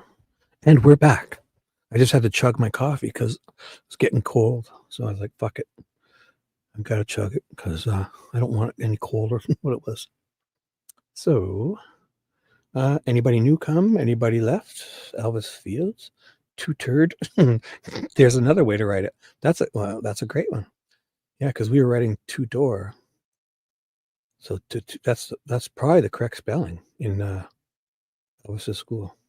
Jerry's. Elvis Fields, two turd, Jerry Holman in high school. Yeah. Bullets can be, no, it's the lead. It's the lead, right? Like lead is toxic. You know, if you had a piece of lead here, like I was saying, my old man was tool and die maker, and he had this gigantic piece of lead. It looked like a brick, but man, it was fucking lead is so gosh dang heavy. Like he used it to hold stuff down, right? Like, I mean, you could hold a garage door, like a barn door if it swung open. Like a piece of lead is like the size of a brick is like way 2, 3, 4, 5 times heavier. Lead is so crazy heavy, but it's also toxic. So, and I've done stuff at a gun range before. I'll say, even at a headquarters of a police station, I had to see a gun range thing happen, and you have to wear all this specialized equipment if you're getting that stuff and changing it up, and you have to wear stuff, glove. You can't just touch that lead stuff in it because if you ingest it, lead is toxic, especially if it's projectiled at you. Yes, even if it's not, if you just pick up a piece of lead and lick it, it's very bad. Also, why you'd be doing that, I'm not sure. But I grew up with a hunk of lead on my dad's tool bench, and we used to use it for everything to hold shit down. Now, what I do in my yard or whatever, when I'm doing the leaves, I put all the leaves onto a tarp. Like I blow them on with the leaf blower onto a tarp, and I drag it out, a huge tarp to the ditch there, and I dump them in because they come and suck them up. And I use my old brake rotors. So they're perfect. So I lay down this huge 20 by 20 tarp in my yard, and I put a brake rotor at each end and sometimes a piece of wood at the one where I'm going to blow it onto. And I just use my leaf blower and all onto the tarp. Take those rotors off, fold the tarp over, and takes 2 loads. I got a huge yard, and I drag it all the way down my driveway and dump it in the ditch, and then they come and suck them up. And why I'm telling you that again is, because the rotors are perfect for that kind of thing. The brake rotors, old brake rotors. So, last time I'll check. Did you guys? Sorry if I missed your guys' comments. You guys are really talking. I really don't mean to. I hope. Well, I don't know about the Shiners, but I do know a suspect of murder get made. Oh, yeah, that happened too, eh? Did they afterwards, eh? But I do know it looks bad when a prosecutor and a suspect of a murder get made master masons on the same night. And oh boy, that actually happened. So, yeah.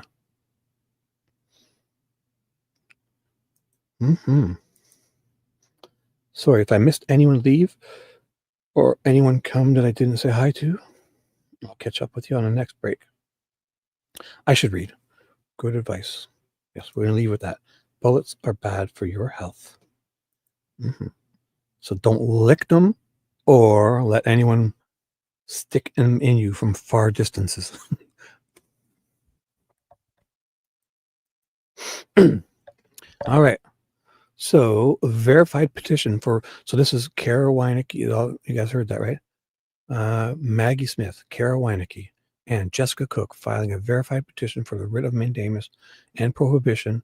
I'm sure it means a lot, and I should tell you what it is, but those are some big words, and I know we're going to figure it out. It happened October 30th, 2023.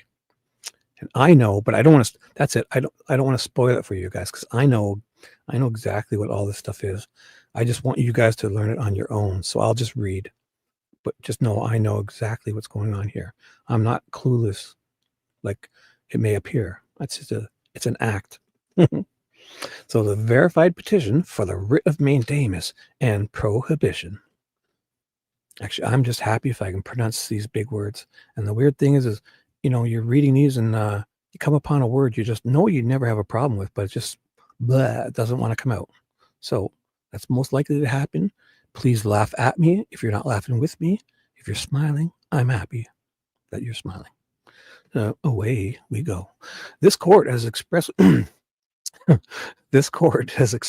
declared that there are strong societal reasons for allowing public access to court records, and denial of that public access could compromise the judiciary's role in society, inhibit accountability, and endanger public safety. So this is the records, and Judge Gull's obvious her bullshit distinction that credentialed media are somehow more allowed to see than just the average citizen. But free press in the First Amendment in the United States Constitution says otherwise, that anyone, any U.S. citizen that wants to gather publicly available information and disseminate it amongst their peers or friends or family or community, even one person sitting at the bus stop, you are press. It's in your first one, your First Amendment in that Constitution. You get free speech, free press. Boom. Capital letters too. And this woman is trying to make it sound like some chump at WTHR because he's got a fucking lanyard around and one of those, what do they call when they laminate it? Some little fucking name tag is more than average person that walks in and off the street, and it's not true. As a matter of fact, you can draw one in crayon, spell press wrong. You can spell it 3 with the number 3 press, and you're equally as much as that fucking WTHR guy and Fox 59 and any one of them. There's no distinction for credentialed media in the United States. And this woman should be sued for a civil rights violation, in my honest, humble Canadian opinion. And here we go. Indiana access to court records, Rule 1 commentary from some dope in Canada. -2 degrees Celsius. If there was ever a time where this court's unequivocal mandate for public access to court records was critical, it is the present instance. Ooh, yeah, I like this part. This is one of the most high-profile cases this state has ever seen, and for many Hoosiers, this case marks the first time they have followed the workings of an Indiana court. Yet at virtually every turn, the access to court records rules, and most recently, the Indiana trial rules, have been violated, and Hoosiers and the media, and Canadians too. And all Americans, Canadians, both local and national and international, have been left on the outside looking in. Instead of the sunshine that public access is supposed to provide, the public and the media have been left in the dark. A writ of mandamus and prohibition is needed here because the trial court has a clear and absolute duty to follow this court's mandates ensuring public access to court records, but it has failed to perform that duty repeatedly. Facts supporting petition. 1. Last spring, defendant relator Richard Allen, in quotes, filed a series of court records. Oh, footnote 1. Oh, goody, I can do the blue. So footnote 1, the whole thing. Oh boy. Court record so quote, court record means both case records and court administrative records. Case record means any document, information, data, or other item created, collected, received, or maintained by a court agency, or clerk of court in connection with a particular case.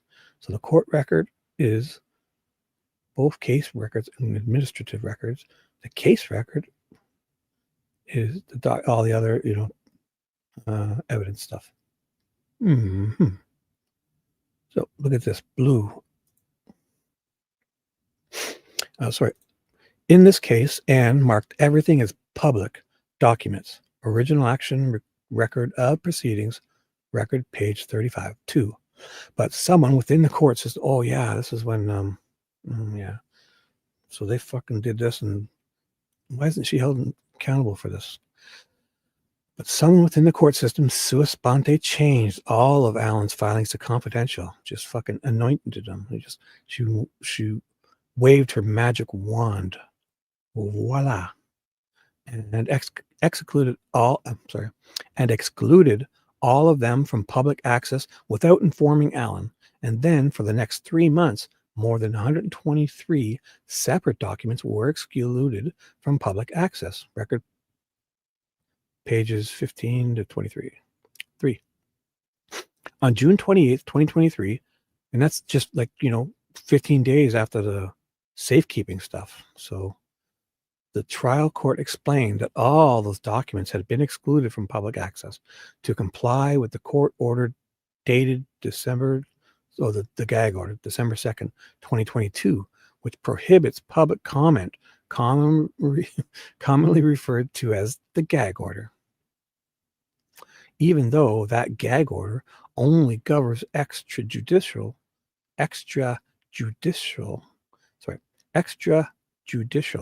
there we go, comments, not court filings, record page 42. 4. The trial court then allowed the parties to agree to exclude the entirety of certain records from public access, both of which are prohibited by the access to court records. See blah, blah, blah. 5.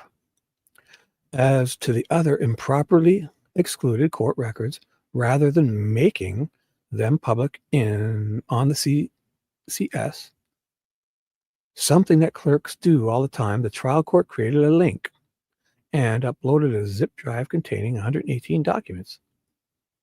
This is a big deal, right? If Rozzie's if Baldwin fucked up and sent an email wrong, right? And whatever Westerman, he's getting removed for this, right? And then Rozzie's lumped in, so but this is way more serious. What the hell? Judge Rush, shame on you.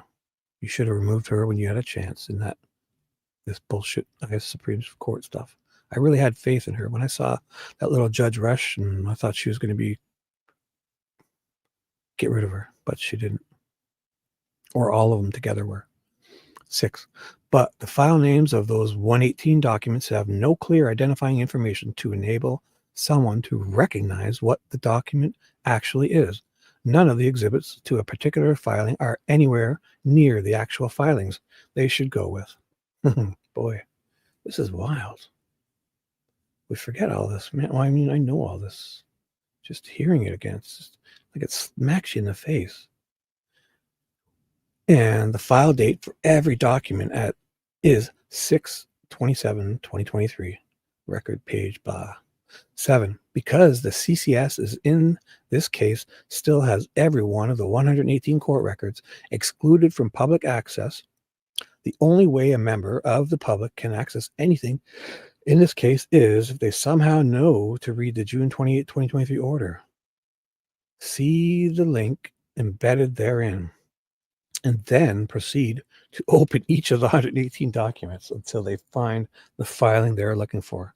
Yeah, like I've been doing the last, even though it's all handed to me and written out for me, I'm acting like a bozo, just kind of clicking and, oh, that's not it. That's not it. Here, I can't find it. I'm just going to keep clicking on every one until I find the one I think I remember what it looks like. I'm going to take a quick drink. 1 second. I'm on 8 here. And please hold.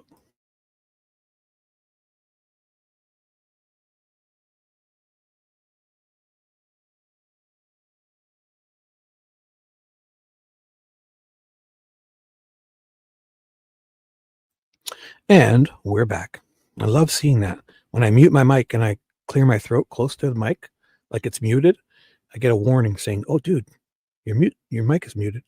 Like, no, dude, I did it. And Copo's back. Did I wake you? Sorry. Welcome, or you just getting here? Or Indiana has the most corrupt court system in America. No one is safe. Oh boy, yeah. I mean, it's almost like they're testing people, like just the way they treat it. Not, it's like, what can we get away with? Like, look at that, how they treated him as an innocent guy before, and everyone's just like, yeah, like nobody. I don't know. It's wild, eh? It's like they're like, look at what they're letting us do, man. What can we get away with next? And just watch. Doesn't get you. Once you roll that stuff away, once you lose all those, it's hard to give them back. So I'm surprised. People should have said, hey, listen, whether he did it or not, we don't know. We need a fair trial, and we don't treat people like this until, or at least until, not even after they're convicted. You don't get tortured, but especially an innocent guy beforehand doesn't get treated that way. Because, I mean, if they're basing it on their confessions after that kind of treatment, and then Walla is the one who heard the confessions part of them, and she's completely unethically searching up databases and talking in YouTube chats on Gray Hughes and whoever else, and face whatever groups she was in, and and then the other doctor and her, or whoever is saying he's faking but fucking giving him forced Halidol injections and just everything else. How does that even happen in the United States? How? I don't get it. Because, I mean, up here in Canada, if that happens there, I mean, we're all fucked. The rest of the world, we know it. So that's why we're interested. I'm not, and I have at least 6 to 8, even more family members that are snowbirds and live half the year in the United States, or, I used to have in-laws, but I've been not, I divorced. They were my ex's family. Her mom married a guy in Georgia, and so I had family in the States, and I'd been there a lot, and I'm close to the border, an hour, 2 hours away, and I used to always go there shopping to the States, or just for fun or whatever, and hockey tournaments, my sons, myself, my brothers, and my dad's, and hockey tournaments there for days and weeks, and not just going there to play, like billeting, and like I would stay there. We used to have things where my brother and I and 2 other brothers, I would go stay at their parents and their kids, the same number on the other team. I would sleep with him at his house. Like, we'd hang out for like a week.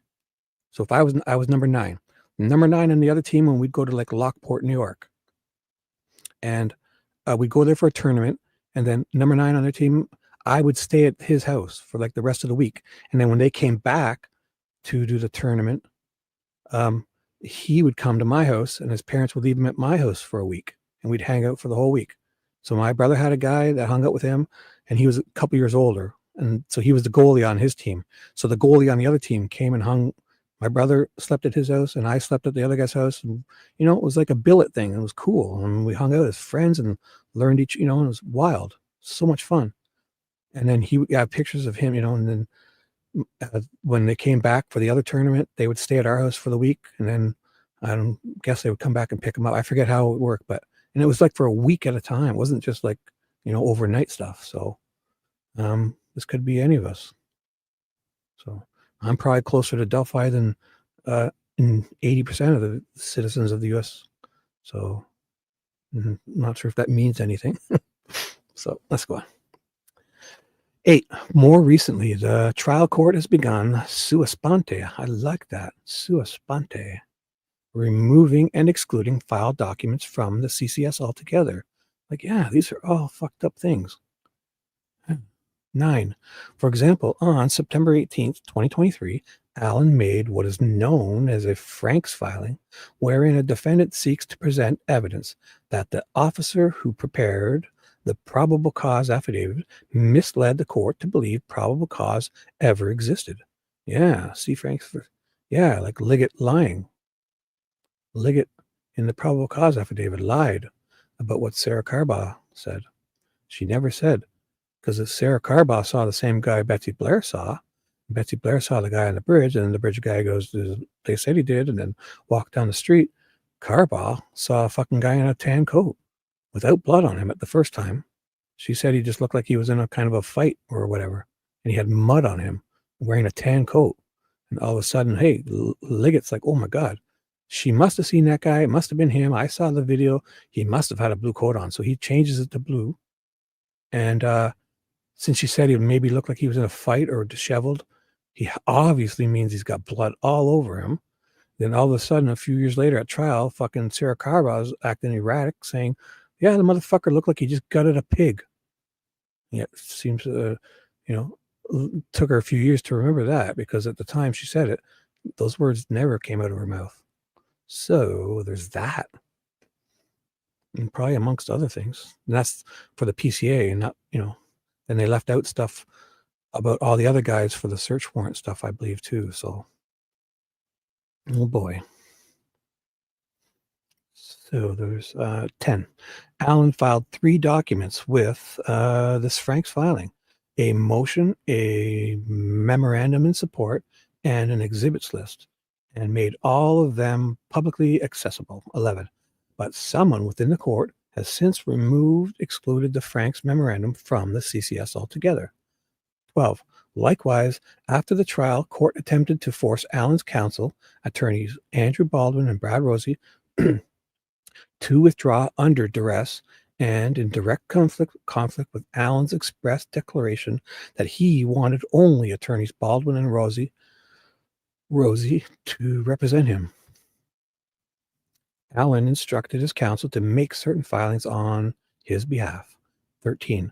On October 27, 2023, however, the trial court ordered the clerk to remove all of Allen's filings from both the CCS and the electronic case file, record page 230, jurisdictional statements and original action standards. 14. This court has jurisdiction over this petition as an original action. Indiana Original Action Rule 1A. 15. This application has been made expeditiously after the jurisdiction of the respondent court became an issue. 16. As developed below and in the accompanying brief, the responding court has failed to act and refrain from acting when it was under an absolute duty to do. A duty to do. Period.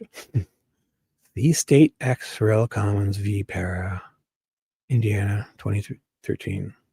Writs of Mandamus and Prohibition will be issued only where the trial court has an absolute duty to act or refrain from acting. State Ex Rel COV Madison Superior Court. Bunch of numbers. Indiana, 2009. Writ of Mandamus will issue where the trial court has failed to perform a clear, absolute, and imperative duty imposed by the law. 17.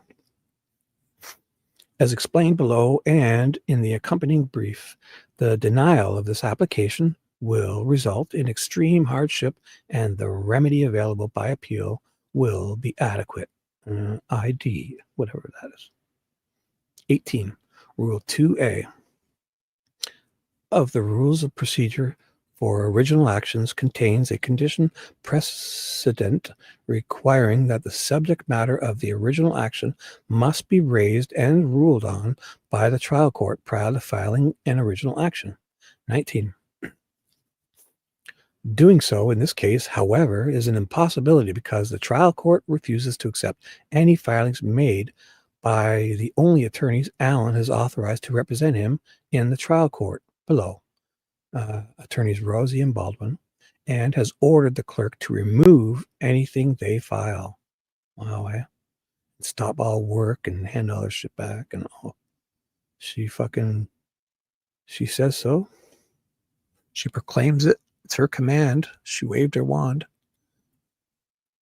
20. Accordingly, there is an impossibility of performance of the condition precedent, and the facts and posture of this case create extraordinary circumstances. Ooh, footnote. I'm going to read that footnote, guys. So here, footnote 2. Ooh, it's a whole paragraph. This is a footnote from that. 2. Allen believes this is analogous to the condition precedent in the appellate rules that a motion for stay pending appeal may not be filed with the appellate court unless a motion for stay was filed and denied by the trial court. I wanted to say it's the appellate. Indiana, bunch of numbers. This condition precedent may be excused, however, upon a showing of extraordinary circumstances. Numbers, letters, squiggly lines, motion to stay, 3D, ED. Back here. Ooh. So that warrant this court, so let's read so extraordinary circumstances that warrant this court excusing that condition precedent.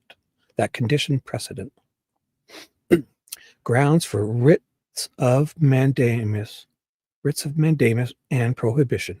I need a drink. What's up?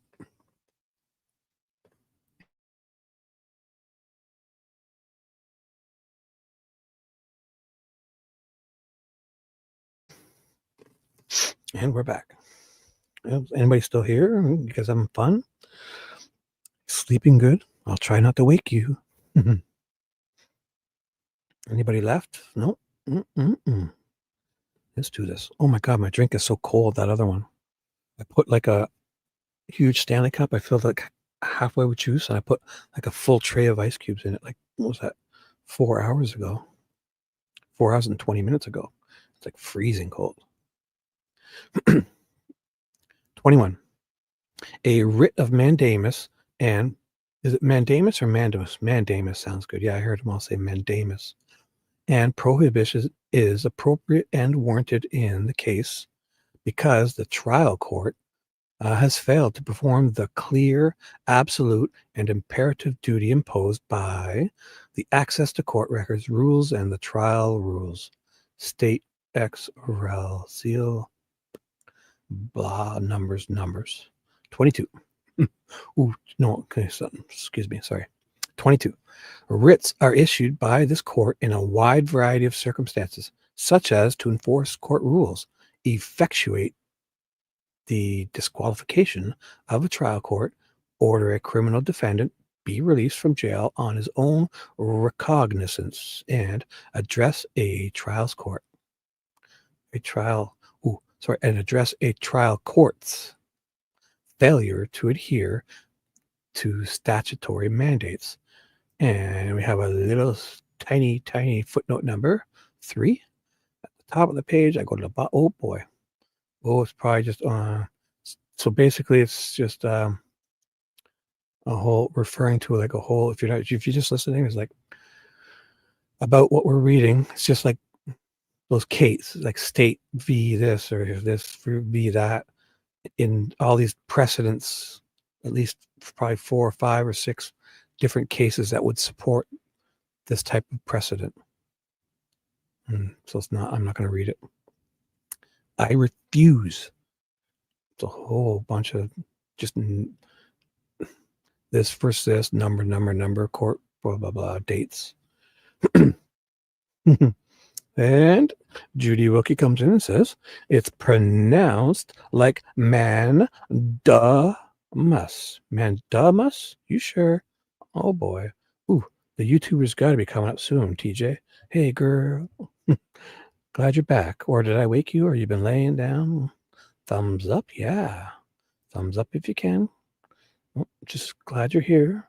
I'll try not to wake the others if they're sleeping, because if I do, they'll probably leave and I'll lose views. So I'll be very quiet. So Judy and TJ, thank you for being here.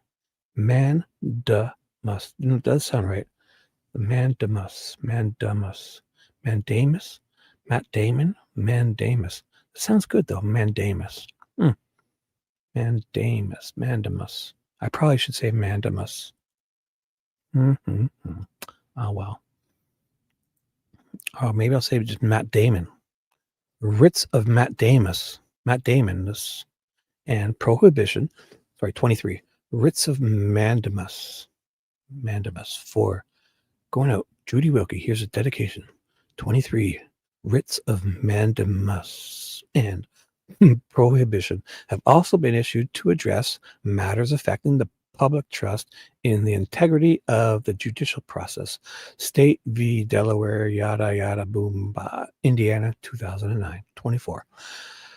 The trial rules mandate that the trial court clerk shall maintain a sequential record of the judicial events in such proceeding. And the CCS must reflect all trial court events, which includes any and all filings. Indiana Trial Proclamation Rule 77B. 25. Ooh, Matt Damonus. Yeah, Matt Damius. That might work. Matt Damius. Because when you put the N in, it adds a little too. So Matt Damonus. Mandamus. Wait. Mandamus.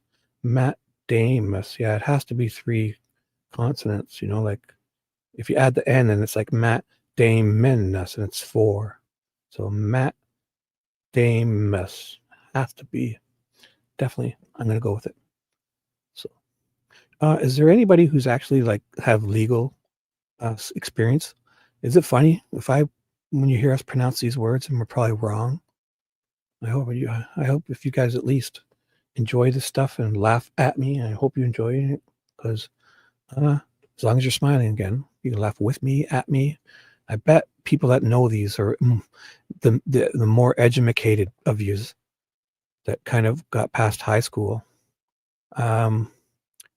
Afterwards high school, instead of just going and cutting things and working like a Neanderthal with your knuckles dragging.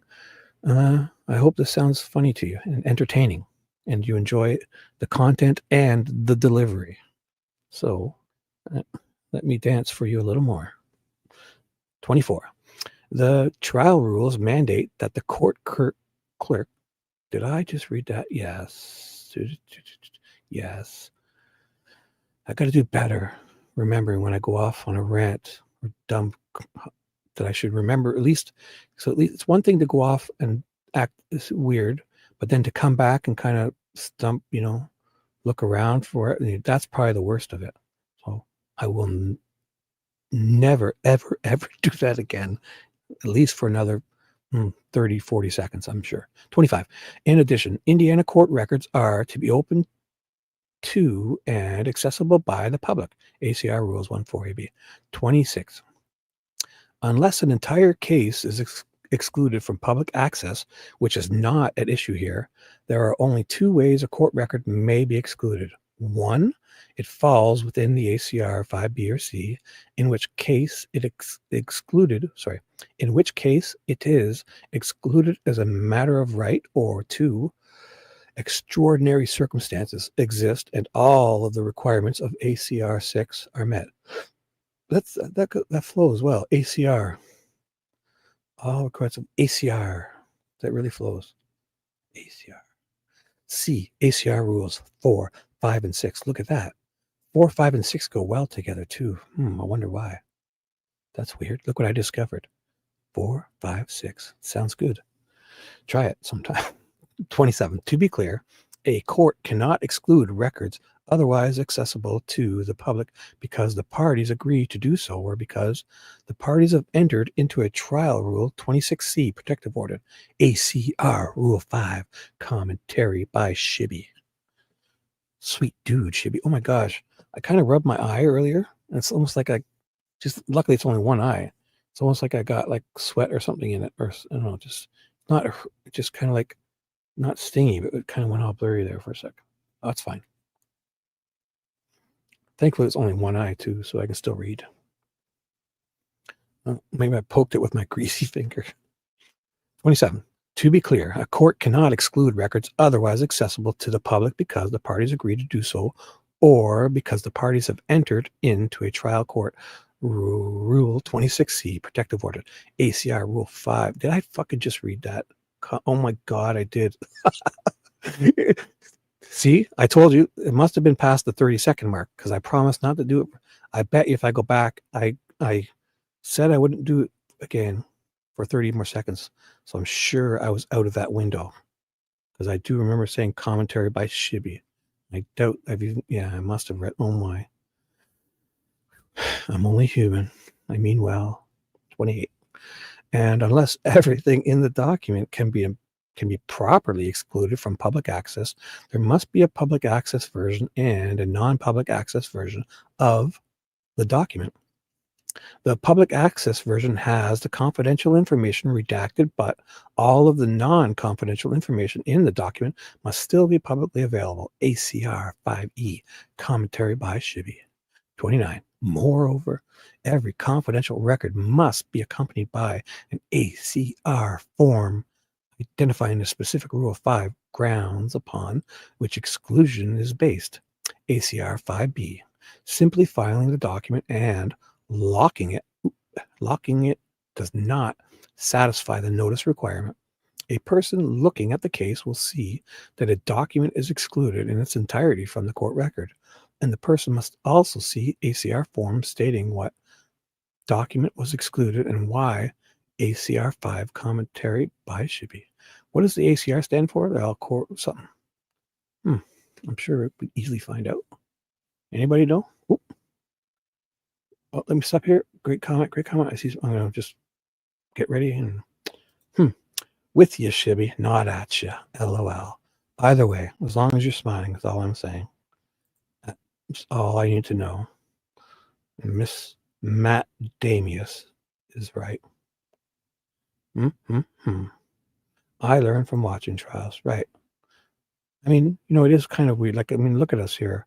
We're all, just regular in reading this stuff. I mean, we're, obviously not a lot of people are like, I've watched a lot of people read these, and I don't have any education after high school, barely during high school, and I'm 52 now, so it's been fucking. I mean, I've done a lot since, but I do understand, especially the whole Shane Meehan stuff.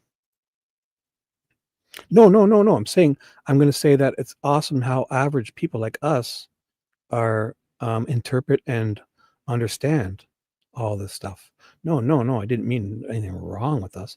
I mean, it's awesome to see that, we're not in the legal community at all, probably, or I myself, you know what I'm saying, right? No, you don't need school, but I just, you know what I'm saying, because this is, yes, you're being silly, you're hardy har, you got me. At 3:33, boom. Oh, that would have been, it's at 4:33 in. That would have been wild if it was 33 people, but it's only 26. Not only, I'm grateful. I'm lucky to even have 2 people here. So 26, oh my gosh, I'm so flattered and grateful. Yes, you're crazy. That's why you fit in perfect here. And that's why I chose you as my very first guest on this whole channel. Yeah, but I mean, we're spending a lot of time, but I mean, look at us. We're communicating with other people. We're reading, and I'm fucking getting all these notifications from YouTube saying, wow, you're doing, and this shit is like 2 or 3 years old, right? And I'm just reading. But I mean, I enjoy it. Yes, you rescued me. You definitely, my very first show, I was going to go jump. I might not have ever did another show. You saw me because I totally fucked up the first one. And then, so technically that one was my first one with audio, because the first one I didn't put myself on stage, right? And then you called in and I was like, I can do this. And Peggy called in and I was like, I think I can keep doing this. And then I went on to do this, and look at me. I've done fucking 9-hour shows. And the people are lining up. When I go for a walk, people are asking for my autograph, and women are throwing their panties and underwears at me. And that's a true story. Everywhere I go, it's amazing. True story. Let's go. Before they call me out of my bullshit. Let me move this.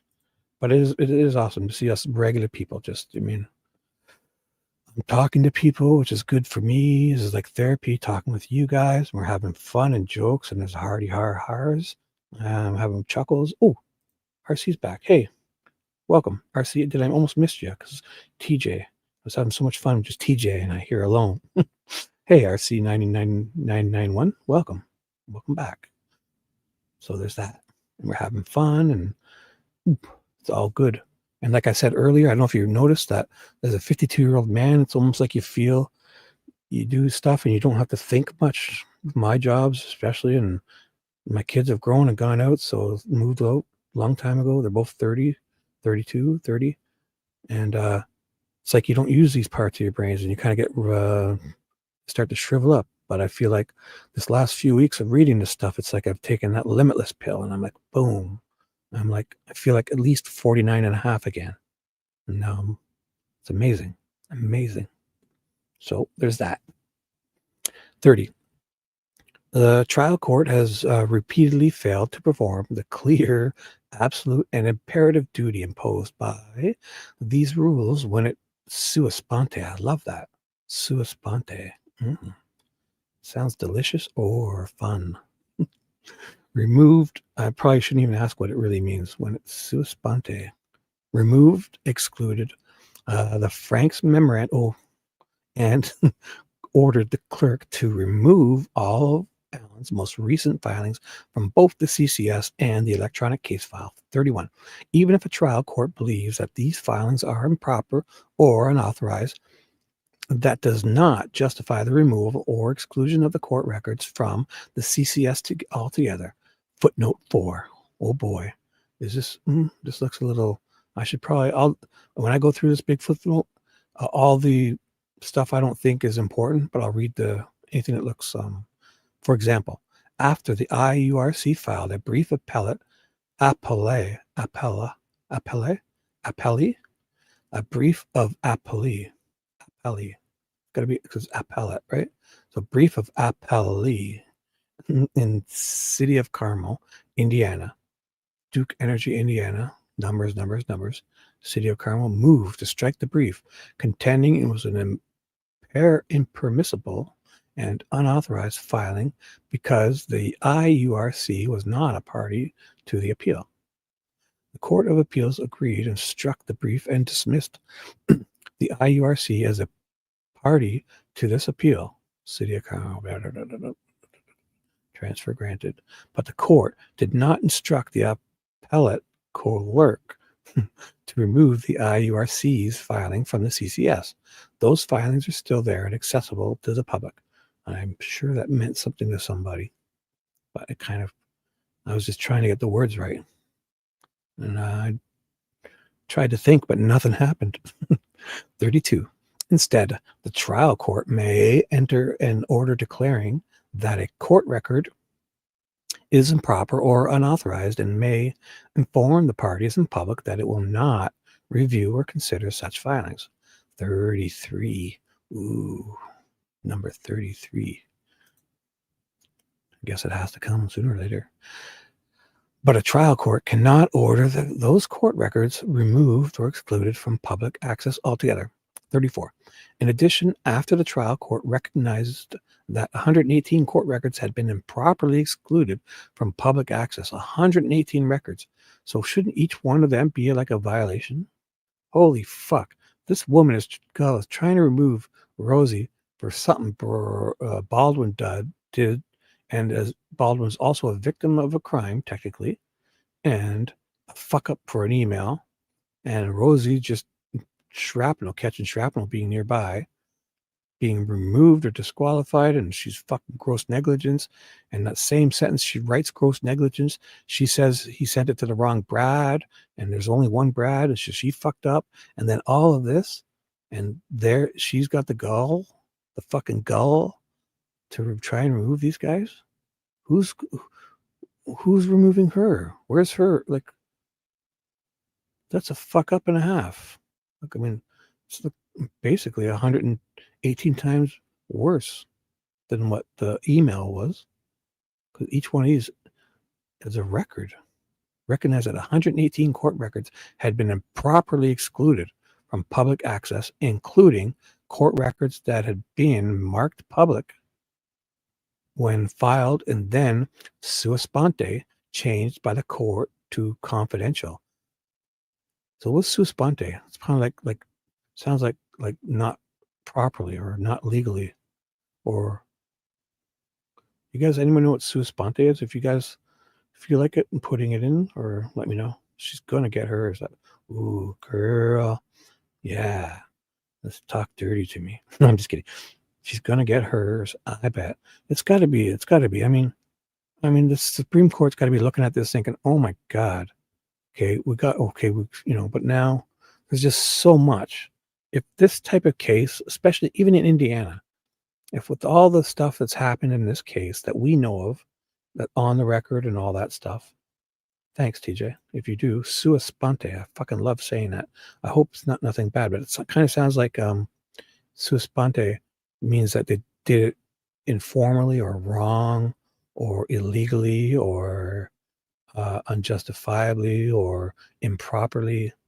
I'm guessing because it's the way it fits in here. They were marked when filed, and then sua sponte changed. So then improperly changed, or unethically changed, or of one's own accord. So when filed, and then they kind of just took it upon themselves. Yeah. So they took it upon themselves to just fucking change it from court, by the court. She declared it. She sua sponte waved her magic wand and declared they're confidential now with no, yeah. Right on. Thanks, TJ.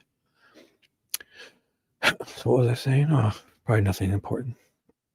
The trial court created a link to Yardy Boo, which contained a zip drive with those 118 documents uploaded, 35. But this does not satisfy the trial court's duties under the Access to Court Records Rules, 36. Not only did the trial court allow the parties to agree to exclude the entirety of certain records from public access, see some squiggly lines in 25, 26, Supra. Ooh, haven't heard of Supra in a while, Toyota Supra. But the zip drive does not provide meaningful public access. What are these little things here? It says C, 25 and 26. Pages? What is that? 37. The files, names, titles of the 118 documents have no clear identifying information to let someone know what that document actually is. So basically they're trying to bury the stuff and make it hard for people to find. Is that that's devious, or when they kind of there's more words that I can't. I'm sure that'll fit that. That's nefarious. Like they're every document has the date of 6/27/2023, and none of the exhibits to a particular filing are connected to the actual filings. Record pages 47 to 50. 38. Because the actual CCS in this case still has every one of the 118 documents excluded from public access without any ACR form accompanying a single one of the excluded documents. The only way a member of the public or media can access anything in this case is if they know they need to read the June 28, 2023 order. See the link embedded therein, and then proceed to open each of the 118 documents until they find the filing they are looking for. Yeah. That's bullshit. It's intentional. They're burying it, making it hard. It's like they're creating barriers and, making it hard for people, hiding it almost. Or 39. In addition, there are still 2 documents that remain excluded, are not on the zip drive, do not have an ACR form, and for which an ACR Rule 6 hearing has never been held. 1, a June 20th, 2023 filing by the Carroll County Sheriff, and 2, a July 5th, 2023 letter from a DOC inmate. Oh, yeah, record, pages 22 to 23. So that was Baston's letter? Like, I'm sure this was all addressed afterwards, but I mean, oh my God. It's just so wild that we know all this stuff and then we're going ahead. And so after all this shit, Gull still continues trying to remove Rozzi, especially, even Baldwin, compared to what all this is, her and her people doing. It's wild. It's fucking wild. Again, it's wild because I remember being, amazed the first few times that we've done this. So, writs of Mandamus and Prohibition are needed to ensure court records that were either removed or improperly excluded are placed back on the CCS, made and remain publicly accessible. And going forward, court records may only be excluded upon compliance with the Access to Court Records rules. Statement of precise relief sought. Relator requests that permanent writs of Mandamus and Prohibition be issued. Do you ever hear Mandamus? It is Mandamus or Mandamus. You choose. But I like Mandamus. TJ likes it too. So come along with me. Or leave. No, I'm just kidding. Don't leave, please. 1, mandating that the trial court reinstate the following court records as publicly accessible documents on the CCS and did I just read this? Electronic case file. I feel like I read that twice. A, Allen's September 18, 2023 Frank's memorandum. B, Allen's October 25th, 2023 verified notice of continuing representation. C, Allen's October 25th, 2023. I'm not going to say that again. Motion to disqualify. D, same date. PRAECIPE. There's another word. I love that. PRAECIPE. I want to know what other words go with AE like that. Probably tons of them. For transcript and E, same date. Motion for continuance. So 2, prohibiting the trial court from ordering the removal of any court records field, in this case from the CCS and the electronic case file. 3, prohibiting the trial court from excluding from public access any court records without the requirements of the Access to Court Records rules being satisfied, including but not limited to A, every court record excluded from the public access must be accompanied by an ACR form identifying the specific Rule 5 grounds upon which exclusion is based. ACR 5B. I do love that ACR. It really does flow. B, unless everything in a court record can be properly excluded from public access, a public access version and a non-public access version of the document must be filed. 4, mandating that the 118 documents on the zip drive must be made publicly accessible on the CCS itself. 5, mandating that the court records referenced in the June 28, 2023 order that remain excluded from public access by agreement be made available for public access 72 hours after the writ is issued, unless the requirements of Rule 6 are thereafter satisfied. ACR 8C 2. 6, mandating that the June 20th, 2023 filing by the Carroll County Sheriff and the July 5th, 2023 letter from a DOC inmate be made available for public access 72 hours after the writ is issued. unless the requirements of Rule 6 are thereafter satisfied. ID verification. I hereby affirm under the penalties of perjury that the foregoing statements are true and correct to the best of my knowledge. And Maggie, Kara, and Jesse. Verified statement of word count. Ooh, the whole word count. Yardy, boo. Ooh, promise is fewer than 4,200 words here. Oh, should we go count, guys? Let's go back and count. I'm just kidding. Certificate of the filing. Oh, a whole bunch of, oh my. Gull, Scremin Labrato, McCleland Rozzi. He's the whole Attorney General fucker. Maggie. So, guys, how interesting was that? Hey, Kelly. Kelly Lou, good morning to you. You're just, so it would be like, what, 8, 9 a.m. for you? Just starting your day, yeah? Across the pond? Chip, cheerio. You having tea and crumpets, are ya? What are you having? Tea and crumpets? I love crumpets. Crumpets are those ones that are like the holes in them, right? And I love how is crumpets like an English thing, right? We get them all the time. I buy them often, and they're like, I put, the good ones, the holes, right? They're cool because of the way the water goes in there. Not water, the butter soaks in, and you put jam or peanut butter, or preferably when I'm trying to be healthy, I wouldn't use the butter at all, and I don't even use margarine. Like, obviously I love it, but I don't use any of it because once you start, like, I stopped using margarine, like, unless I really need to, right? Like, if I have to make rice, you obviously have to put, like a teaspoon or tablespoon in with a cup of minute rice when you're making it. But if I can avoid it, like when I make egg sandwiches now, obviously I'd love to slap margarine and butter all over it, but I don't. And it's still, I mean, just a bit of hot sauce. I try to keep it as healthy as I can, because I know once you start doing that, it's like you realize you don't, it's still awesome without it, obviously. Like all this salt, I don't add salt to anything. There's plenty of sodium. I'm like, oh my gosh. Sometimes you're like, oh, I can't even eat that. It's too much sodium, and I didn't even add salt.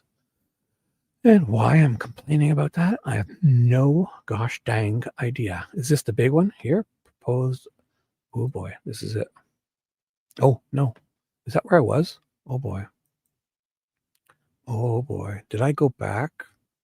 Oh boy, I'm glad I left these open in this order. So I did notice. Oh, I'm so glad. There was notice of appearance and the order of judgment of the court.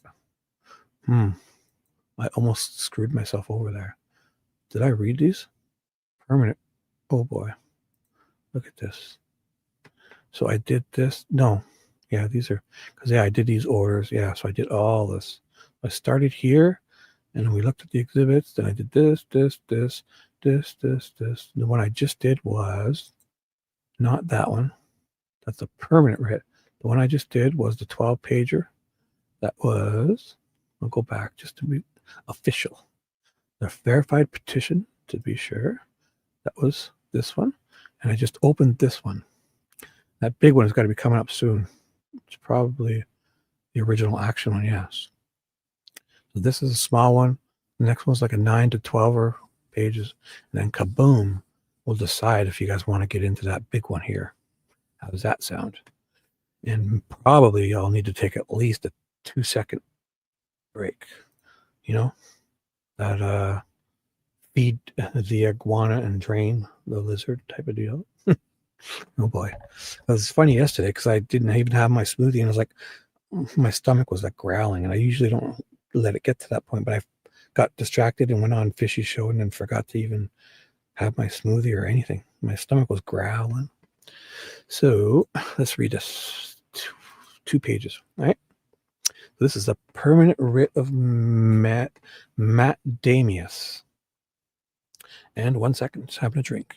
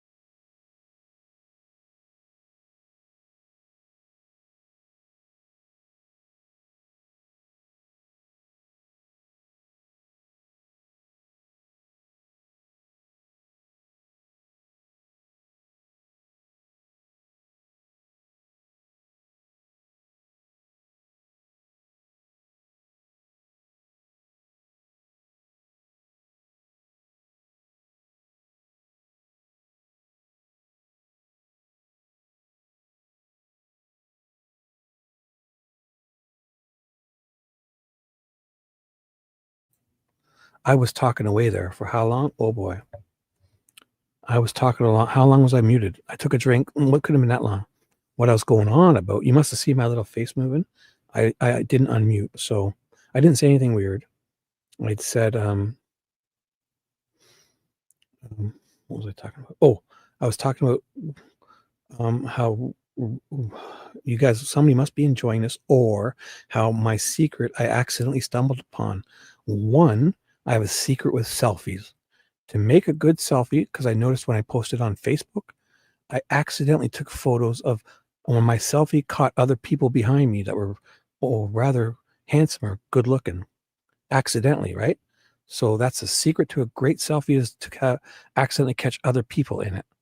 And I'm just kidding. And B, my secret to having still 27 people in this thing, and I'm on 5 hours, is to do it at a time right before bedtime and lull them to sleep.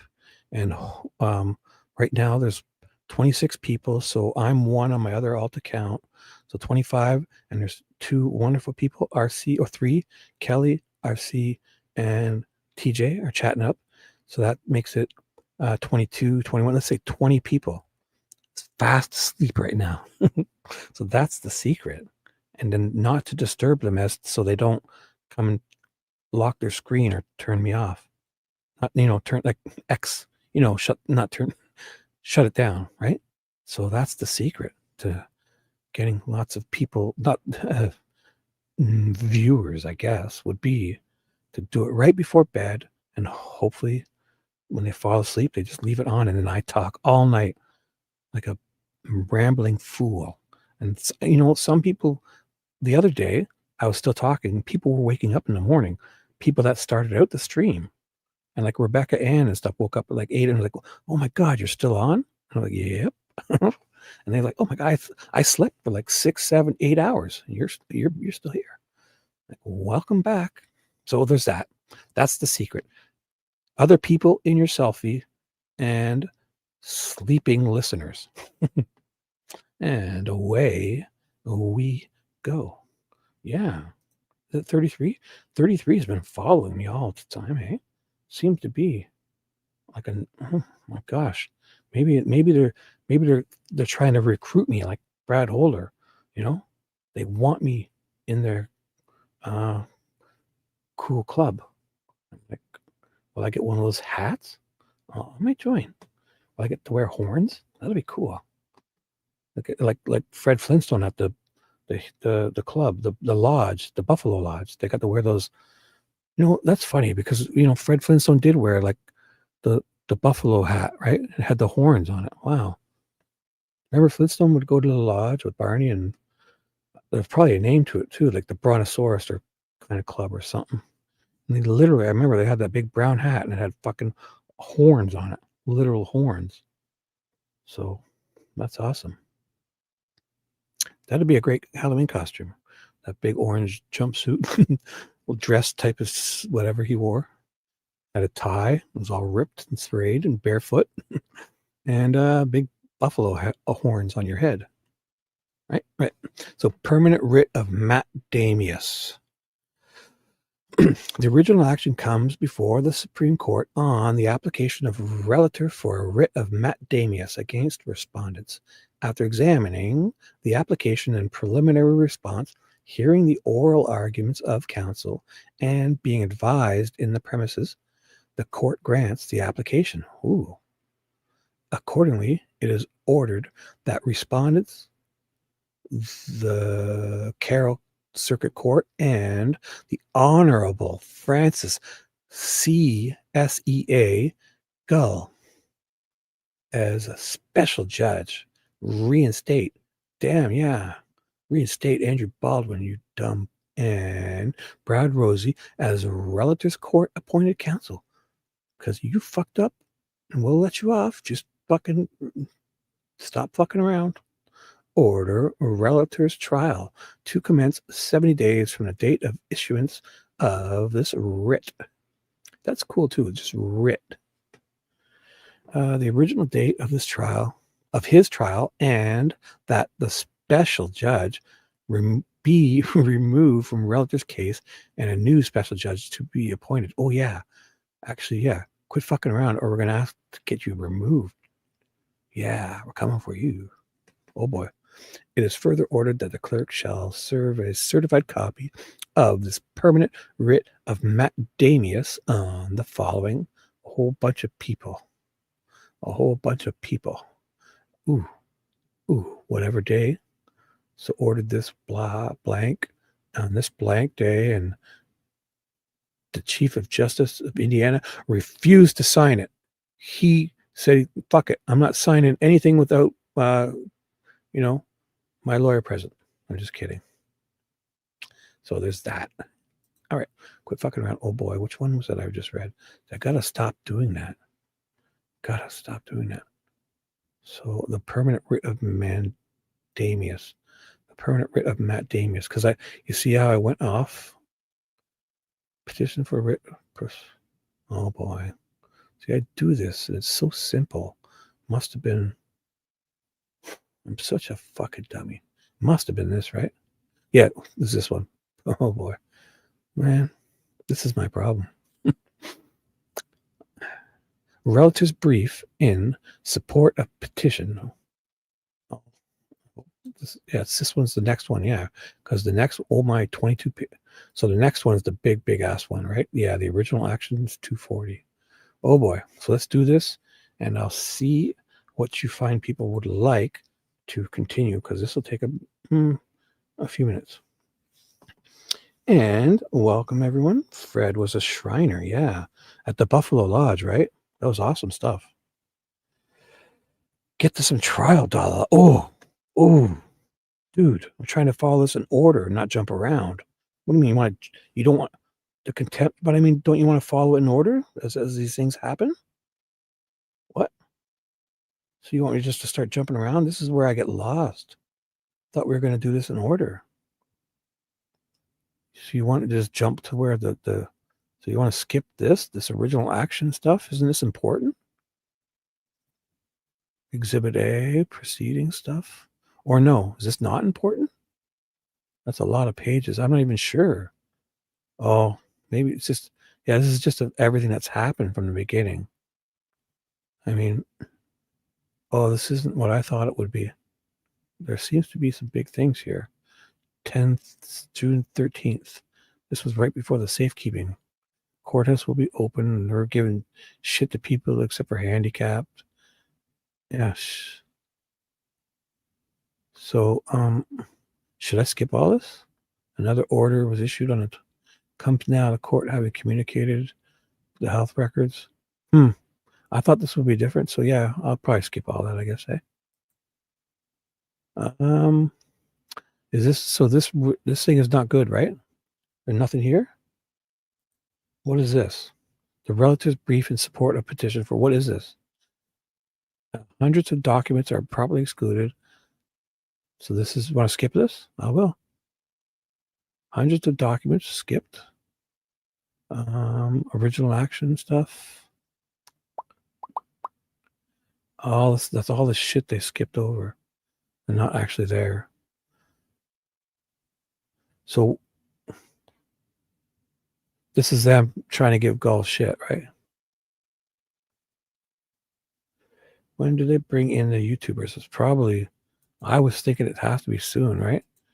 Because when Hennesy files. So how about this? If I have to go back to this on another time, so I'll go to TJ, you're here, and we'll go get some meat. I'll get something exciting. So I'm skipping. So I skipped this. This is one I was going to look over. Basically, so this one with the 22 pages, and then this one is what I'm skipping. So that was these two. So these two I'm definitely skipping. I'm going to write it down, and then we'll go find something really meaty, because, yeah, we could use something good, right? I'm with you, TJ, and I want you here with me, and you earned it. You earned it, girl. This is special dedication going out to TJ, who's awake in the middle of the night with me and a few other people. So we're going to skip the, and it's on page what? I don't care. I'll just write down. It's definitely this one and that one. I'll just write the dates and that. It was the 30th, and both of them, 2 things on the 30th, the 3 things even on the 30th. I'm going to skip over 3 things on October 10 to 10 30. Oops, on Devil's Night, 10 30 25 3. Skip for my girl TJ. Girl, you know it's true. And so I'll pick up. I'm just gonna take note of where we start, okay? And so we're gonna find something. 37 people? No, yeah, 27. Well, still good though. I mean, I shouldn't be too loud. So let's find some meat. So Rozzi, so they're saying they'll do it for free. They'll do it for free, right? These are probably just like a page or 2 filings, right? Yeah. So we'll work for free. Labrato comes, Latrell, hearing. So here we go. This could be it. Ooh, 11 pages. The record of hearing held on a. Do you want this, TJ? This looks good. Oh, this is it. You want it, TJ? Special request. 11 pages, not too long. We got the court, McCleland, Latrell, the court, Labrato, and Rozzi. Oh yeah, it was when this is the one where Rozzi walks in and kind of sits down in front of them and like, hey, what the fuck? You know, isn't it? Yeah, this is going out to you, girl. I know you want this one, right? TJ, let me know. This will be all yours. Special dedication to TJ. Yes, please. Boom. Egg, girl. No, I'm just kidding. I won't. I'm just kidding. You know, I'm having fun. She says, yes, please. And I say, give it to me. No, I'm so just kidding. Okay, before I get in trouble. TJ, special request. Here's a little ditty we like to call the record of hearing, held way back on October 31st, 2023. A record of hearing. And we have starring the Honorable Francis C. Gull and the Honorable Jody L. Williams. Proceedings. So let me think of my voices. Oh boy. So defense will be nice guys. And if there's too many, I'll let you kind of know which defense it is. And I'll kind of just, my McCleland voice will be that annoying voice for him. And the court will be, and law enforcement and the court will get the we're on the record voice. And the attorney, the prosecution, I'll let you know which one it is, will get them the McCleland voice for both of them. Because I don't know if, so, and then my sweet, nice voice will be for the defense, even the other two. Okay. So if there's anything close, I'll let you know. Nothing. You guys can see. Oh, it's gone. Judge Gull. We're on the record. Thank you, Karen. All right. Are we ready? Is the state ready? Yes, Your Honor. Yes, Your Honor. Defense ready? Yes. And yes. And the court. We're on the record in the state of Indiana versus Richard Allen. I'll show that the state is hereby Mr. Bossman McCleland. And is Latrell the wheathead guy? Or is that the other guy? If is TJ, is Latrell the wheat guy? Who did the wheat at the Supreme Court? Was it Latrell or some other guy? Because I want to call him Mr. Wheat Latrell, but I want him to be the right guy. If anybody knows, let me know. So I won't until I can confirm Latrell is wheat. I'm thinking he is. The defense is hereby Mr. Labrato, Mr. Scremin, and I noted yesterday late the written appearance by Rozzi and Baldwin come in and bump and sit in front of these guys and make them look like asswipes. So we are here. Mr. Labrato, earlier this morning, you filed a motion to continue the jury trial. What the fuck are you two doing here? Latrell, I think, if you find out if you can, or if you don't have to, but I think he's the wheat guy who went to the Supreme Court. No? Because he's probably there on behalf of, I'm not sure. Maybe not. Maybe he's just helping McCleland. Latrell, but there was the Wheat guy. Remember? Somebody went with Diener against Hennessy and all the others at the Supreme Court when this goes to court. And that's the guy at this contempt hearing who goes on about wheat, and they got pissed off at him, and the whole YouTube community was a buzz talking about wheat. You know that, right? So I'd like to know who Mr. Wheat is. Wheat. You don't remember that, TJ? Did you not see the contempt hearing? Well, Wheat is WHEAT is it was, when they use precedent and they say that Wheat versus the state of Indiana or something, he kept using it as precedent. When they state precedent, like you see that Scremin Labrato in the 7th Circuit, Indiana, 2002. The precedent, they're basing because there's nothing like this, and they're kind of like, how do we rule on this? Well, here's what happened before, so the precedent. So you must have heard the Wheat stuff. Well, that's what it is. I'm pretty sure it's definitely the prosecution side. It's not McCleland, because he's not. The guy goes on about Wheat, and fucking the Supreme Court judges were like, okay, enough about Wheat. Fucking shut up with the Wheat. And oh my God, everyone in the YouTube community was having fun with it. And so that's who I want. If it's Mr. Latrell, let me know. If you don't, it's okay. I should look up myself, but I want to call him Mr. Wheat Latrell if it's that guy. Wheat case.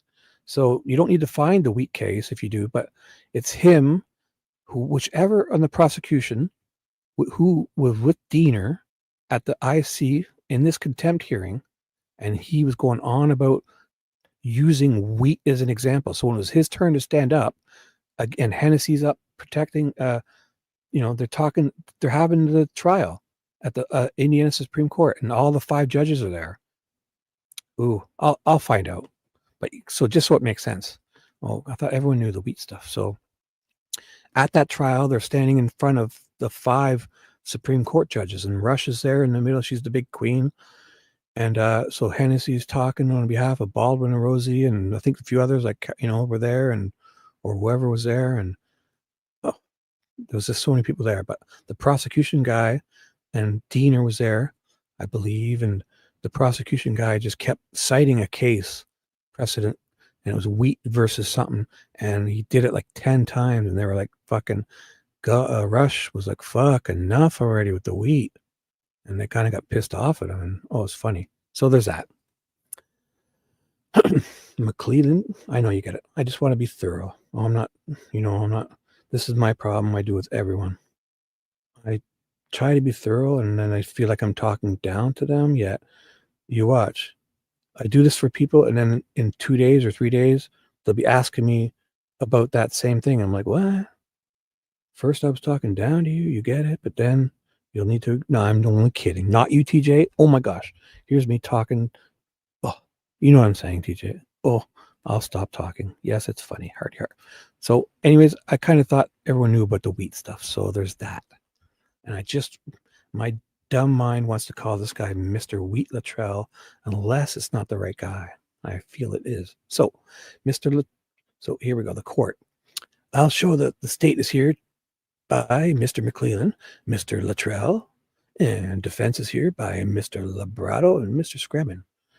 And I note yesterday, that written appearance by Mr. Rozzi and Mr. Baldwin comes on in and sits down in front of these motherfuckers because they ain't going anywhere. So Labrato, that's correct, Your Honor. Go ahead, sir. I explained that to Mr. Allen. Okay, and what is the state's position? Mr. McCleland jumps up. Judge, the state has no objection as long as the time is chargeable to the defendant. Okay, and Your Honor, that's in our motion that we would accept all the CR4 time. Yeah, I show it in a paragraph 4. The state doesn't object as long as CR4 is charged to the defendant. Okay, so then we have the appearances by Mr. Rozzi and Mr. Baldwin. Gentlemen, and Mr. Baldwin, Judge, Mr. Allen has asked us to represent him, and we entered our appearance to represent him. Okay, well, as we had our hearing on the 19th at that, prior to that hearing, we had some discussions. Counsel, you withdrew. You chose to withdraw from the case rather than be removed for gross negligence. What's changed in the 12 days? Well, and Rozzi's going to get up. Yeah, bro, tell her what's changed is we've realized you're fucking full of shit and you're not following the rules.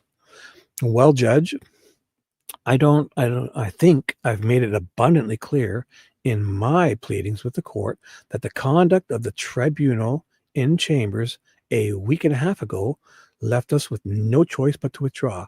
So probably at this time, we're all still not aware of what happened, but these guys are. And I think we waited for probably a while to get the transcripts to learn what actually happened. So there must have been rumblings, but I'm not exactly sure. So this is still Rozzi because we were going to put ourselves in a direct conflict with our client by sitting in the courtroom and accepting, what was a lashing, essentially, from your honor. And so that was a strategic move so as to protect our client's rights. And I think I've made that abundantly clear. I wasn't going to fall for your bluff and sign anything and fuck myself over. So I didn't lie to you. I just fucking distracted you and snuck out. Ha ha. I don't know how that couldn't be clear at this point. Beyond that, us transitioning from contracted public defenders to private counsel puts Mr. Yeah. So they were going to go, you can't be doing this because we don't work for, we're not part of that. We're not public defenders anymore. We're actual his, and we're going to even work for free for the guy, and we're private counsel now. We're not your little bitch public defenders. He wants us. So fuck you. Tell Scremin and them to get lost. tell Scremin and Labrato to scram. Puts us in an entirely different situation with our client, which is the Sixth Amendment. His Sixth Amendment right to have representation, and to the extent that the court is trying to intervene into that right without some due process. It's my client's contention that that's just not appropriate, and he has his right to have counsel of choice. To think these guys, like, look at everyone now badmouthing the defense, like they were going all out. Like, I remember at the time nobody was saying shit about them. Sure, they should have or could have done things differently, but I mean, these guys are going back in there, and Scremin and Labrato are there. They almost get away with it. And then these two walk in as independent guys working pro bono and sit down and say, fuck you. And sit down in front of these guys and say, hey, you're not needed anymore. You're never needed. Take a hike. We're here and we're working for free, and we're not public defenders. We're private defenders. Let's do this. Many other people would not have done this. I don't think. I really don't. Especially at the time as they were the public defenders. So there's that, my opinion. So I don't really know that there's much else to say. Like, there are a lot of people who just said, fuck it, I'm out of here. I think in the normal course of business, I am a private practitioner. I was once a public defender. No, I was once with you, and now I'm not. I'm private. In the normal course of business, and in every other case I've ever been involved with, when there's a public defender assigned to a case, such as Mr. Scremin and Mr. Labrato. Excuse me if I messed your name up. But in every other case, when private counsel enters their appearance, the public defender taps out, and basically private counsel gets up and running, and I don't see why this case should be any different. But yeah, so she tried to remove them because she's saying they're grossly negligent. And they're like, bullshit, we're not grossly negligent. And now, so we didn't agree to that. She didn't get to remove them for that, right? They agreed to, but never kind of agreed to it or whatever. And then now they're coming back saying, hey, we're not that anymore. So you can't even do that to us, even though you shouldn't have been able to do it to us then.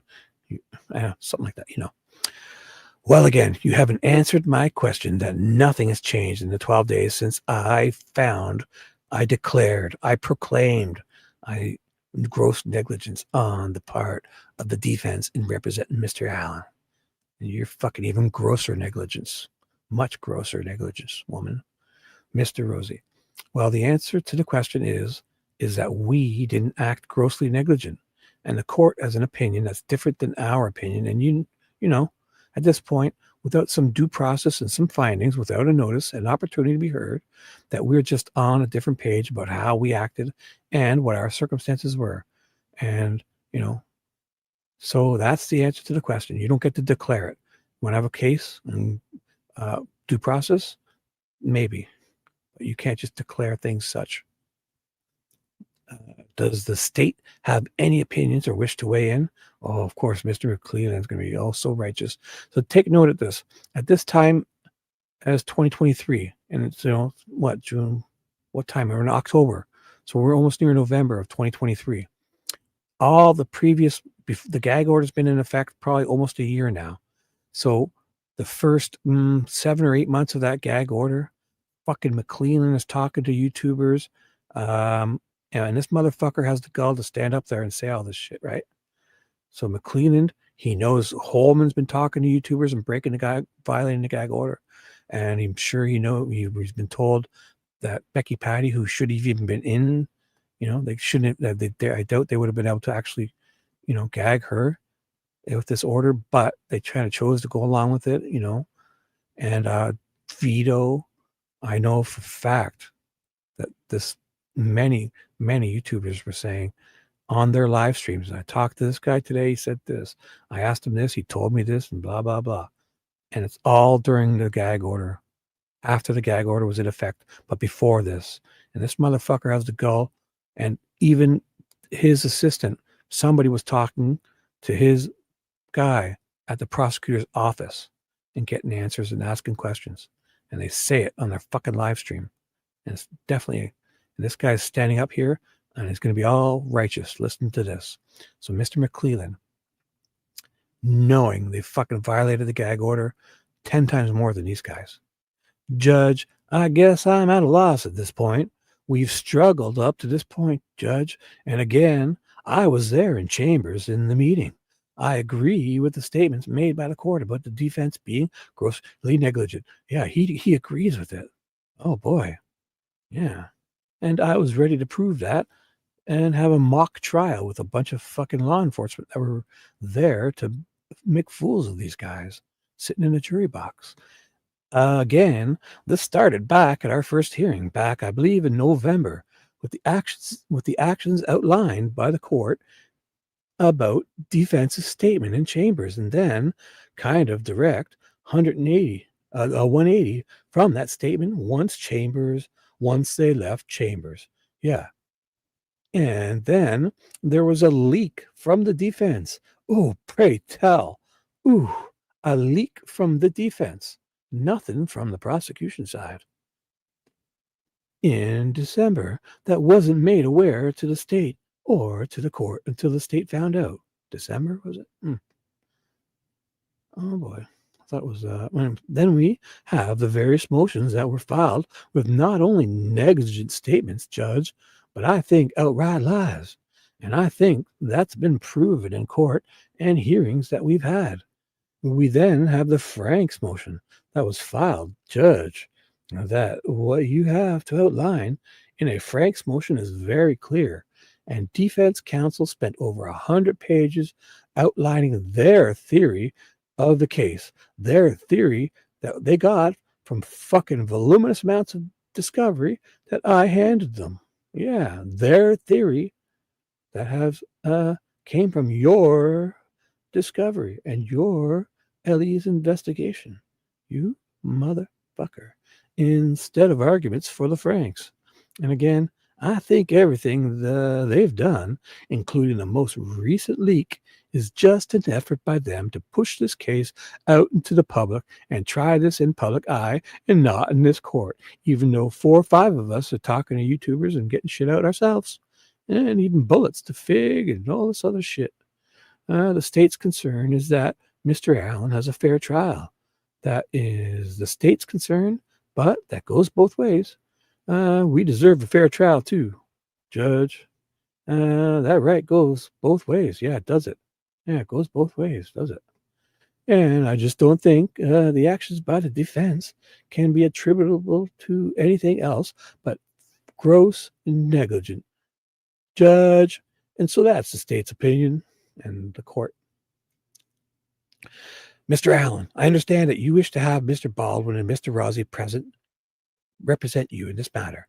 I have grave concerns, Mr. Allen, about their awesome, amazing, diligent, and cutthroat representation. It's scaring the fuck out of me for you. The previous findings by this court of their gross negligence. Mr. Allen, you are entitled to adequate representation in your case. You are entitled to a vigorous defense in your case. And this is difficult, Mr. Allen, because I know what you want. You've indicated that through your attorneys, but I cannot and will not allow these attorneys to represent you with the concerns that I've had. With the gross negligence that I have found, that I declared, that they withdrew rather than be found grossly negligent and be removed. I can't do it, sir. I just can't. I have. Judge, let me finish. I cannot allow that. I have appointed able counsel to represent you. Mr. Scremin is here. Mr. Labrato is here. They're perfect yes men, and they'll fucking cave every time I ask them to. Not you motherfuckers who want to fight this properly. I'd rather these yes men. They have an investigator here. They have an investigator here as well.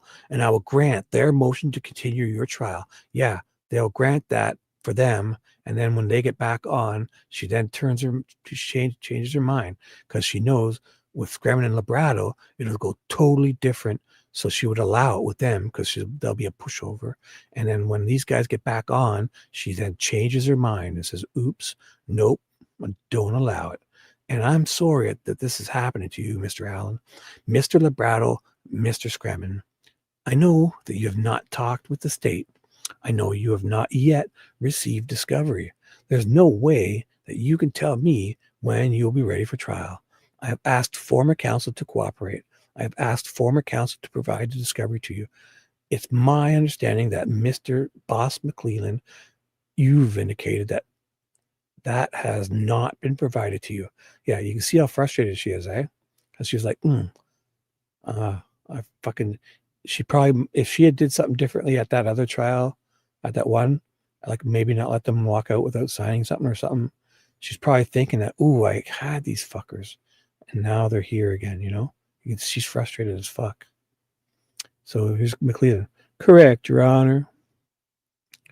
Gentlemen, when can I expect that you would return the discovery to the state of Indiana? And Mr. Baldwin, by the end of the week, perhaps today. That would be great. If you could get it today, that would be wonderful. Then that can be provided to successor counsel.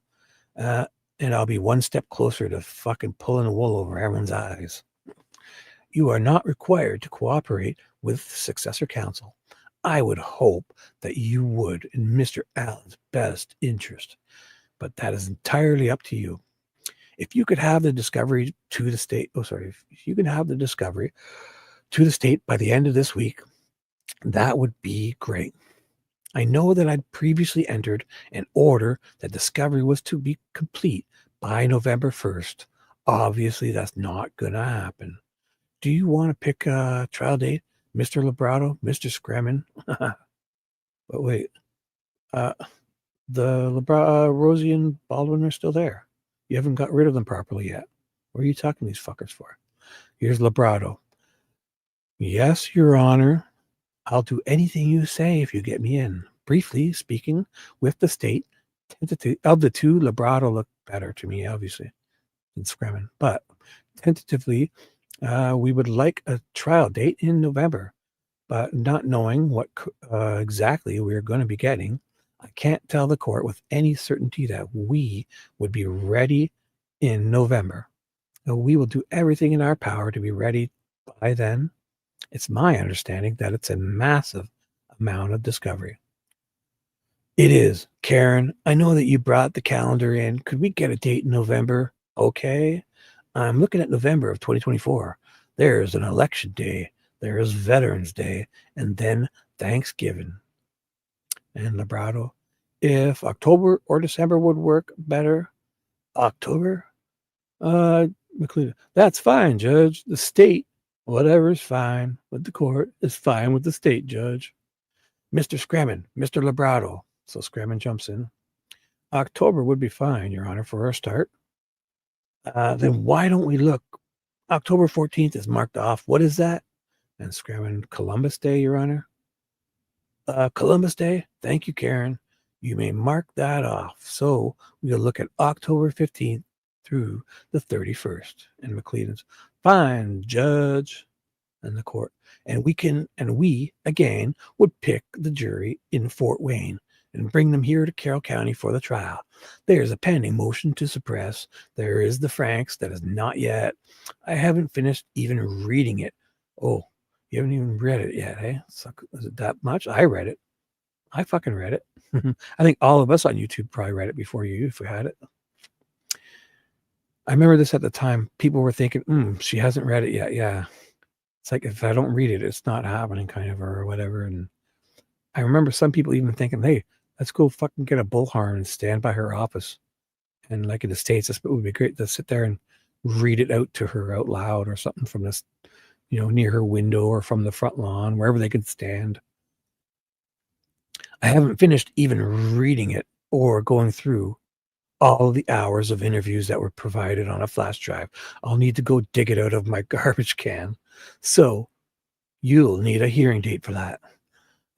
Once you get the discovery and once you've had the opportunity to review the pleadings, you could either adopt those pleadings or make your own. It's up to you. Anything else from the state? Judge, Mr. Baldwin, Judge, we want to create a record on, to be clear on what you're doing. You are disqualifying Brad and me. Is that correct? Correct. I just waved my magic wand. And Mr. Baldwin's like, well, we would like to be heard through my attorney, Hennessy. Ooh, here's the man. Lead pipe. Fucking, this guy's awesome. Sure. Let this guy fucking make me look like an ass. So, attorney David Hennessy. Good morning, Your Honor. I do have a limited appearance on record, which hasn't been removed or disqualified. The court has my preliminary memorandum about disqualification when Mr. Rozzi and Mr. Baldwin were appointed counsel. And within my baby finger on my left hand, I have more experience than every motherfucker in this room. This is yet different, woman. So, excuse me, I wouldn't say that. This is yet different, Seagull. The law that I gave the court is even more certain. The court appears to be saying that it's protecting Mr. Allen, but the court's finding of gross negligence was summary, without notice, without the opportunity to be heard. Had you given Mr. Rozzi and Mr. Baldwin notice of your damn intention on October 19th when they were formed? He's fucking scolding this woman, which seems to be like a week earlier. Yeah, she's never been talked to like this, I bet. Then they could have been prepared. I can tell you this, on behalf of both of these gentlemen, you would have the Indiana Public Defender Council come testify. You would have competent attorneys from across the state come and testify and chew your ass out. You would have defense counsel that have been declared experts in criminal defense. Mr. Baldwin's one of a handful of lawyers in the state that's certified in criminal defense. Do they mean capital punishment? Whatever. So your summary ruling violates the Constitution, and your summary ruling is unfair to everyone, especially Mr. Allen, because he was never able to make a record. Your finding of gross negligence, what you cited to them in chambers, which has never been put on the record, is not gross negligence. It's a zealous representation, maybe too zealous for the court's favor. But it was good lawyering. The memorandum on the Franks issue is a work of art. It's legal writing at best. At its best. Yeah. Take that. This has nothing to do with the Franks issue, sir. No, but that, nothing to do with that. So please stay. No, It has to do with your finding of gross negligence. And what I'm citing to you, to the court, are the activities. I never mentioned the Franks. I'm sorry? Never mentioned the Franks hearing. Never mentioned the motions, sir. Okay, you mentioned the transport orders. Unfortunately, the public and I was not allowed in representing Mr. Baldwin. And unfortunately, the public and I aren't privy to the recording of the session outside the presence of Mr. Allen. He has a right to be present at every critical stage of proceedings. When the court coerces a withdrawal or quitting, that's a critical stage of the proceedings. He wasn't present. He wasn't present. And I'd be happy to address each and every point that you think constitutes gross negligence. I've practiced criminal defense for 40 goddamn fucking years. I understand and know in detail what these two lawyers have done on behalf of Mr. Allen has been nothing but zealous representation. So thank you. I have no expectation you'll change your stupid mind.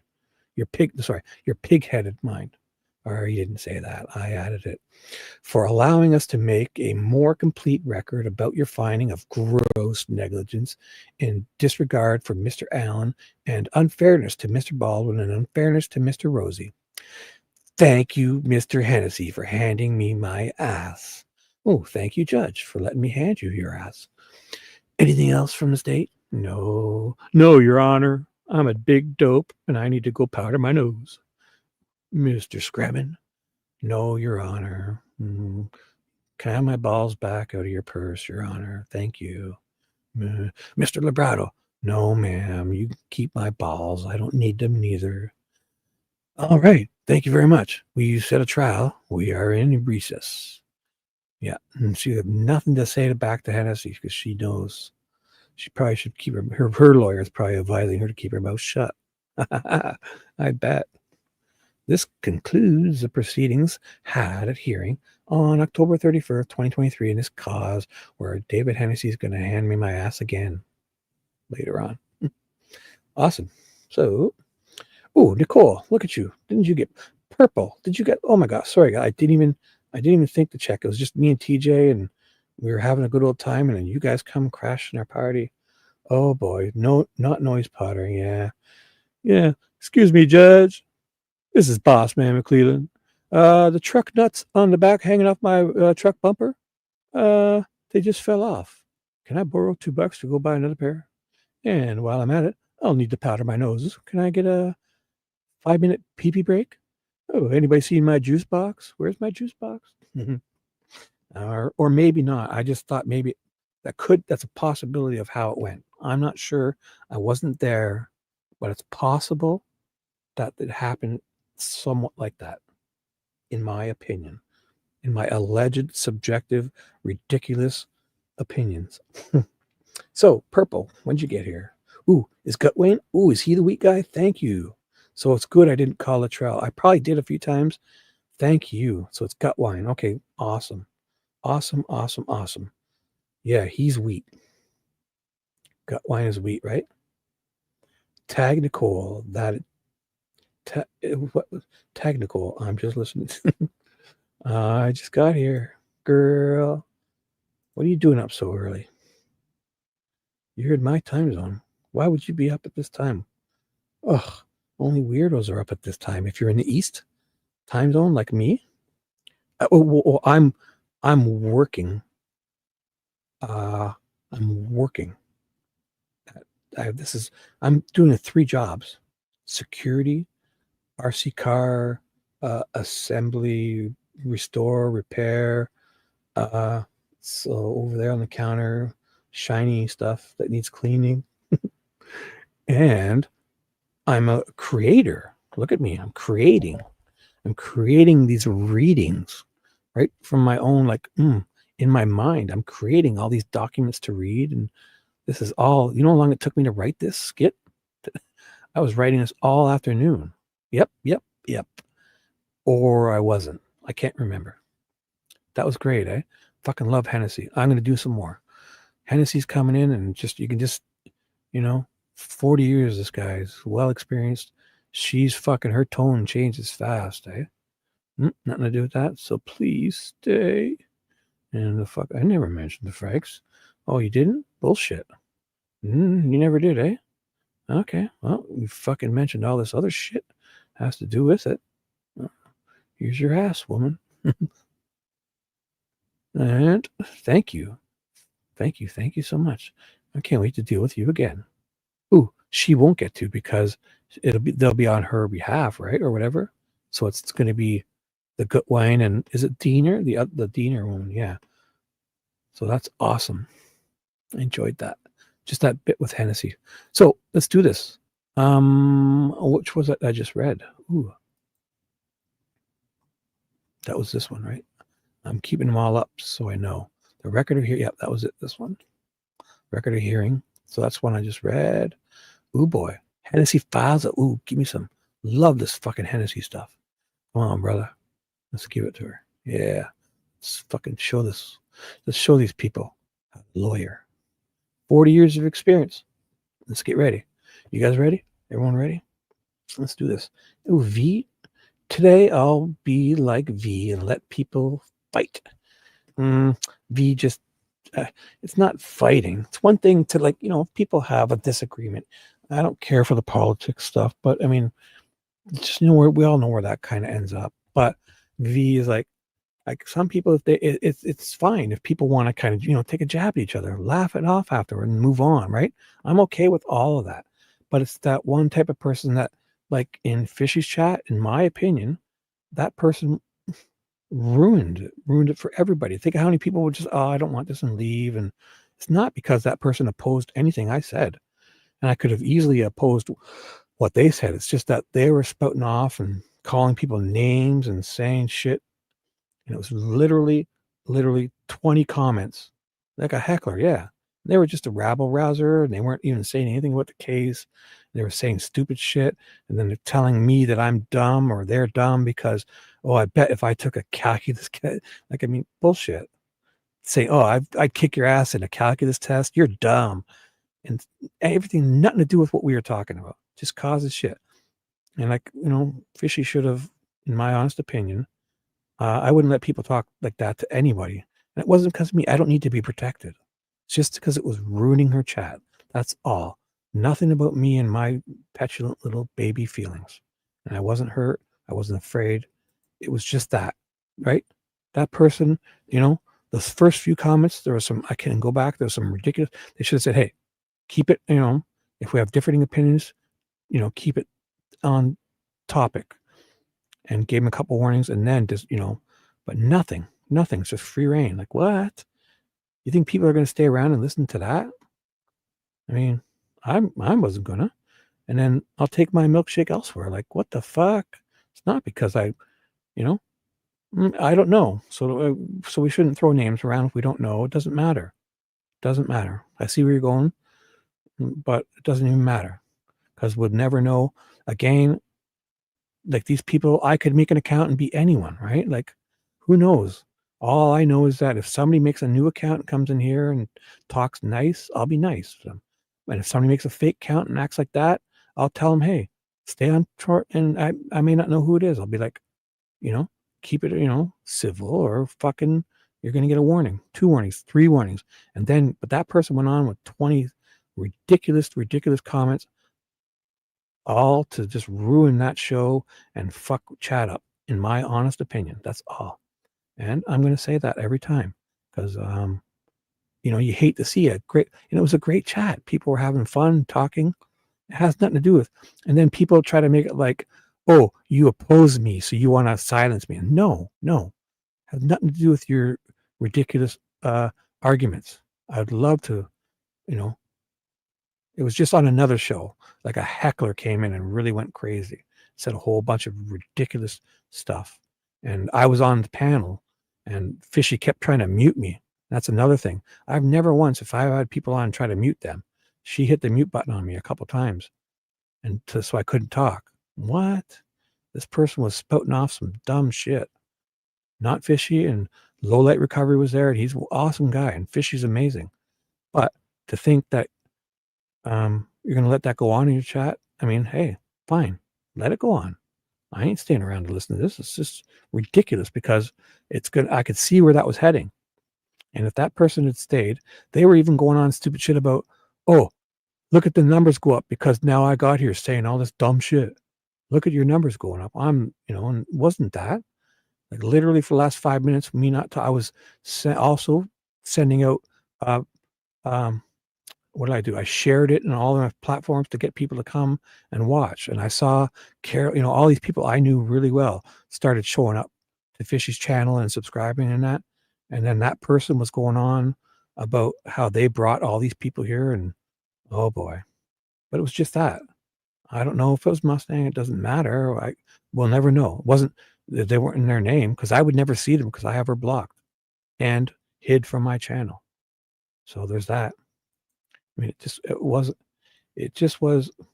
one of those ones where, I mean, I'm not going to react and argue with them, but to see a good chat get ruined, it's just such a disappointment. That's all I was suggesting. And Fishy is awesome. I really like her a lot. She's awesome. But on my channel, she hid somebody for what, 300 seconds? Felt like it was more now, whatever. She says 300 seconds. I don't know. She hid somebody for absolutely nothing on my channel, yet on hers kept telling me that, oh, people can say what they want here. People can say, oh, fine, let them say it. And I was responding to him, and then she starts muting my microphone. What? So I didn't storm off. I just like, hey, I left, She came and we laughed or talked about it. I wasn't mad, but I don't enjoy seeing people get the chat ruined by an obvious person who gives no two shits about what they're saying, except to infuriate people. And 2 years ago, I think people would have blown up that chat and yelled at this person, but it ruins chat, honestly, and it wasn't just 2 or 3 times or difference of opinion. It was just ridiculous things like, you're dumb. I could beat you in a calculus test. Oh, you're dumb. I could run faster than you. Like, what the fuck are you saying? That's just my opinion. That's all. It won't happen here. I'll say, hey, you can have a difference of opinion, but, oh, Paula. Good night, Paula. Hope you have a good sleep. All right, everyone. Yep. Good night, Paula. Thank you for being here. You're wonderful. And have a nice sleep. And we'll see you next time. Purple. No, I mean, it's, if you want, go watch. It's Fishy's Don't Hate Create. She has like 1,500 followers, and in the beginning of like last year and the year before, she had big panels and lots of people on, and lots of big name people came on in the Delphi stuff and had great conversations. And both sides, whatever, just talking with everybody. She's wonderful. But the way that happened, it was just that person was there to ruin the chat. And I don't think she saw it like that. And I was like, okay. I don't find this fun. And I left. And that person would probably make you believe that, oh, they want an argument. I wasn't even arguing with them. I was just like, it's the way they were ruining chat is all I had a problem with. Nothing, So there's that. So good night, Paula. Let's move on. And away. There's 22 people here. Yep. Exactly. Boom. TJ coming in hot. Get on to the next hearing, you big baby. I agree. You're right. So it was this one, right? Was it the next hearing, or was this you don't want this? Coming out, David Baldwin now supplements to record performance guidelines, the witness, which was this what is this? Verified supplement of the record. Anything good here? This looks like not much, eh? No, they're just gonna like, yeah, this isn't much. I'll keep it open. So that was this. So what is this? Withdrawal. That's not, I can't get into that. So the motion for continuance, this is Labrato and Scremin files. It's only 2 pages. That's nothing. Just like technicality stuff, formality. So that's where I was just at. The motion for continuance. It's more technical formalities. hearing here. Should I go into the November thing or this? Judge Gull issues an order. This looks good. Oh, it's only one. Order granting withdrawal of counsel. Comes now, David Hennessy, attorney, record for Andrew J. Baldwin, having filed his... What? Andrew J. Baldwin, having filed his withdrawal of limited... So, okay, so it was just for that part. He bows out. And the court be advised the prayer grants said motion. Or that Judge Gull has to... Comes now. David R. Hennessy, attorney of record for Andrew J. Baldwin, and having filed his withdrawal. So it was just a quick, he just jumped in for a bit, but he'll be back, obviously. Okay, that's nothing. And I'm going to just double check. So here, this has I can click on the November. What is this? The whole month of November? What are all these? Contacts Jody. Oh boy. Oh, so this is just everything all at once. So basically what we're going through one by one, right? Yeah. These aren't different. They're just like, here's everything all at once. Or everything that's coming up here. All of these, right? Must be. So we can basically, does that look right? That I can click and get all of these, or we can go at them. Each one of these is one by one, all of what's in here. So I'll just go the very first. So we've moved on. November, okay? Take note. November 1st. One page. Did I just look at that? Oh, I should start closing. I got a lot of stuff open here. I don't even need to know because I've got tons of... I shut all this shit down. So I'm going to only deal with the one I have going, and then nothing else. So here's where I'm at. I don't need any of this because I've done it all. I'm amazing. Let's start fresh. Got sweet dude Shibby here. This guy is awesome. Subscribe to him. 209. I keep going back. I'm catching somebody, but I'm going back and forth. 210, 209. Someone's really indecisive. I'm like probably the same person. It's like they enjoy me, like TJ probably. Then I piss TJ off and she unsubscribes. Then she comes back. You know, I'm just kidding. So I went to that one. So here's the second one.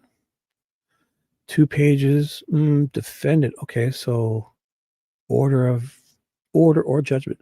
Defendant appears in person with the court-appointed counsel, Scremin Labrato, state by proceedings. Nah. So you want the trial stuff, right? So Carol Weinecke. So November 2nd, limited appearance. Like you like it when they go back and forth with the trial stuff, right?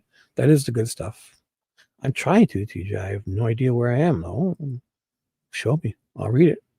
Pick it. Tell me which one you want me to read, and I'll read it. Or hold your damn horses while I scramble through this like a inexperienced boob who has no idea what he's doing. So we won't read any of these for now. And we can come back and hit them one other days. Appearance. Here's Gutwine. Gutwine's Wheat, right? Here's Mr. Wheat. Here's Mr. Wheat. Fuck him. So this looks big. Opposed motion for extension of time. Yeah, it is neat. It is good when they get to the when they're actually in a thing and talking. Ooh, this is Rush. Oh, screw her, the idiot. The Supreme Court jumping in. Rush, Loretta Rush.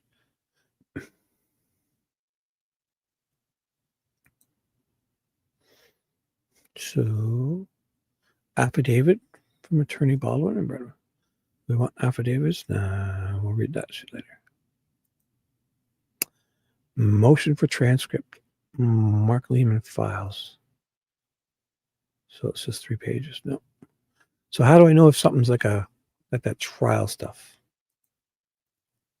I just keep doing this until I see them talking back and forth at each other.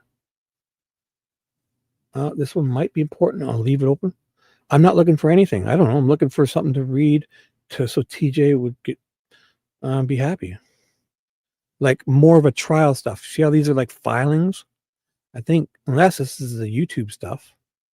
But a week later, Rick threw no, because I think TJ wanted either the filing where Hennessy jumps in and names all those YouTubers like Fig and all them, or not me, sorry. Yeah, I should have only, if I can't read all the chat. Things like what Shibby is reading.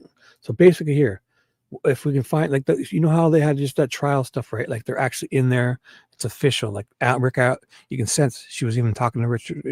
Richard Allen was in there, and they were like, it's like they're in the room. He's like his turn, and they're, those are neat. But also, if there's a good filing, Hennessy's filing where he names all the YouTubers, that's great because he names the YouTubers, and there's two distinctions: the defense people like Prof and all them get named, and Snay and all, and then the prosecution side, like, and there's a name for them too. It's different. It'll be Sleuth and Frankmeister and Fig and a bunch of others. So that's Hennessy's filing too. But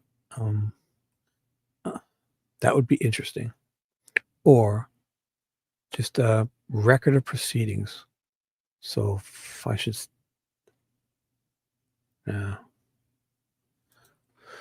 so should I carry ahead? Because November orders, am I missing anything? I'm afraid I'm missing some good stuff if I don't click on these. So I'll go find, so all these I'll decide later if these are any good to actually read the individual ones. But right now I'm just going to find one of those cool cases where on November, by counsel verified petition. No, this doesn't sound right. Motion for extension, attorneys. So this could be good. 3 pages. No, that's not it. Order. So what else happens between then and now? I'm sure I should just keep doing this because I'm going to find something good. You watch. Oh, Judge Gull issues an order. Oh, sorry, that file does not exist anymore. What's up? Learn more. Let's try that one more time. Maybe I fucked up. Nope. It's gone. So something happened. Oh, so we can read. So this is what this is. So the court is reviewing the chronological order. Preview the website. Oh, this is just about the documents, the website. The motion, amica. No. That's not. Verified motion to clarify deadline response. Chief Counsel of Appeals, Angela Sanchez. Not it. Respondent brief. There's 20 pages. This is a filing. So if I see all those YouTubers, and that's fun to read for sure.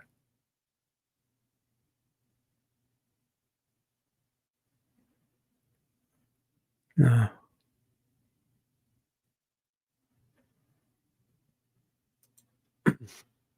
Judge Gull issues an order. Hannah M. Dieters having filed therefore order viewed on behalf of non-parties. Oh, we'll pick one and I'll read it. TJ, if you want an order, let me know. If I'm past one you wanted, let me know. I'll read it for you. This is an order here. So short. Attorneys for Gull. Her attorneys come in. I love it when Hennessy's there handing them their ass. Or this looks good. Appearance. Here's something you want. Right. Here we go. So let's just, this is good. Hopefully I get this on Rozzi Baldwin, Rozzi, the court, McCleland.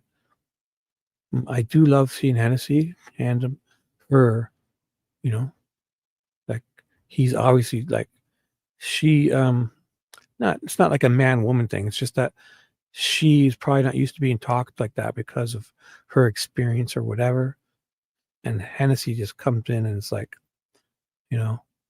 I ain't these guys. I'm different. Not in a guy, I don't want you to think that I'm thinking that. Like not in a, ooh, look at who's here, fishy. Did your ears ring? I just did a whole thing about you. Hi, fishy. You're cool. Oh boy. You know what I'm saying though, right? Like, just forget about the man, woman. I don't want you to think I'm like misogynist type, but him, Hennessy talking to Gull, it's like, you know, don't talk to me like I'm a little bitch like these guys. Hennessy's saying it to her with his eyes, like, and she knows it too. You can hear her tone change, like, this guy's the real deal. She probably knows all about him and respects him, and they probably have history. I don't even know, but this looks interesting. So what is this? This is in the Supreme Court. This is in the Supreme Court too. So response, the supplemental record, volume 1. Good wine. There's Wheat, Mr. Wheat. Attorneys so they're Gull's attorneys. Wheathead and this state guy, but I thought it was Diener. So the in-camera proceedings, a verification, blah, blah, blah, blah. So did we already read this? Oh, maybe, yeah. So it's good we did read this, because that's the this is that in-camera one where it all happens. So good, because we've read this, right? Yeah, it's that same one. Well, I'm kind of asked to huddle up, or is this different stuff we haven't read? Let me know if you guys know. Well, yeah, he put her in her place, and it wasn't like I don't mean it to sound like he put her in it. Is Hennessy. Gull's not used to being talked to like from someone with such experience and confidence or knowledge, and she's she's not dealing with, even Rozzi or Scremin Labrato, and he's the real deal, in my opinion. Is this the same one? So should I double check? Because it says, I'm positive I've read the record of in-camera proceedings held October 19th. That's the day it all goes down. But is this something different from that day? Judge, I want to do some introductions. Feels different. No? Small town local government. So this is Jim Luttrell. Is this different? Oh, see, maybe it is. I don't know. I will read it if I can just confirm it's different. You know what? I can go look back. So it starts out with McCleland saying to the judge, and McCleland and judge. So I'll go to that just quickly and just double check. So here, I've moved on to November, right? Wherever I am here. Respondents supplemental record. So I'm respondents. Oh boy, see, this is where things get crazy. So where's the respondents supplemental record? The one I was just looking at. Respondents objections here. So I was right here. So if you guys ever remember, I was on November 20th, and it's right before it goes to 21st. So I'm on page 47. No, I'm going to write that down because you guys are just fucking bailing on me lately. Damn you all to hell. I'm just kidding. So I'm leaving page 47 of All Eyes. And I'm about to read the November 20th, 11/20/23 thingy, but I need to confirm if it's the same as the other one with the exact same date. I need to confirm if it's same in camera DS. Boom. So I know where to come back to. All right. Put some cool emojis that I'll recognize. Put 4 sunflowers. So page 47. The 20th. I'm going back to find that in-camera one. It's on like page 37 when I started reading. And I'm positive it should be. Let's see if it's the same as this one. Right? Here, where was the camera stuff? I'm on the in-camera crap. There's some record of in-camera proceedings. 25 pages. So it starts out. I'm pretty sure it's got to be this, right? Yeah, it looks exactly the same. Judge, I want to do, yeah, it is. So good thing I didn't read that again. Why are they putting that twice? Am I missing something? Oh boy. It's 29. So maybe there's extra pages here. Why is that one 29 pages? And this one's 25. It's got to be something different with this, eh?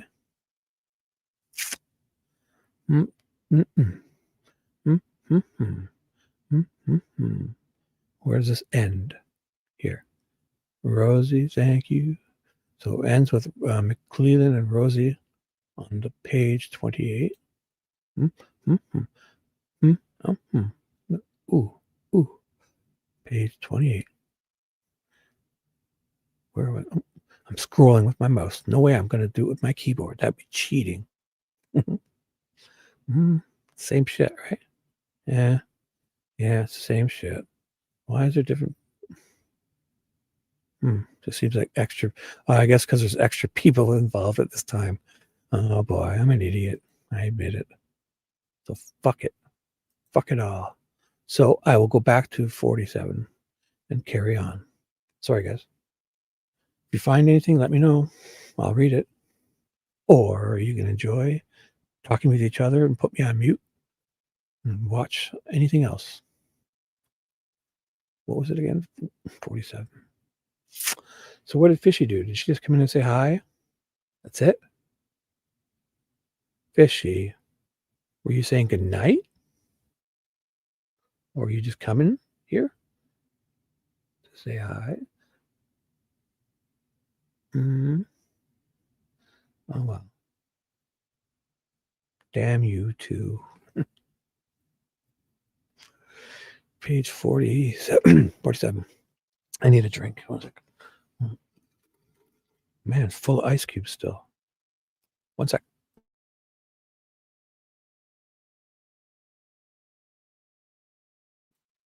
I put the whole tray in this one cup, and it's not even half full.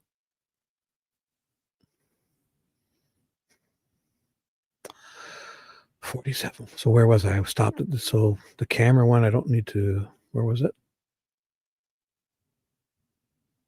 Ooh, you know what? I wrote it down. Where?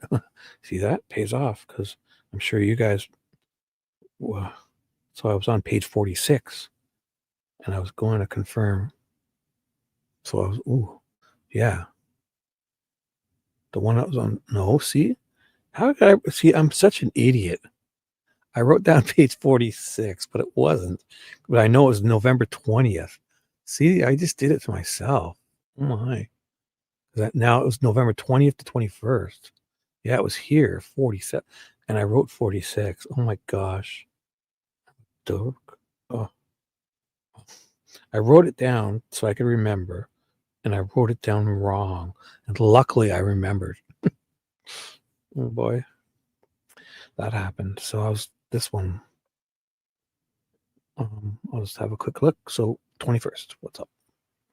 So that's the one I was. Oh boy,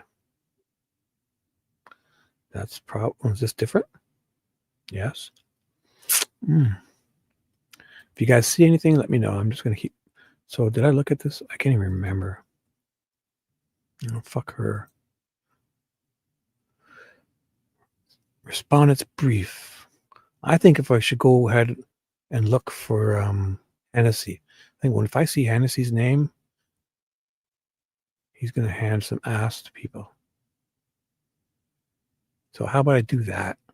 Get us a banger to get us back into the mood. So I'm going to skip. Okay. I'm going to skip from where I was. Let's write it down. Skip this. Find awesome shit. Skipping from 11:20 to where? Where's some awesome shit? What looks awesome? Notice to court. So basically the next big thing is notice of the hearing. Nah. Order. No. Excluded remedy on Hennesy. Let's find some Hennesy. Confidential orders. January. So this is where, because it's in March. Happens March 18th, 2024. So it's going to start getting good here. No. No, confidential order. So skip all this shit. Motion to transfer with exhibits. That could be good. Nah.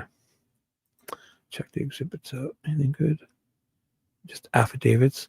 Investigator Mahler. Who's that? Corrections officer. Pictures. Oh, not bad. Oh, this is face tattoo. That's like the first time I've seen that. Is it? I hear all about it. Is that the first time I've heard this face tat? I'm sure I should have. And that's at Amazon. $44.99 to get that fucking hammer or axe. Berserker. Yeah, we heard about that a bazillion times. Berserker. So he's wearing, is this as uniform? His prison? No, that's like a lumber shirt. It's like around his neck. Probably what he was wearing around his neck. So there's that. Not bad. Lord, that's a dumbass. Is that the first time you've seen that, Nicole? Because it is for me. I'm pretty sure. Maybe I have seen it. I don't even know. So that's in the pictures here. It's just one. It's like right. This is eye. That's his beard, his bald head. Filed January, February 2nd, 2024 at 12:43 p.m. Honestly, I don't recall having seen that.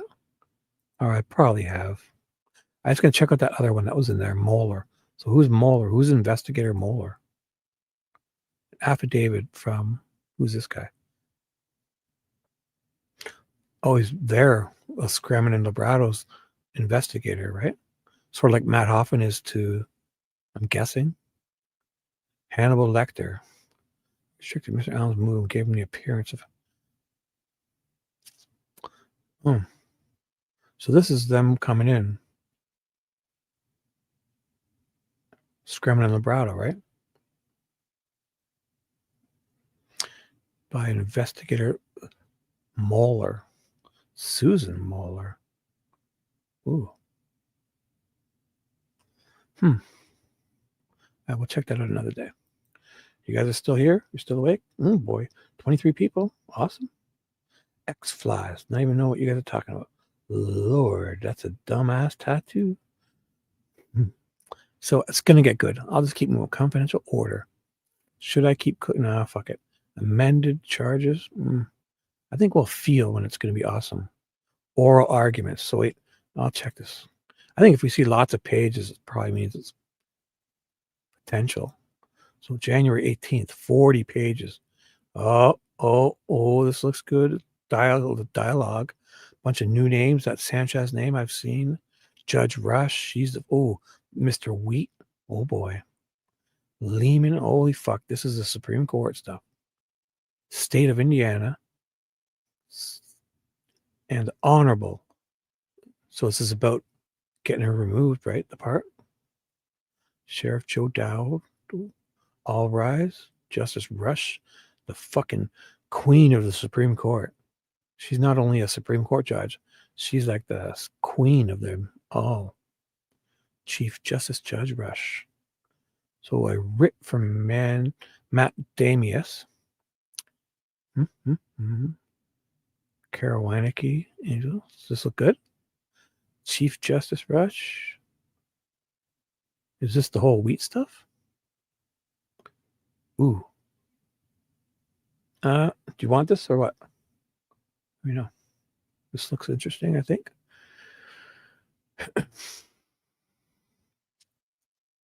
So Lehman is with the defense, right? He's he's with Kara, right? Oh boy. Justice Massa. That's why one of the other judges too. Oh boy.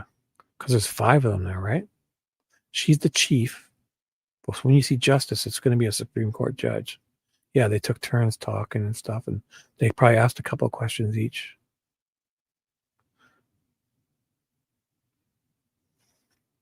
Yeah, Slaughter, yeah. Oh boy, this is definitely wheat time. This is wheat territory for sure. Westerman Materials. Oh my gosh, these are all click stuff. 11 pages. Holy fuck. Whoa, this is a lot of stuff. I'm going to get lost. So is this too complicated? You want me to move past, or I'll read it? Shouldn't we understand what we're kind of looking at? It's just going to be gobbledygook. So this is the hearing, no? Or maybe like this is a big deal, right? So I want to treat this with proper, with the importance it deserves. But I mean, all these things, like when we get here, sees towards with the law, should we be going to look at them? And then it's pretty neat. Ooh, no longer there. So say, and so if you like a lawyer, one case was obstructing justice. If I click on this, oh, it's just well, it's still cool. It tells us what obstructing justice is if we couldn't figure it out, but Strickland ineffective assistance. At least that's pretty neat how they're offering these are the precedents. So which is wheat? This is wheat. This is definitely wheat territory. Is that it? No, I'm going to read it. Yes. Just so I can get an idea of how I should treat this. So that's enough. So this will be just an explanation of what it is if we weren't sure.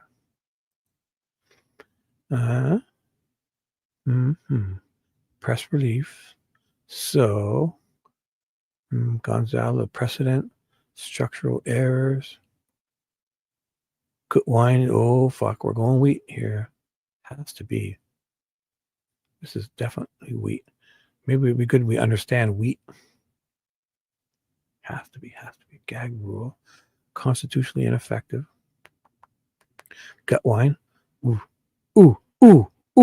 United States Supreme Court decision in wheat. Read them in wheat, girl. I found it. Ooh, wheat v. United States. Fucking wheat. Just love that wheat. Petitioner along. It was a whole lot of wheat. Ooh. So this is the case here. This guy, Mark Wheat, along with numerous co-defendants, was charged with participating in a far-flung drug distribution conspiracy. So why was he quoting this so much? Over a period of several years, many thousands of pounds, holy fuck, of marijuana were transported from Mexico and other locations to Southern California. Petitioner acted primarily as an intermediate in the distribution ring. He received and stored large shipments of marijuana at his home and distributed the marijuana to customers in the region. Also charged in the conspiracy were juvenile Gomez Barad. So why was he citing this so much? Do you guys know? Or are you scrolling through it now? Peach? Of the wheat case stuff? The Fishy's live. Yeah, well, I don't know. If it was one or two comments, but that person made like 10 or 20 fucking dumb comments, like just not about what we were even talking about sometimes too, just trying to stir people up. I'm like, this ruins chat for people. It wasn't bothering me. Fucking man, I can't even get bothered by that, but everyone's having a good time. Imagine you're at a party drinking and some guy comes in and whips his dick out and starts pissing on people. Like, fucking, hey, dude, put that dick away. And if he doesn't do it, and kick him in the nut. And if he still doesn't, you fucking throw him out by the scruff of his neck. You don't let him stay there because, hey, my policy to let people do what they want. What the fuck? That's all. It wasn't about me. So if anybody wants to think I'm an asshole, I'm okay. I'm not. Trust me. I say so. So how's the wheat stuff? Bravo, evidently a lesser player. Something. This motherfucker talked wheat so much. What did it have to do with? The precedent was? Was it his lawyers probably getting... Yeah, that's so I should not worry about... I bet his lawyers must get removed or something. It would have nothing to do with the actual marijuana stuff. His counsel probably gets convicted. Oh boy. petitioner proceeded to trial with his original counsel.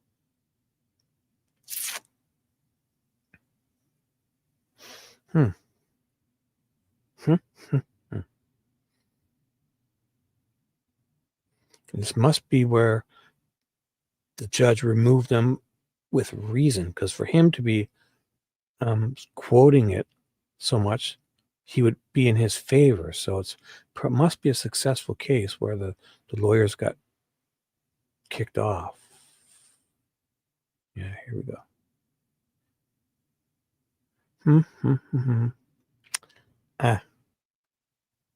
He'll probably explain it too, so maybe we should just read what he says about wheat, because he fucking says it over and over, and Judge Rush is like, enough with the wheat already, blah, blah, blah. And everyone's laughing at him, and wheat. So there's that.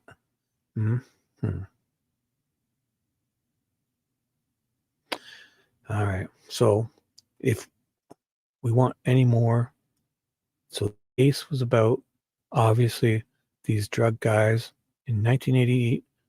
I'm sure that the lawyers got tossed off in maybe similar circumstances. So I'll read this.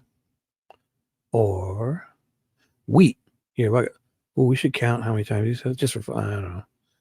He's wheat under. So this guy, this is where she gets pissed off at him. Should I? So he brings it up. Look at this. Under wheat. So then she's fine.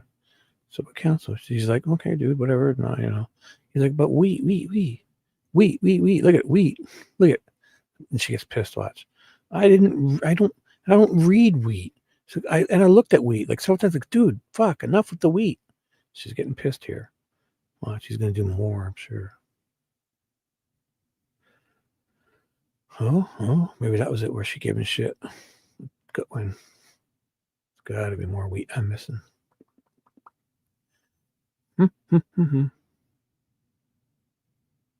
Well, that was wrong.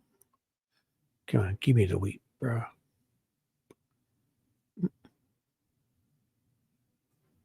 So clear what you're talking about in there. Anyways, so maybe we'll figure it out more when we read it. I know she gets mad at him. Says at least enough already. All right, let's read this. That's weird. You guys want this? You guys still here?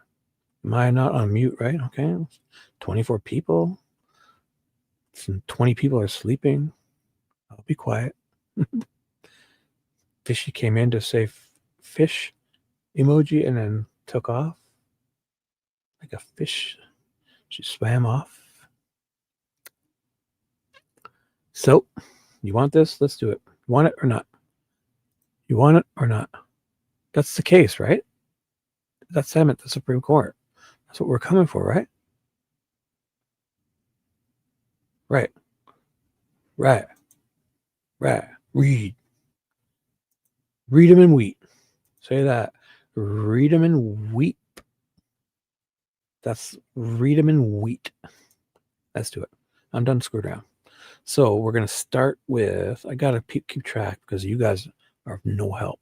So I'm going to start on the official shit. So we skipped from the 11/20 to, which one was it?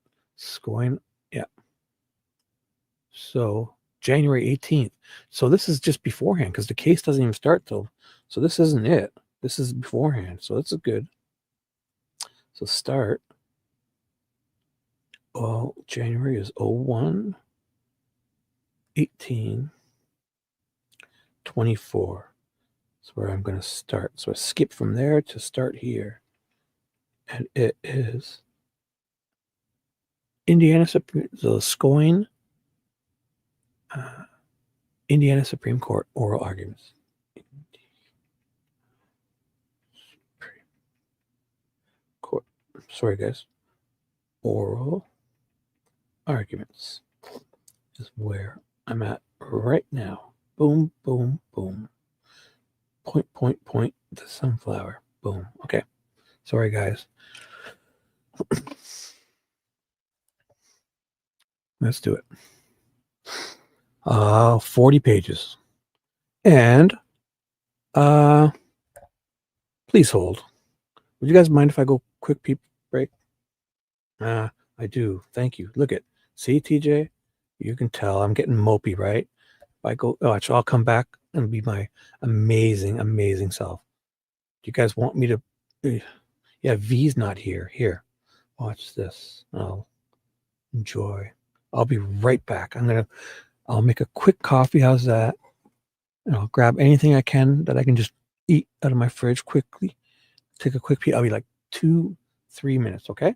As long as it takes my kettle, I'll boil the kettle first, and then I'll go to, so I will be super duper quick, all right? And you guys, I'll be back in 3 minutes. If you guys need to take a quick break, try that now. And I hope this isn't too loud. I wonder if it'll loop. Which one is it? 11:56. This one. It's like 2. Here, enjoy this.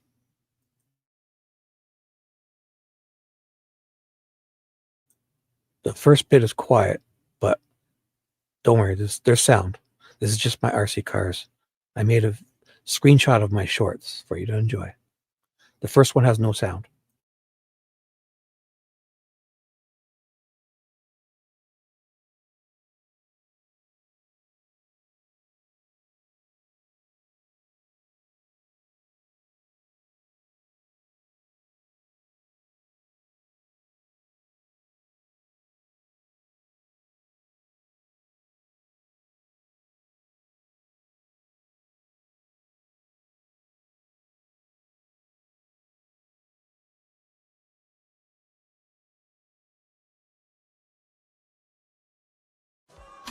All you ladies pop your pop your like this. Shake your body, don't stop.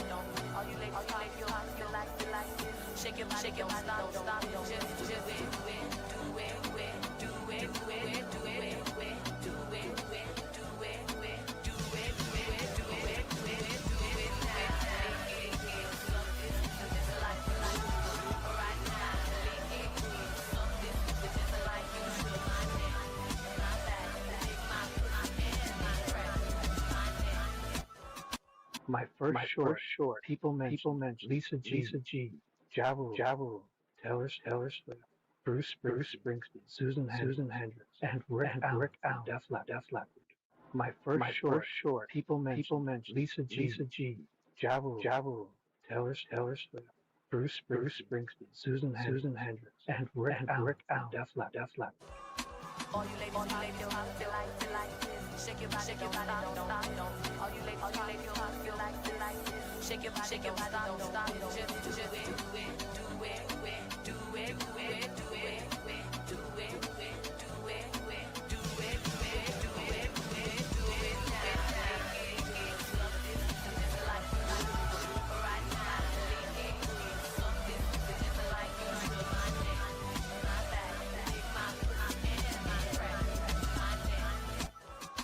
all you ladies pop your like this. Shake your body, don't stop. All you ladies pop your like this. Shake your body, don't stop. Just do it, do it, do it, do it, do it, do it, do it, do it, do it, do it, do it.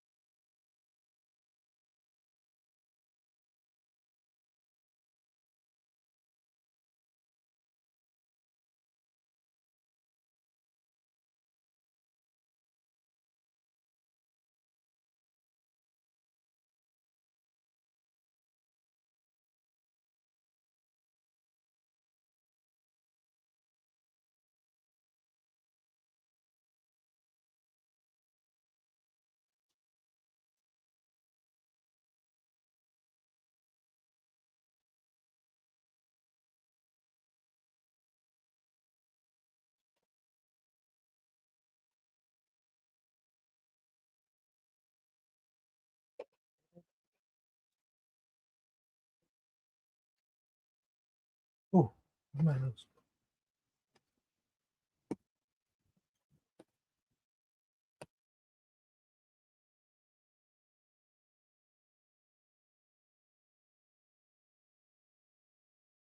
Dude, you just touched Chrissy Boris. Hoo-hoo. Low five. Yeah. Let's get out of here. Low five.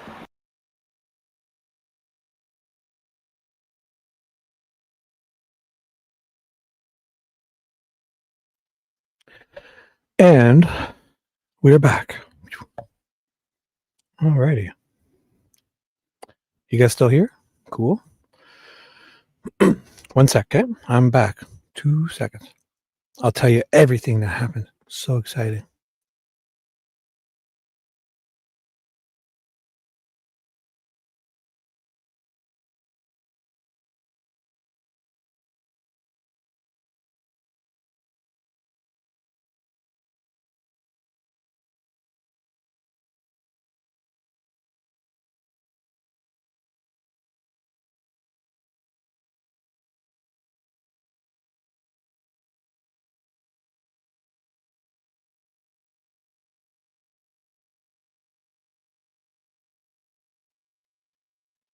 Oh, what do you mean echoing?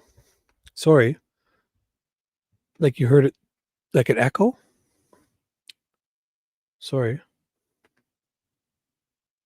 Wonder why that was. Oh, I might have. No, I don't know why. Shouldn't have been. Sorry. Was it echoing? The one that's one video I played. You know what? I took a screenshot. Well, it's not, that's a screen recording of my screen, and I played on my computer. So it's like 2 minutes of me kind of just going through my shorts.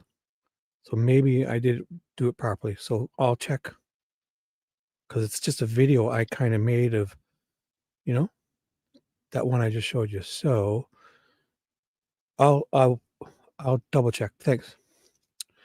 Yeah, you probably had the volume on two. What it was I screen recorded it. What else did you hear? Oh my gosh. The same thing, just echoing? Oh man. No, my microphone is here because I had my Bluetooth headset on, but I'm not talking through that microphone. Oh my gosh. I'll just double check. No, I'm not even.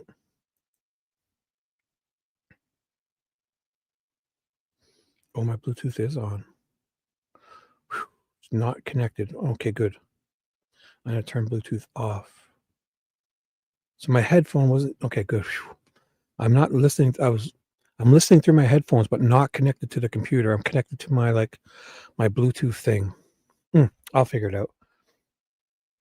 It could be because what I did was I played those videos and I screen recorded it and just captured audio, but it could have been something else playing on at the same time when I made the recording. So it was an echo that was probably in that recording. I'll double check because I did it right 2 minutes before I was like coming on. I was like, oh, so thank you. I'll remember to fix that and check it.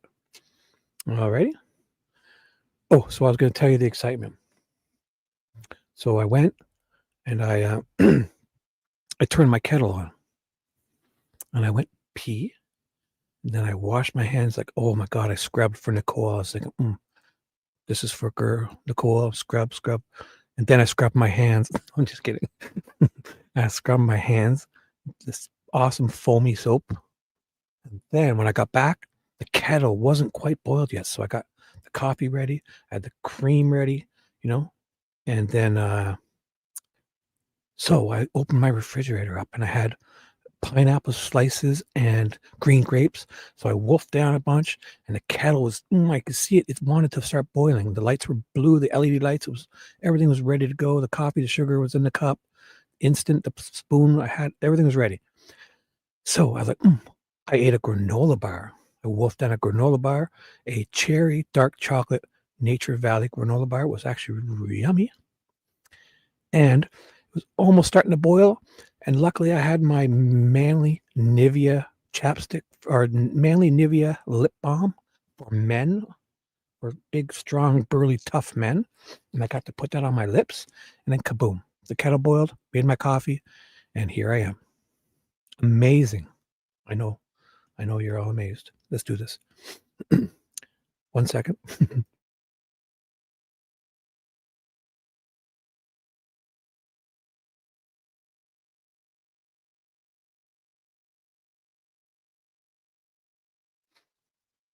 You know what I did now is like all that rushing around. It's like I wolfed down that granola bars. You know, they're making them so small nowadays. It's like half the wrapper's empty. So it's like I wolfed it down, and it's like I started salivating, but it's gone. I probably could have ate 2 or 3 more, right? But I wouldn't. And it's not like I'm salivating, waiting for my next meal because I didn't feel, and so there's that. So if I sound phlegmy, I have a hot coffee. It's going to be waiting, and I will drink this amazing cold drink, and I won't be so phlegmy. Just give me 2 seconds.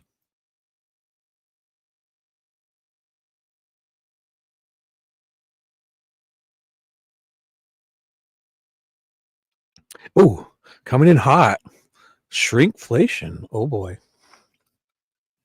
No, it's not cold though. Like, I mean, it's no, I'm not having any shrinkflation now because although it's negative 0.3 outside Celsius, I have my heater on, like it's warm in here. Furnace is blaring. So no shrinkflation.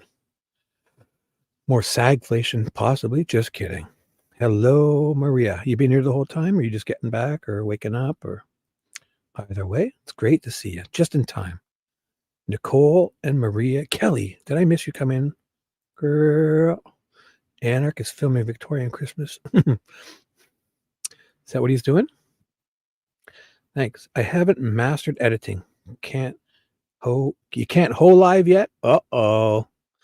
Typo. You can't live yet. Keeping it simple. Or you can't go live. Right? I know. I'm just kidding. Hello. Good morning to you. So Kelly and where's that bugger sleeping? Mm-hmm. Peach, you still here, Peach? Good morning if you're still here.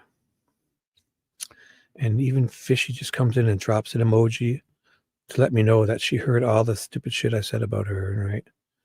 Uh-oh. Am I in trouble, Fishy? Are you still listening?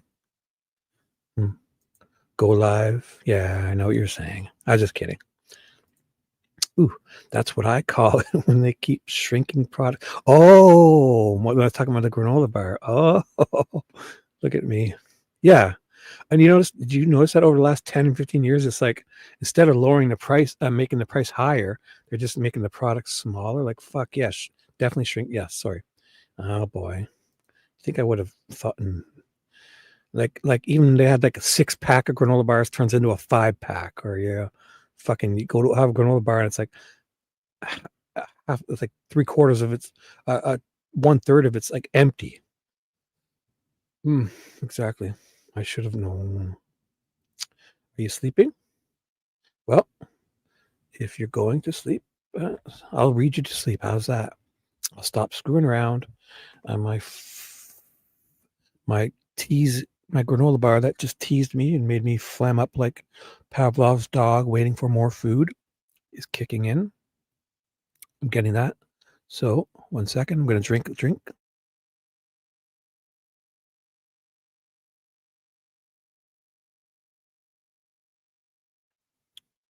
Yeah, it is funny, eh?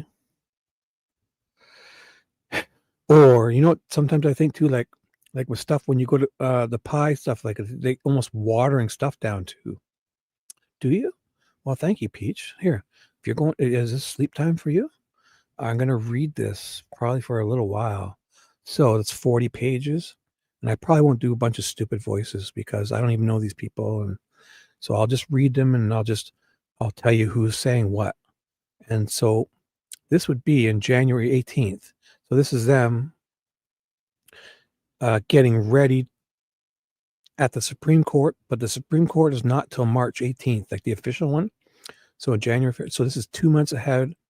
They're going to buckle stuff down and talk about stuff and get things straight and talk wheat and stuff. So Hopefully it makes sense to you. So just in case you don't know, does it tell you Angela Sanchez, is she a defense person? So they'll tell us all, right? Counsel is Carol Weinecke. Oh boy, there's lots of names here, and I know them all, but just want to make sure we know. It'd be nice if they told everyone exactly who each other was. So this Angela Sanchez, who's she? All these names. Lehman's with the defense, right? Is that Kara's, like, whatever? He's with Kara, right? Judge Rush, we know. Lehman, good morning. Nope. Is this too much to read? Because I'm well versed on this, and it's almost confusing. I think this might be too much at this stage. No? TJ, you still here? This is a lot. I wanted just something simple. Because, these names.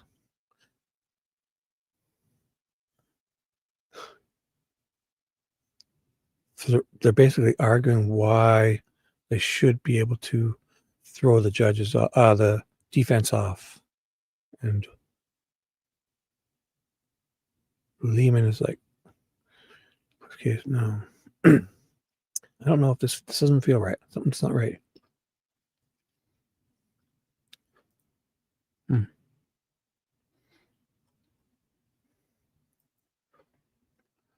So that was the Scremin argument. This doesn't feel right. Baldwin files his appearance. Rozzi. Maybe we should find a Hennessy thing. You know what we could do? We could read the main one. Motion to withdraw, so they're quitting. January 24th to withdraw? No, these are all nothing. Sorry. I think we should just go maybe read the main one at March 18th, like the big deal when they're, naming all the YouTubers. I know TJ would love that. If you no, I'll show you. It's here. It must have been on the 18th. Positive. But he filed it earlier, though. So we need to find Hennessy's filing. It's Hennessy's filing, I'm positive, where all those YouTubers get fucking named. Because I know we were reading it on another thing, and I was there when they named Fig, and I was in a live chat when the person was reading it, like hot off the presses. Everyone was reading it. And it was Hennessy's filing, and they started naming off all those YouTubers. There it is. List. There it is right here. Oh, fuck. This is the names. Must be the list. Is it? Oh. Yeah. No. No.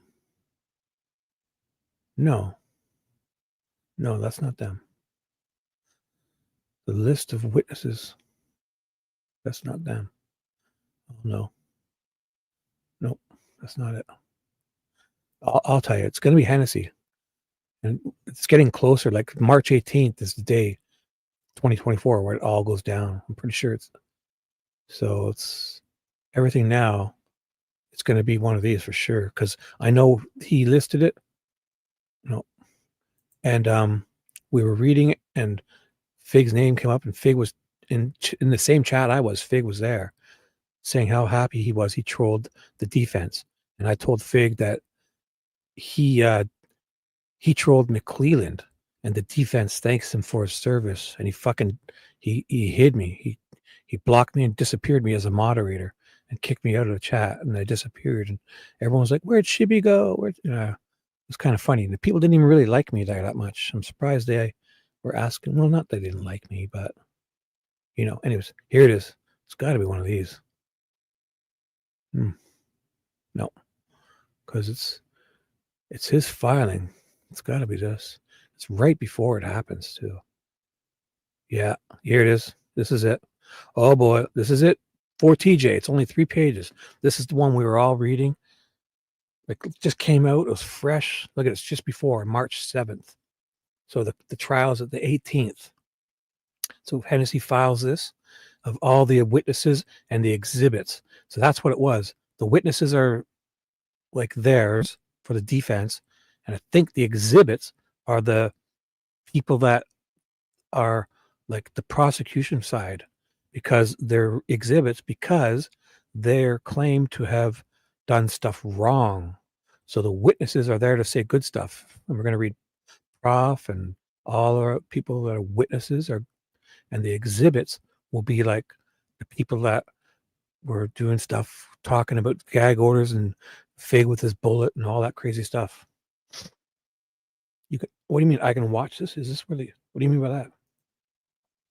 I can watch this if it is. Oh, you mean you yeah. Do you want to watch? Because this is it. It's only 3 pages and I saw all the YouTubers' names. Yes, that's what's coming up here. So if you wanted me to wait for a second till you get ready, let me know. I'm going to take a quick drink and let me know, okay? Because definitely this is, I saw all the names already.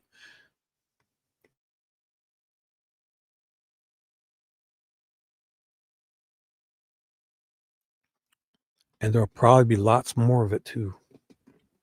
But this seems like the first part. The additional witnesses, like, so the first witnesses were like, you know, official people.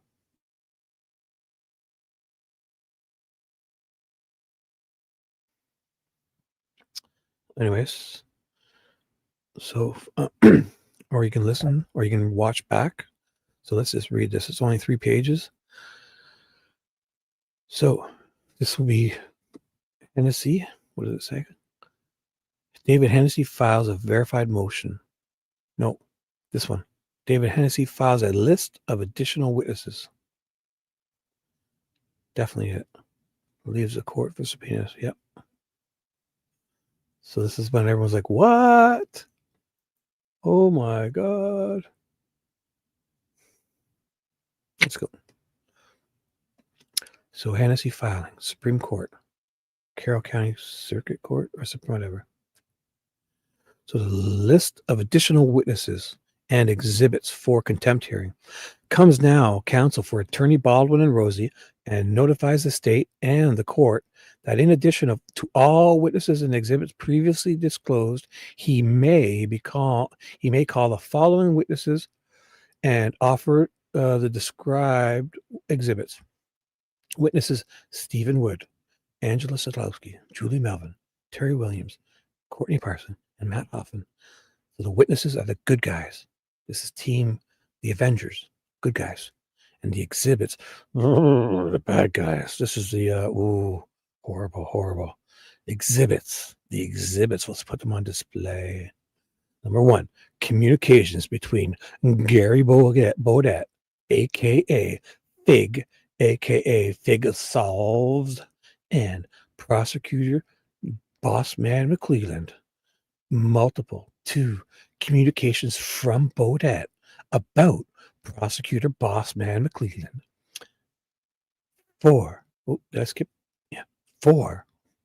3. Anthony Greeno's YouTube episode titled Crime Nation, The Delphi Murders. Watch and review. Oh, Rick's not a bad guy. Wait, why is he on this list? Oh, maybe it's not all bad guys. Rick's not the bad guy. How do you get caught up with these buggers? Oh, because he went on true crime. Yeah, that's why. Because he must have went on Anthony. Yeah. So Rick Snay, only because he went on True Crime Investigates. I'm guessing that's Anthony Greeno's. Let's move on. 5. Baldwin's email to Bossman McCleland. Professor Turco report. Yeah, so because McCleland's the bad guy. Yep. 6. Beaudette's communications with Angela Sadlowski. So she's just getting tied up with these buggers. 7.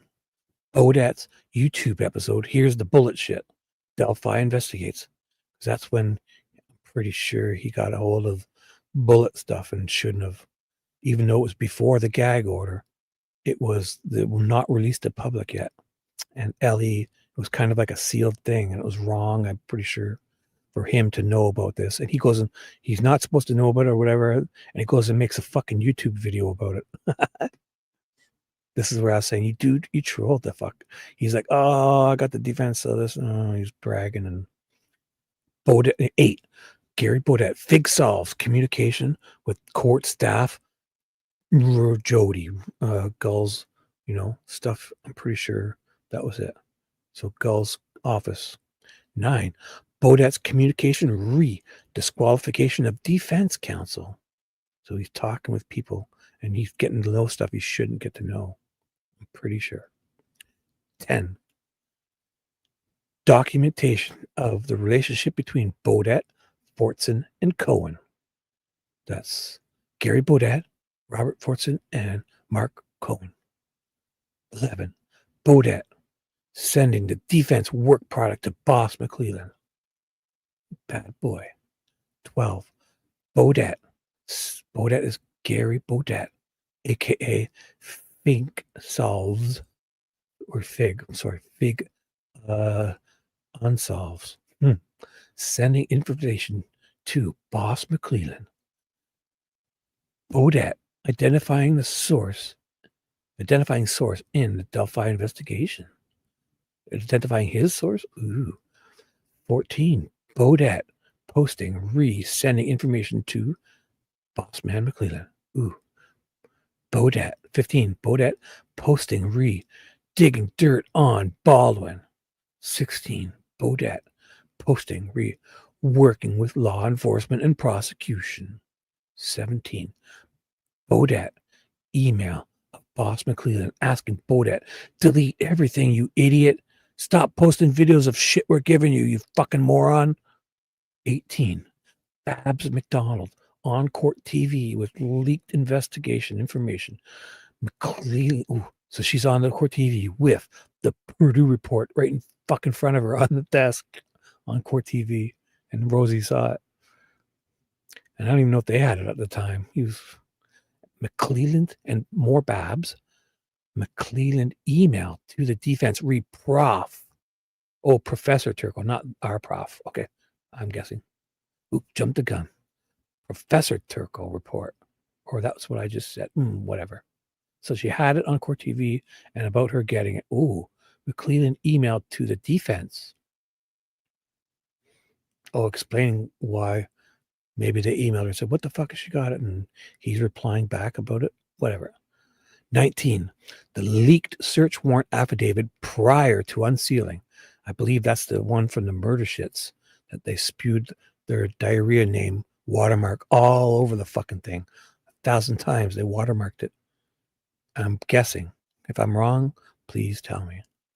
Sounds like it's the leaked search warrant from Ron Logan from the FBI, and the murder sheet took a diarrhea dump with their name all over it, like 100 times each page.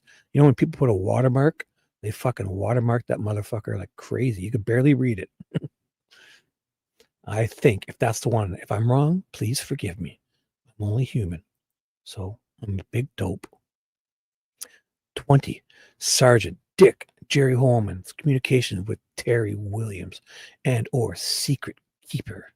20.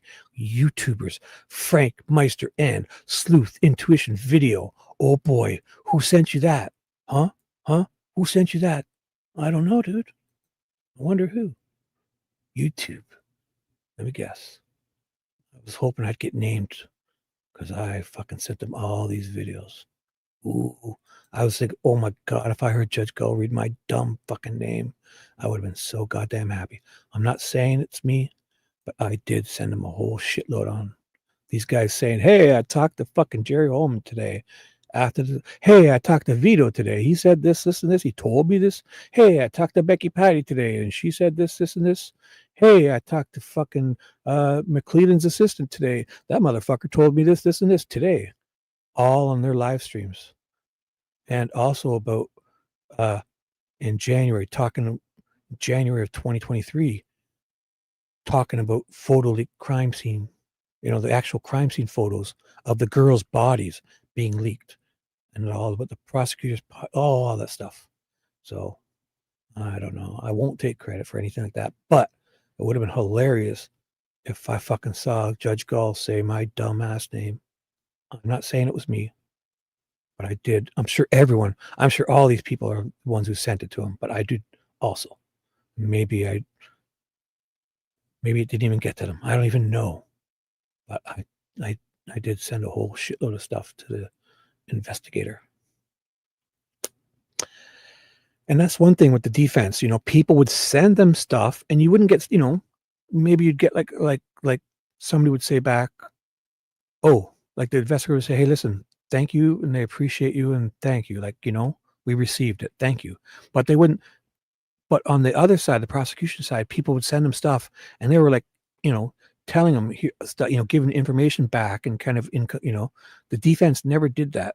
I know they worked hard to say, oh, thank you, or somebody, the investigator would say, we received it, much appreciated. Have a great day, kind of thing. And, like you would do, like if you called into a tip, like Jerry should have done. But no, all those other guys are sitting there saying, Jerry told me that, like they're having conversations, almost interviewing Jerry Holman and admitting to it on their live stream. So there's that. So YouTube, The Inquisitor, true crime. Let's go on. Claiming leaked communications from Rick Allen. 21. Terry Williams posting about inside information of crime scene and the investigation. 22. October 22nd, 2022. YouTube video. Oh, this is his video of Beaudette discussing his knowledge of a bullet at the crime scene and knowledge that a gun was found at Rick Allen's house when that information was still under seal and a week before being unsealed. This motherfucker's posting videos about what they're telling him. Oh boy. So let's read that again. 22, coincidentally. Oh, look at all these twos. Oh boy. Number 22, October 22nd, 2022.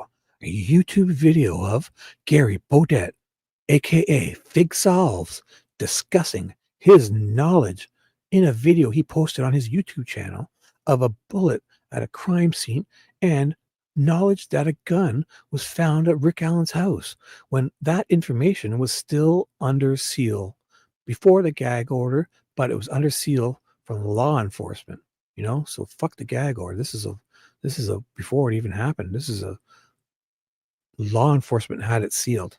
Nobody knew. And this guy somebody tells him from law enforcement, and he goes and makes a video and posts it on his YouTube. And then tells everyone that he's trolling the defense. And I'm like, dude, you trolled the fucking McCleland. You're one of the main reasons why the defense didn't get thrown off, because of this type of shit. So thanks, guys.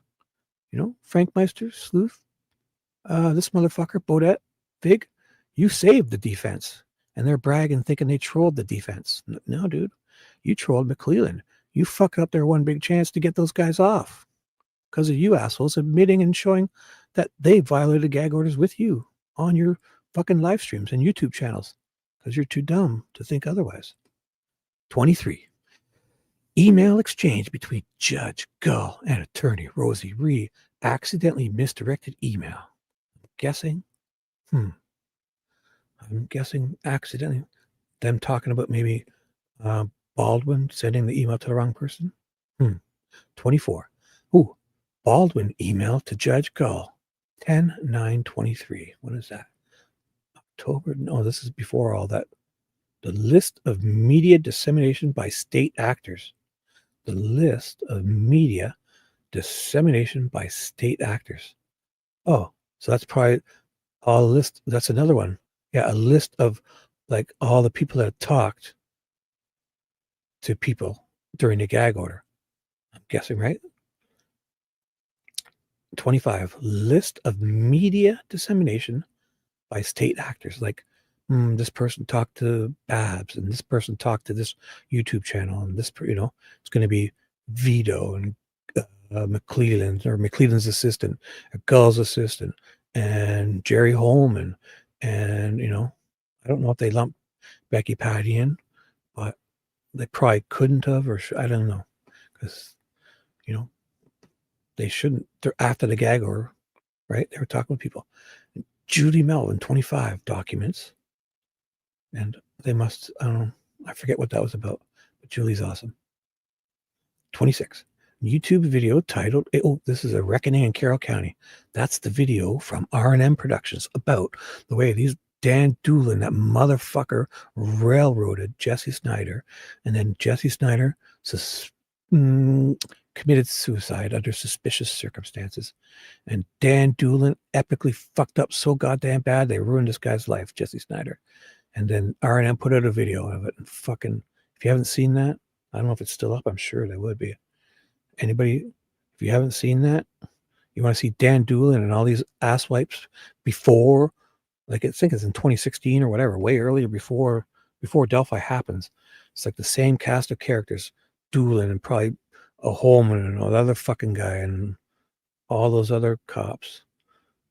They fucking went by some guy's house and they were playing paintball. Guys fucking playing paintball in his garage. And they would use firecrackers to signify the start or whatever, or ending. And they were, smoking weed and having drinking beers like men. These weren't kids. They were kind of guys that came back from the army and they were just finding their way. And this Jesse Snyder guy, he loved guns, whatever, he had guns. They were nothing illegal. It was all guns and just shit. He had like a weed plant or two, a pot plant, right? A couple, whoop-de-fucking-do. So a cop is driving by and he hears those firecrackers going off. He's like, oh, gunfire. So the cop, I don't know if it was Doolin exactly or whatever, they all fucking go in and get these guys, and they're in the garage shooting paintballs and playing with firecrackers, drinking beers, just having fun. Like fucking, it would be a lot of fun. I would enjoy that now as a 52-year-old man. And shush. Hey, hush now. I'll fucking read what I want to read. Don't you start. And they go by and then they see this and they got these guys. They go in there and the cops get this Snyder and 4 or 5 of his friends, army veterans and men, onto their knees for fucking paintball guns and firecrackers. And they got them at gunpoint for fucking like an hour or two, fucking at real gunpoint on their knees because they heard a firecracker or two on this guy's private property. Then they go through his house and they fucking, oh my God, they ruined this guy's life.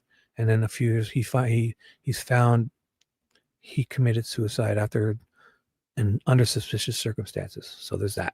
So if you can find R&M Productions YouTube channel, A Reckoning in Carroll County is the video about the Jesse Snyder, how he was fucked over by these assholes. Dan Doolin especially. Complete asswipe. So potential exhibits. On or about February 29th, 2024 and March 1st, 2024, the defense received an anonymous call from a woman in Texas claiming to have approximately 240 pages of leaked documents and agreed to provide them. The defense has received only a few of those documents, all of which appear, here we go, all of which appear to be available to the public. The defense also discovered information from the prof, claiming that he had delivered 2 pounds. Boom. There's the 2-pounder I'm always talking about. What you gonna do when prof's 2-pounder comes for you? Oh yeah. So it was wild at the time when they described he had like receipts and stuff, and they described it as 2 pounds of receipts, like papers and whatever he gave him. It was awesome. Of documents to the Indiana Attorney General. The defense is continuing to investigate that claim, which may result in additional pounds, maybe another 3 or 4 pounds by now. Yeah, we need to update this, right? It's like he delivers 2 pounds plus at least 3 more pounds. So let's say 5 pounds. So there's that. That's the YouTubers, but it's not trial yet. So there's that. All right. And it's going to be trial, I guess, real soon. That's the list of, that's what a confidential order, the court taken. Oh, this is where Nick reads the ex parte and he wasn't supposed to. Court having defendants verified ex parte here funding for, oh, is this where Nick read the ex parte he was supposed to, or is just the actual ex parte itself? No, this is just the invoices. So it's not the one where he accidentally well, it's the one he probably accidentally read, but not him. If that's even it, I'm not even sure anymore. Correspondence. Ooh, here you go. To TJ. Oh, is this the letters? TJ, you want these? Critter, hey. Yes, please read. Oh, girl, it's okay. I'm not grumpy anymore. I took a nice long pee and I ate a granola bar. Oh, my coffee, I forgot. Oh my gosh. Oh, I'm not mad. I'm a dope. I appreciate you. And I probably do get distracted too much. So let's say good morning to Critter. And is this the letters from all those dopes? Oh boy. It says just from Fig Solves, but this is Gary's letter, Beaudette's letter. I remember the other guys sent letters too. Yeah. Oh, maybe not. Sorry, from Melinda. Because there was oh, this is all Gary Beaudette. You want me to read that letter from Beaudette? This is Fig Solve's letter. Yes, respectfully, Gary. And it's in trial. So, hi, Critter. Good morning. Anybody else show up or leave? No. You don't need to say please, such. I was only joking. But definitely now, since you said please, yes. Good morning to you, Critter. You one of those weird people that gets up in the morning? Ugh. Well, good morning to you. Whatever this is, and saying good morning in the actual morning. That's weird. I'm just kidding. Hello. Good morning. So there's this. All right. Let me know. PJ, you want Fig's letter? Or want to go move on? So that's Fig's letter. Also will be the letters from Greeno, and I think memes and letters from Little Frank too sometime soon, if that's in here. Additional witnesses and it's getting close. Oh boy. Is this the same thing? Yeah. This is that same thing, right? Yeah. So maybe they made an update or change. Hennessy's motion for specific. It's like we're days away. Trial is like, oh my gosh, 6 days away. Motion for specific findings. This is nothing. No. Oh boy, we're close. Motion to stay. Anytime you see Hennessy's name, it's a chance of being awesome. Motion to stay. How many pages? What? This is a weird. How many pages? I don't even know. Come now, Hennessy, attorney. Questions. No, nothing. Sorry. 1 second. I'm going to be sipping away while I look through. Yay, you're making coffee? You know what, Critter? I just made a coffee and it's perfect now. So let's pretend I'm a normal person getting up in the morning with you. Good morning. Let's enjoy our coffees, all right? That's great.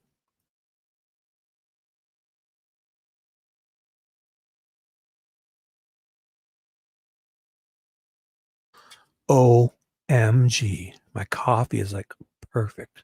I think I actually didn't put a little bit too much sugar in, but I mean, I usually don't use much, so it's excellent. I earned that. So Hennessy, I got to pay attention here. So that was the one I just had, I believe, right? Screw that. Objection to change. Did it say venue? So they wanted to change venue. Nothing. Oh, we're so close. Look at this. 12th. It's on the 18th. Oh my God. Petition for recusal for contempt. These are all interesting. I'm sure these ones are. Ooh. I saw Gary Beaudette. Ooh. Person who wasn't. This could be. This could be something we go back to if you want. It looked a little interesting. But what is it again? What does that mean? Verified petition for recusal. Come now, attorneys. Sorry. So investigated reported leak of discovery material.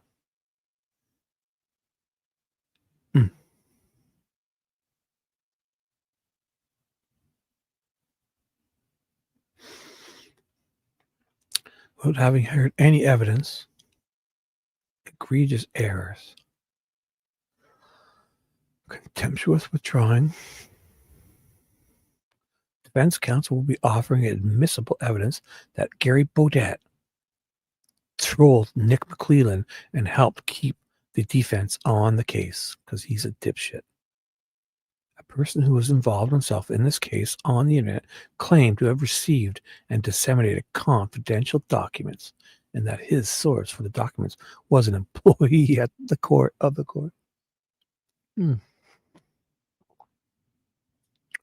Protesting too much. Mr. Beaudette has now written a fawning letter. Oh boy, look at that. Oh, a fawning letter. That's a troll.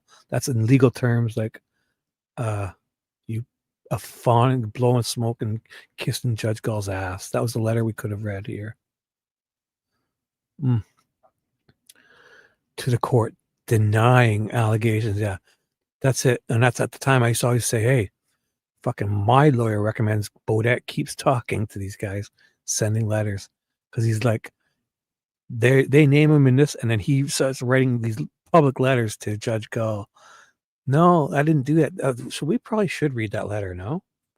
If you want, man, because that's what's going on here. Is so before the trial, so Baldwin, Hennessy names Fig, especially that whole thing, and then Fig goes and sends this dumb letter to her, and fucking probably admits to more dumb shit and just protesting, like he's some fucking. Like he's just a guy. He's so ridiculous. If he had sought any legal advice to send this stuff before a huge trial that you're going to be involved in is ridiculous. No lawyer would recommend this. So he's just so full of himself that he's so great, and he's going to write letters, probably implicating himself further.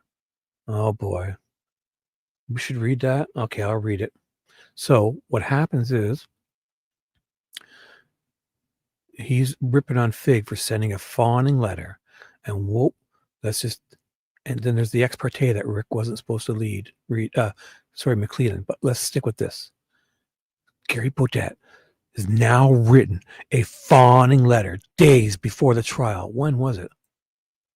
March 11th. The fucking trial starts March 18th in the Supreme Court of Indiana, and this motherfucker is named and then he starts shooting letters off to Gull, who's the one they're trying to remove. Oh boy, he's such a fuck. So here we go. Let's read it. I'm sorry. Gary Beaudette, aka Fig Solves. My name is Gary Beaudette, a resident of California and a small business owner. I am writing concerning the ongoing proceedings in the above referenced case. I have been falsely implicated by the defense, and I wish to clarify my stance and present the truth. Oh, what a fucking idiot. Man, your lawyer would be fucking, dude, shut your mouth. Hasn't even gone to trial yet, and you're running your lips off. You're going to get in trouble here. I must unequivocally state that I was not involved in any strategy to disseminate crime scene photos. No, I wasn't. So let's say you weren't, but I mean, that's not what they're saying. They're saying that you had knowledge of a bullet that was under seal. Therefore, the LE is violating their policies, and all the other shit you learned after the gag order and talked to what's her face about violating the gag order. Meanwhile, they're trying to fucking remove Baldwin and Rozzi for 1/10 of what you alone did with them. And oh boy. So I didn't have nothing to do with the crime scene photos. Allegations suggesting my involvement are not only unfounded, but are a clear diversionary tactic by the defense. It is imperative to highlight that there has been acknowledgement from the defense side, that the leaks of crime scene photos originated within their team. Well, that's not what they're fucking accusing you of, asshole. They're accusing you of fucking your dumb bullet video that put out before that shit was unsealed, and talking to fucking all those other people when they're supposed to be under gag. Yeah, asswipe. So he's trying to, it's like, this isn't what Hennessy said. This is not, he may have said that in addition, but that's maybe one of the 10 things, right? Let's read on. Sorry. Yes, read the letters. Here's a little ditty for Love and light for all. This goes out to TJ. Some dumb and stupid letters, incriminating letters by Gary Beaudette, aka Big Solves. This campaign to associate me with these leaks is not just baseless, but maliciously intended to divert attention from their own admitted responsibility. They did it, not me. I know you are, but what am I? The notion that I would engage in such deplorable tactics is not only false, but deeply offensive. That's why I put out a video of knowledge having stuff I shouldn't have that was under seal, actually refuting exactly what I just said here in this sentence. These allegations against me are gross misrepresentations of the evidence I posted on my own YouTube channel, and an attempt to manipulate the narrative away from the factual origin of the leaks. They did it, not me. Look at them. To be clear, I maintain no inside connections or sources involved in this case, including but not limited to the prosecutor. Yeah, I just guessed all about that fucking bullet, right? Yeah. Law enforcement officials or any personnel at the court, such as the Honorable Judge Gull. So this is like, yeah, I'll write this letter for you, and then you'll have this. You can take this to the court and clear yourself because I'm vouching for you. Yeah, I'm fucking so goddamn important. Additionally, I affirm that I have never attempted to undermine the legal process in any capacity. I wish to address specific points. I indeed contacted prosecutor Nick McCleland upon receiving unsolicited crime scene photos, adhering to legal and ethical standards. Following his advice, I deleted these photos. This action was out of respect for the legal process and in no way indicates collusion with the prosecution. The claims suggesting that I have conspired with law enforcement are unfounded. My online interactions, especially those on YouTube, have been misinterpreted by individuals who have targeted me due to my support for the Indiana prosecutor, law enforcement, and the Honorable Judge Gull. I have solely expressed my personal opinions and categorically deny any involvement in misconduct. Yeah, you won't get investigated, right? Well, if you were a defense guy, they'd be right up your ass like they were with fucking, look at this. There's a perfect example. This guy's not worried about nothing, right, Fig? Because he knows they're not going to investigate him, right? But fucking Fortson receives a couple photos from Westerman, and Holman fucking goes to his place of thing, on the army base or wherever he went and fucking questioned him and reamed him out, probably threatening him and legal advice. And Gull's gonna fucking lock him up for a bunch of years, because I know he says there's an interview of what Holman said. He said, or a transcript of what he said to Fortson, and then Fortson, commits suicide under suspicious circumstances, possibly not even related to this, or compounded, or this and other things, whatever. And then this motherfucker is so confident nothing's gonna happen to him. He's writing letters off 7 days before the whole Supreme Court thing.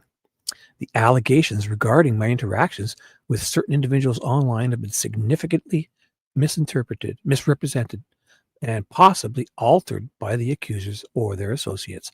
I wish to clarify that any of my actions which have been incorrectly interpreted as factual by witnesses are actually misrepresentations of the true circumstances. In reality, many of my online comments were made in defense against unwarranted harassment directed at me. He's a guy named Fig. Oh, Fig Solves was a YouTube channel. No, his name's Gary Beaudette. That was his YouTube channel. Like, you know how I'm like, you have a name, right? Fig Solves is his critter mama. And then your real name, whatever, we don't need, he's Gary Beaudette. So these responses were never intended to influence the proceedings of the case or mislead any parties involved. They originated from a necessity to defend myself against unfounded accusations. rather than from any intention to alter or impact the legal process. And since I know law enforcement's not going to do anything to me, I feel confident enough to send this ridiculous incriminating letter off to you. Below is a link to a Google Drive folder compiled to document the behaviors of certain individuals mentioned in the witness list, which displays, tattletaling on all of them. I'm just kidding. Which displays their physical threats. Oh, yeah, sure. Their willingness to alter or create communications and pass them off as authentic. And it will become obvious what the truth is, that many of those individuals who claim to be witnesses actually were in communication with the defense. The evidence is provided. I am prepared to provide further evidence and clarification as needed. He's prepared to provide, not at this moment. He's going to hold off. He's got the evidence. He's prepared to provide more evidence, but he needs to keep his ace up the sleeve, right? I will be continuously updating the folder with more and more proof as time permits. Like they're all hanging on his every update or whatever. I respect the court's authority and the seriousness of these proceedings. I wish to express my concerns regarding unsubstantiated accusations made by the defense and kindly request the court's assistance in addressing these matters to ensure a fair and just process. Thank you for your attention to this matter. Respectfully, Gary Beaudette. Oh boy. So when was this? So this is him contacting people. Francis Gull sent. From who's Melinda Gibbs? Is that one of the people working at Gull's office? To Beaudette, Gull. So somebody's sending emails to Beaudette, Gull, Alan, this guy, first clerk, second clerk. Clarification and response to allegations. So who? Caution, this email. So Mr. Beaudette, Alan Lee and I are both with the Carroll County, Georgia clerk's office. If you wish to send your email to the clerk's office in Indiana, you will need to forward your email to them. From Beaudette. Should I be reading? What's the dates? So I should do, when they do these email chains, you got to go to the bottom first. So this is the first one. So, and then to the 11th. Sorry, I should know better. So anytime you see emails, you got to go to the bottom. My fault. So to Gull, this is Gary sending the first one. He's CC'd. Does he CC all these people? They took someone out, or they took Gull's email out, which is fine. I mean, we don't need Gull's email. Who wants to email her? All right. What? So this is just him. You don't often get email from. Learn why this is important. So this is just the attachment he sent the letter. Let me try to figure out this. It's nothing really there. And then this is a reply back. Dude, send your fucking letter yourself or whatever. All right. Sorry. There's that. So what was this one again? I don't care. So verified emergency. So this will probably be good to end the show here. So that was, I should pay attention to which one. I'm pretty sure it was this one, verified emergency. No, that was the second time. So this one's going to be, so this will be the letter, right? No. Oh boy.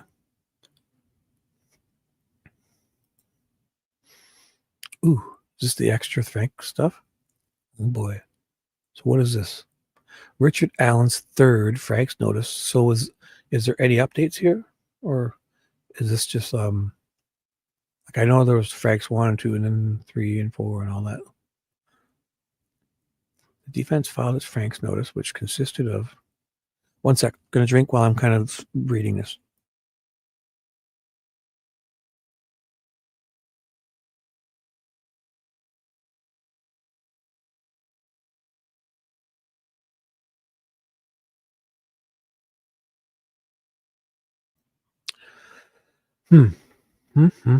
So maybe this is good that we did all this, and we'll stop right at the March 18th, and we'll the next one will be, because we're there.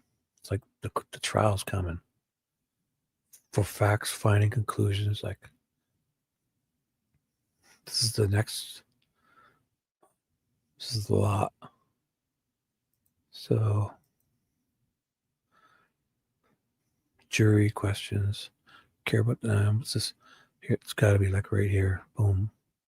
Objection 15th to defendant's multiple motions. 2 pages. Scheduled for March 18th. This is just a few objections. Judge Gull issues an order. Hennessy supplement verified emergency motion. Amended motion to compel and request for sanctions. So, motion 17th. Oh boy. The day before. Oh, 17 pages. Motion for parity. Oh, this is about the funds, the money. So, yeah, they want to get all their people paid.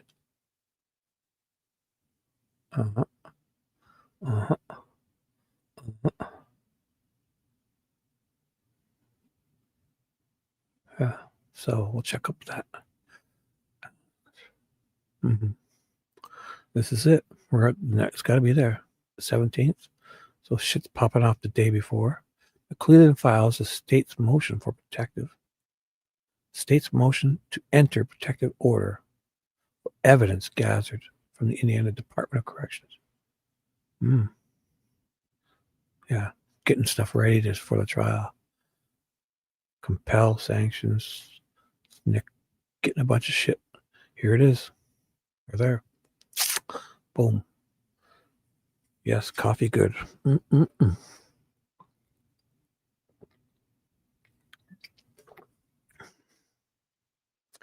6:30 a.m.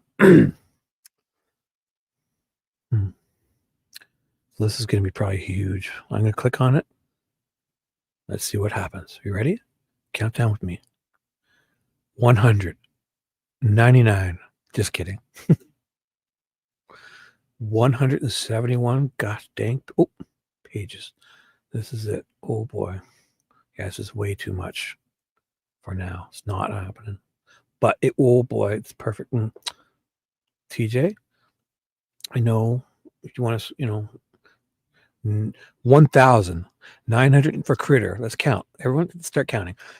999, 998, 900 critters and 97, 998, 996 critters, 995 critters. Just kidding. This is a lot. I honestly, I just, we can't get into this now, right, TJ? Like next show, we'll start. I won't fuck around. Wanna, TJ? Is that okay with you? We're gonna do it. It's good. We kind of cleared all that other crap up. So I'm glad you pushed me and poked me along. This would be a whole, because I mean that's just like, that's probably day one. Oh my God, the exhibits. Holy fuck. Look at holy shit. Oh boy. Whew. This is a lot. Yeah, we can't. So the testimony, oh boy. Holy fuck. Oh my God. Oh my God. This would be Holman probably yelling at holy shit. This is oh, it's Hennessy.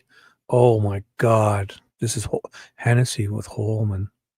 Oh God. On the stand. Direct examination. Oh my God. We cannot. But yeah. Yep. If you want to catch up on this today, I don't even remember what we did. I'm a fool. I think, what did we start? I can tell you what we did.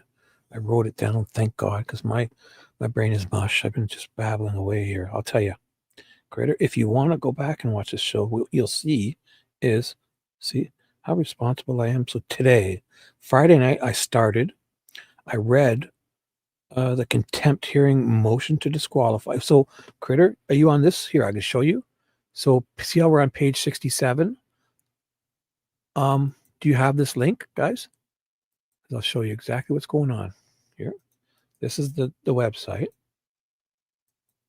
And if you want to just kind of, are you familiar with the, so basically today I'll open a fresh one. So I don't have to, so I'm on 67 now. I started on page 37 pretty much. And I'll go to page 37 because, and I'll show you. The date I started with to this show pretty much was, so we were going to get into the contempt hearing here, and that all kind of starts unfolding around, wasn't it October? Page 30, I'll go to 37, sorry. I'll just go to 37. So this is the website. I started with the contempt because it's when they start trying to throw them off. All the shit, and it's called, the name of it, I forget exactly, right here. Starts right here. Hennesy comes in. This is the guy that's going to represent Baldwin and Rozzi. Right here, Hennesy files regarding the disqualification and sanctions. So this is what we read first. Some of it. There's 5 pages there. We read that. So that's where we started. So if you want to familiarize yourself with this video, and then we read, so then Mitch Westerman is the guy who took the photos, his affidavit of what he did. Then here's where it gets really good. It's in this live stream. We covered this. I read all of this. It's a 25-page transcript. I read every single one. So this is about McCleland and Gull talking, you know, then Luttrell comes in the court, and so they're about to throw them off. They're in, is this the one where they're in the room? Yeah. So this is the one right before she's on video at her desk saying, oops, an unforeseen percent. She's like, they're in there talking. And so Baldwin and Rozzi show up that day to help do something with Richard Allen. They have inklings from an email or a phone call of, you know, Gull's pissed at them, right? Because of the Mitch Westerman day before. The Mitch Westerman leaked some photos from his office. So they know she's pissed. And a week ago she sent, or a couple of days ago, there was a whole email exchange, which I also read at the right times here. And so Gull's pissed at them, and they show up there to do something for Richard Allen, right? Nothing else is on the docket. But Gull gets them in their office, in their chambers, and says to them, there's a new, you know, like, I warned you guys, but I'm going to, you either choose to resign or go out there in front of the camera. The one day I have cameras here, and I'm going to fucking make fools of you and then fire you in front of everyone. So she's giving the defense the ultimatum, the Hobson's choice, resign or I fire you, which is bad. So then they're in there like, what? We showed up here today for Richard Allen's to talk about his trial in January, and then we knew you were pissed, but there was nothing on the docket, and an email or a phone call isn't official. You know, you can't spring this on us, because the worst part of this is McCleland knew all about this, and McCleland he was ready to go on with something and nail the defense for something they didn't know was happening today. So McCleland was prepared. And he had all the law enforcement there sitting in the jury box, ready to talk shit about the defense. And then Gull was going to fucking embarrass him in front of the cameras and then fire him right there. So maybe that would have been good if they went out, because she would have been so wrong. But then, so Rozzi and Baldwin said, okay, I'll resign. I'll sign it. And Rozzi said, I'll have to go to my office and get something drawn up. It might be, I will sign it, but, you know, I have to get it drawn up first. So he takes off, and they scoot, and he runs out and grabs Kathy Allen and Richard's mom. And then they storm out. And then so everyone's in the courtroom like, what? And Baldwin starts by the opening door there, and everyone in the courtroom sees it. And they're like, what? And then Gull comes out and says her little, unforeseen circumstances here. These motherfuckers just quit. Have no idea what happened, basically. Being facetious, but so this is that in chambers converse, that what happened in the chambers, her fucking saying to them, quit, you know, resign now or go out there and I fire you in front of the one day I have cameras. And oh boy, so there's all this. That's what this is. And I read this to you, so just so you know. So that's here. We started here. 19th, and then I definitely read all the important stuff after this. The record of the status. Oh boy. If I'm getting it, it'll make sense to you when you go through it. My head's spinning because I definitely read all this. I don't even know about this one. So that's what's up. 2 pages. I know there was a couple 11 or 9 page ones that I read. The verified notice. Oh, we definitely read through all. Oh yeah, it was here. So let me just double check. I'll know. Yeah. The verified notice, we read all. Maybe not. Maybe we skipped one of these because we definitely went through. Let me just double check this. I'm pretty sure because I know I loved seeing that PRAECIPE, but no. It's the next one. Right here is where it starts. Getting good. Yeah, 8 pages. Yeah, I definitely read all this. So this will just help you. Like, I don't even remember. They kind of go through what happened.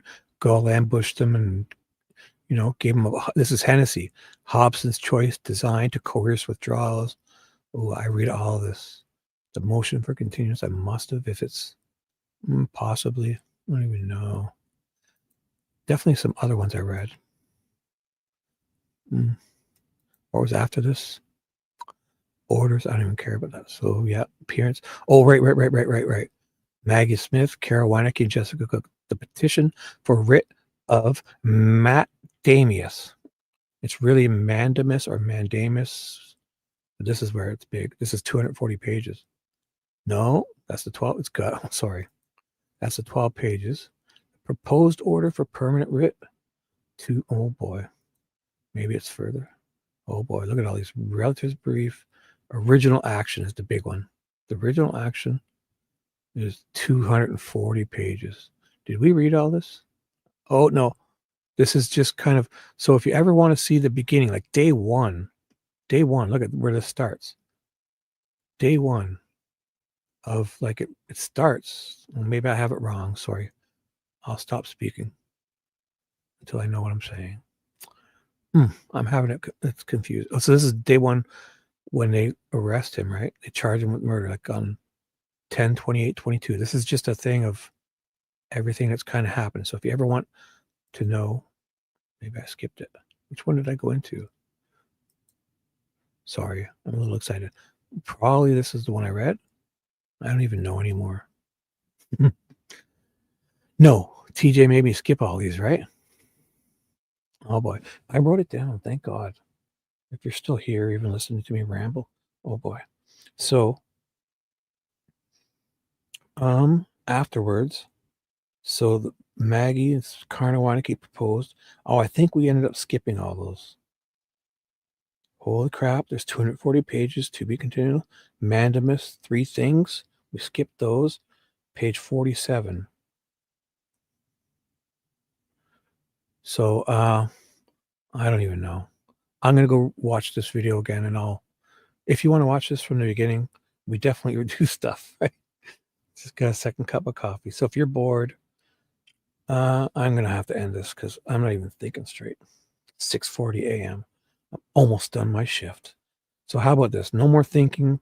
If you want to go back to the beginning or wait till tomorrow, I'll be able to update what we did, or just watch this. We definitely did important stuff. Eventually, I can go back. We might have farted around. I don't even know anymore. First, I'm looking back. The first, it looks like we get started on something. Motion to disqualify, like 6 or 7. I don't even know because the time's backwards. Why do I bother? Why me? You'll see. So, anything else, guys, before we shut her down? You guys want to say your goodbyes or good mornings or anything? Yeah.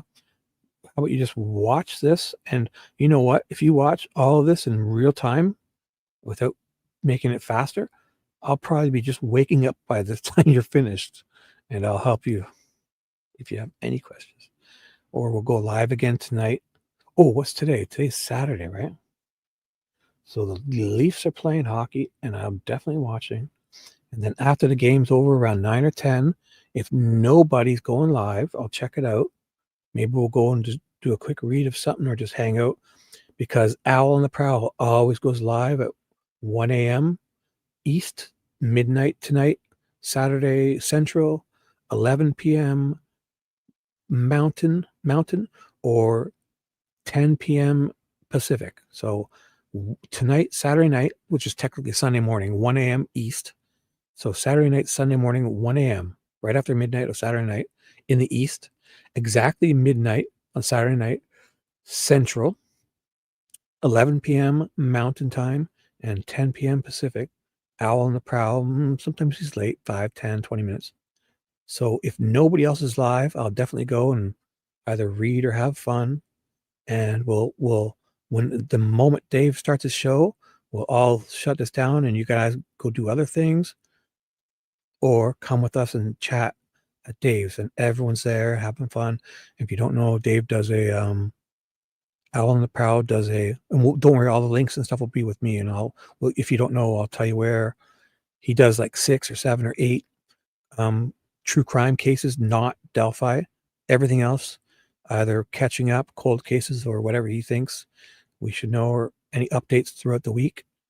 And he spends 15 to 20 minutes, maybe half an hour on each case, and then moves on to the next. So, and if we all just chat and have a good old fun time. All right. So 7 hours and 43 minutes. Oh boy. 23 people. Critter, you have a wonderful day. Enjoy your coffee. And boom.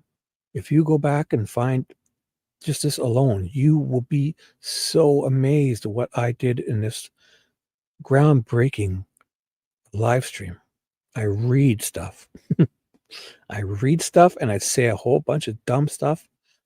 Oh, don't worry about that. Well, tonight, when I go live, if nobody else is live before an hour or two after the hockey game, especially if the Leafs win, my team, I'll be really happy. It's probably around 10 or 11, probably about 10 p.m. East, my time, probably maybe by 11, and just an hour or two. Maybe we'll just not even do anything, but let everyone have fun and talk. And before we go to Dave's. Alrighty.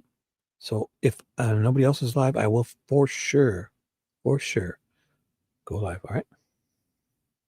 Yep. Oh boy. You mean this live stream? Oh boy. So basically this is the start, I think. Oh, let me double check. I might have started the contempt stuff last stream. I'll go check now for you I'll go to my channel, view lives. So this one is on right now. Unredacted. Oh, so the last one. Okay. So if you really want to know about the contempt hearing stuff, the last one, and I put underneath where I started. Boom. So did you watch the last stream with the Odin report? That's, if you didn't, or if you did, that's at the 1 hour, the last stream is where the proper unredacted 13-page Odin report. Then after that, at around the 3-hour mark, so for 4 or 5 hours, I covered the contempt hearing. We got into it, those beginning things. And then, so if you don't know anything about it, all you need to go back to is yesterday's stream. And around the 3 or 4 hour mark, I start with the contempt stuff. So, or you don't have to. And then this stream, we continue with the contempt stuff all right up until the date of the contempt hearing. So that will cover from like October 19th, 2023 to March 18th, when the day of the trial starts, right? That's here. Everything big is where we're going to be next, but not tonight, because I forgot it was Saturday night, because we're going to go to Dave's. So more than likely tomorrow night's show, I guess, Sunday night, if that's okay with TJ, especially. Sorry. I'll have to think about that, because if we get into something big and then we have to go to Dave's, I have to. We're all hanging Saturday night. So if you want, the contempt started yesterday's live, at least halfway through the last few hours. And then today we went all the way from where we left off to right up to the beginning of the contempt. And this is what we're going to do next. Just maybe not tonight. All right. Hope that makes sense. And shutting this stuff down, because my brain is melting. All righty. There's that. Thanks for being here. And Critter, look at you. You're just ready to look at you. You're so enthusiastic. Oh my gosh. Critter's ready to rock. Look at you. Weirdo waking up like a normal person. Oh my gosh. Who does that? Wakes up in the morning time and acts like a human. What kind of critter does I think you're the one I'm talking to. So you have a lovely day, Critter. And anyone else who's still it says 22. So they're probably sleeping. But that's cool. All right, Critter. Have a lovely day. And I will talk to you all later. Chickens. Perfect way. I don't even know what you mean. It's all good. I'm getting you. Oh, you are? Oh, yeah. Yeah. Set all notifications. I guess. I mean, I'm working every night. I'm having fun. And everyone likes when I read. So it's like I don't have to really make a show. I just have to kind of pick out what I'm going to read. And I have it planned. Oh, you have it, Critter. We're not alone, Critter. Maria's come in to say y'all have a blessed day. And same to you, Maria. Anyone else who happens to hear this, have a blessed day. Have enjoy your coffee. Go get some chickens. Whatever. I probably should understand what this means because my brain is mush. I've been working so hard all night. My shift ends in 12 minutes of hard labor watching security cameras. And I haven't really touched my other work I'm supposed to be doing. So I'm going to wake up and do that for 3 or 4 hours. And that's a perfect way to end the show. So Critter and Maria, have a lovely day. I will be back. All right. And anyone else, amen to you.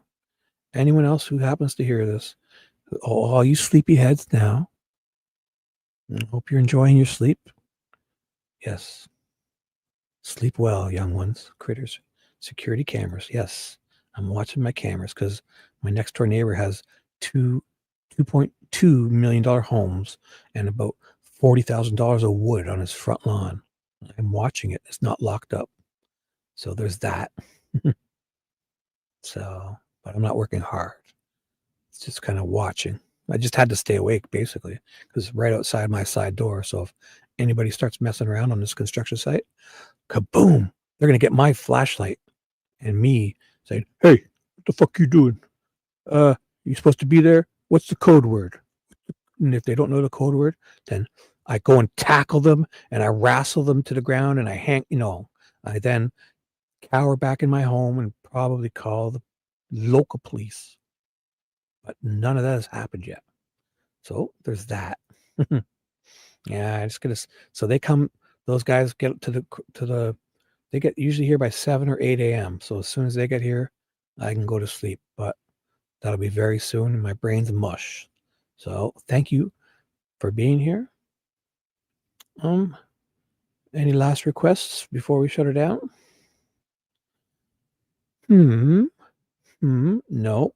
No, that's not code word frog ops. Nope. It's just the guy's name, the guy's name, his first name.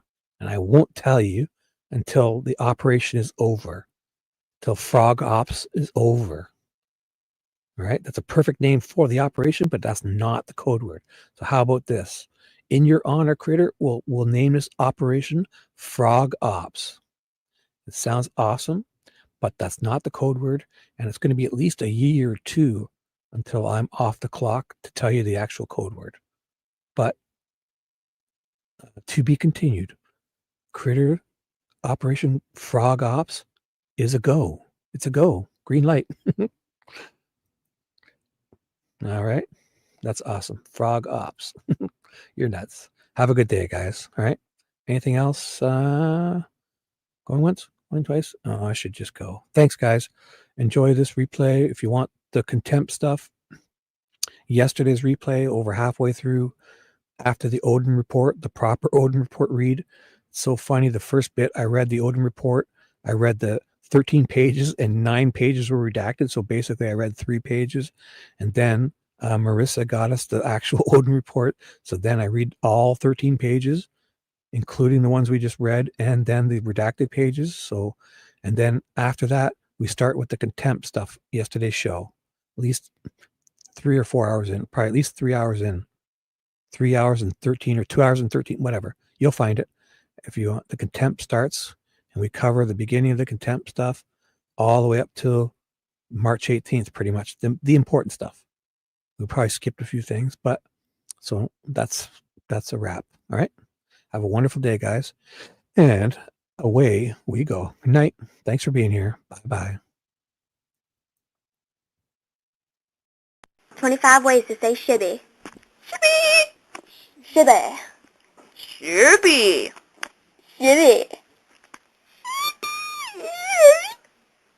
Shibby. Shibby. Shibby. Oh, shibby. I'm so shibby. Yeah, I'm well shibby, ain't it, bruv? Shibbiest shib in the world. As shibby as shibby can be. Shibby. Shibby. Shibby. Shibby? Shibby. Shibby. Shibby. Can we just stop on the shibbying? How many have we done? I don't know, about... I don't really know. I haven't counted. Me neither.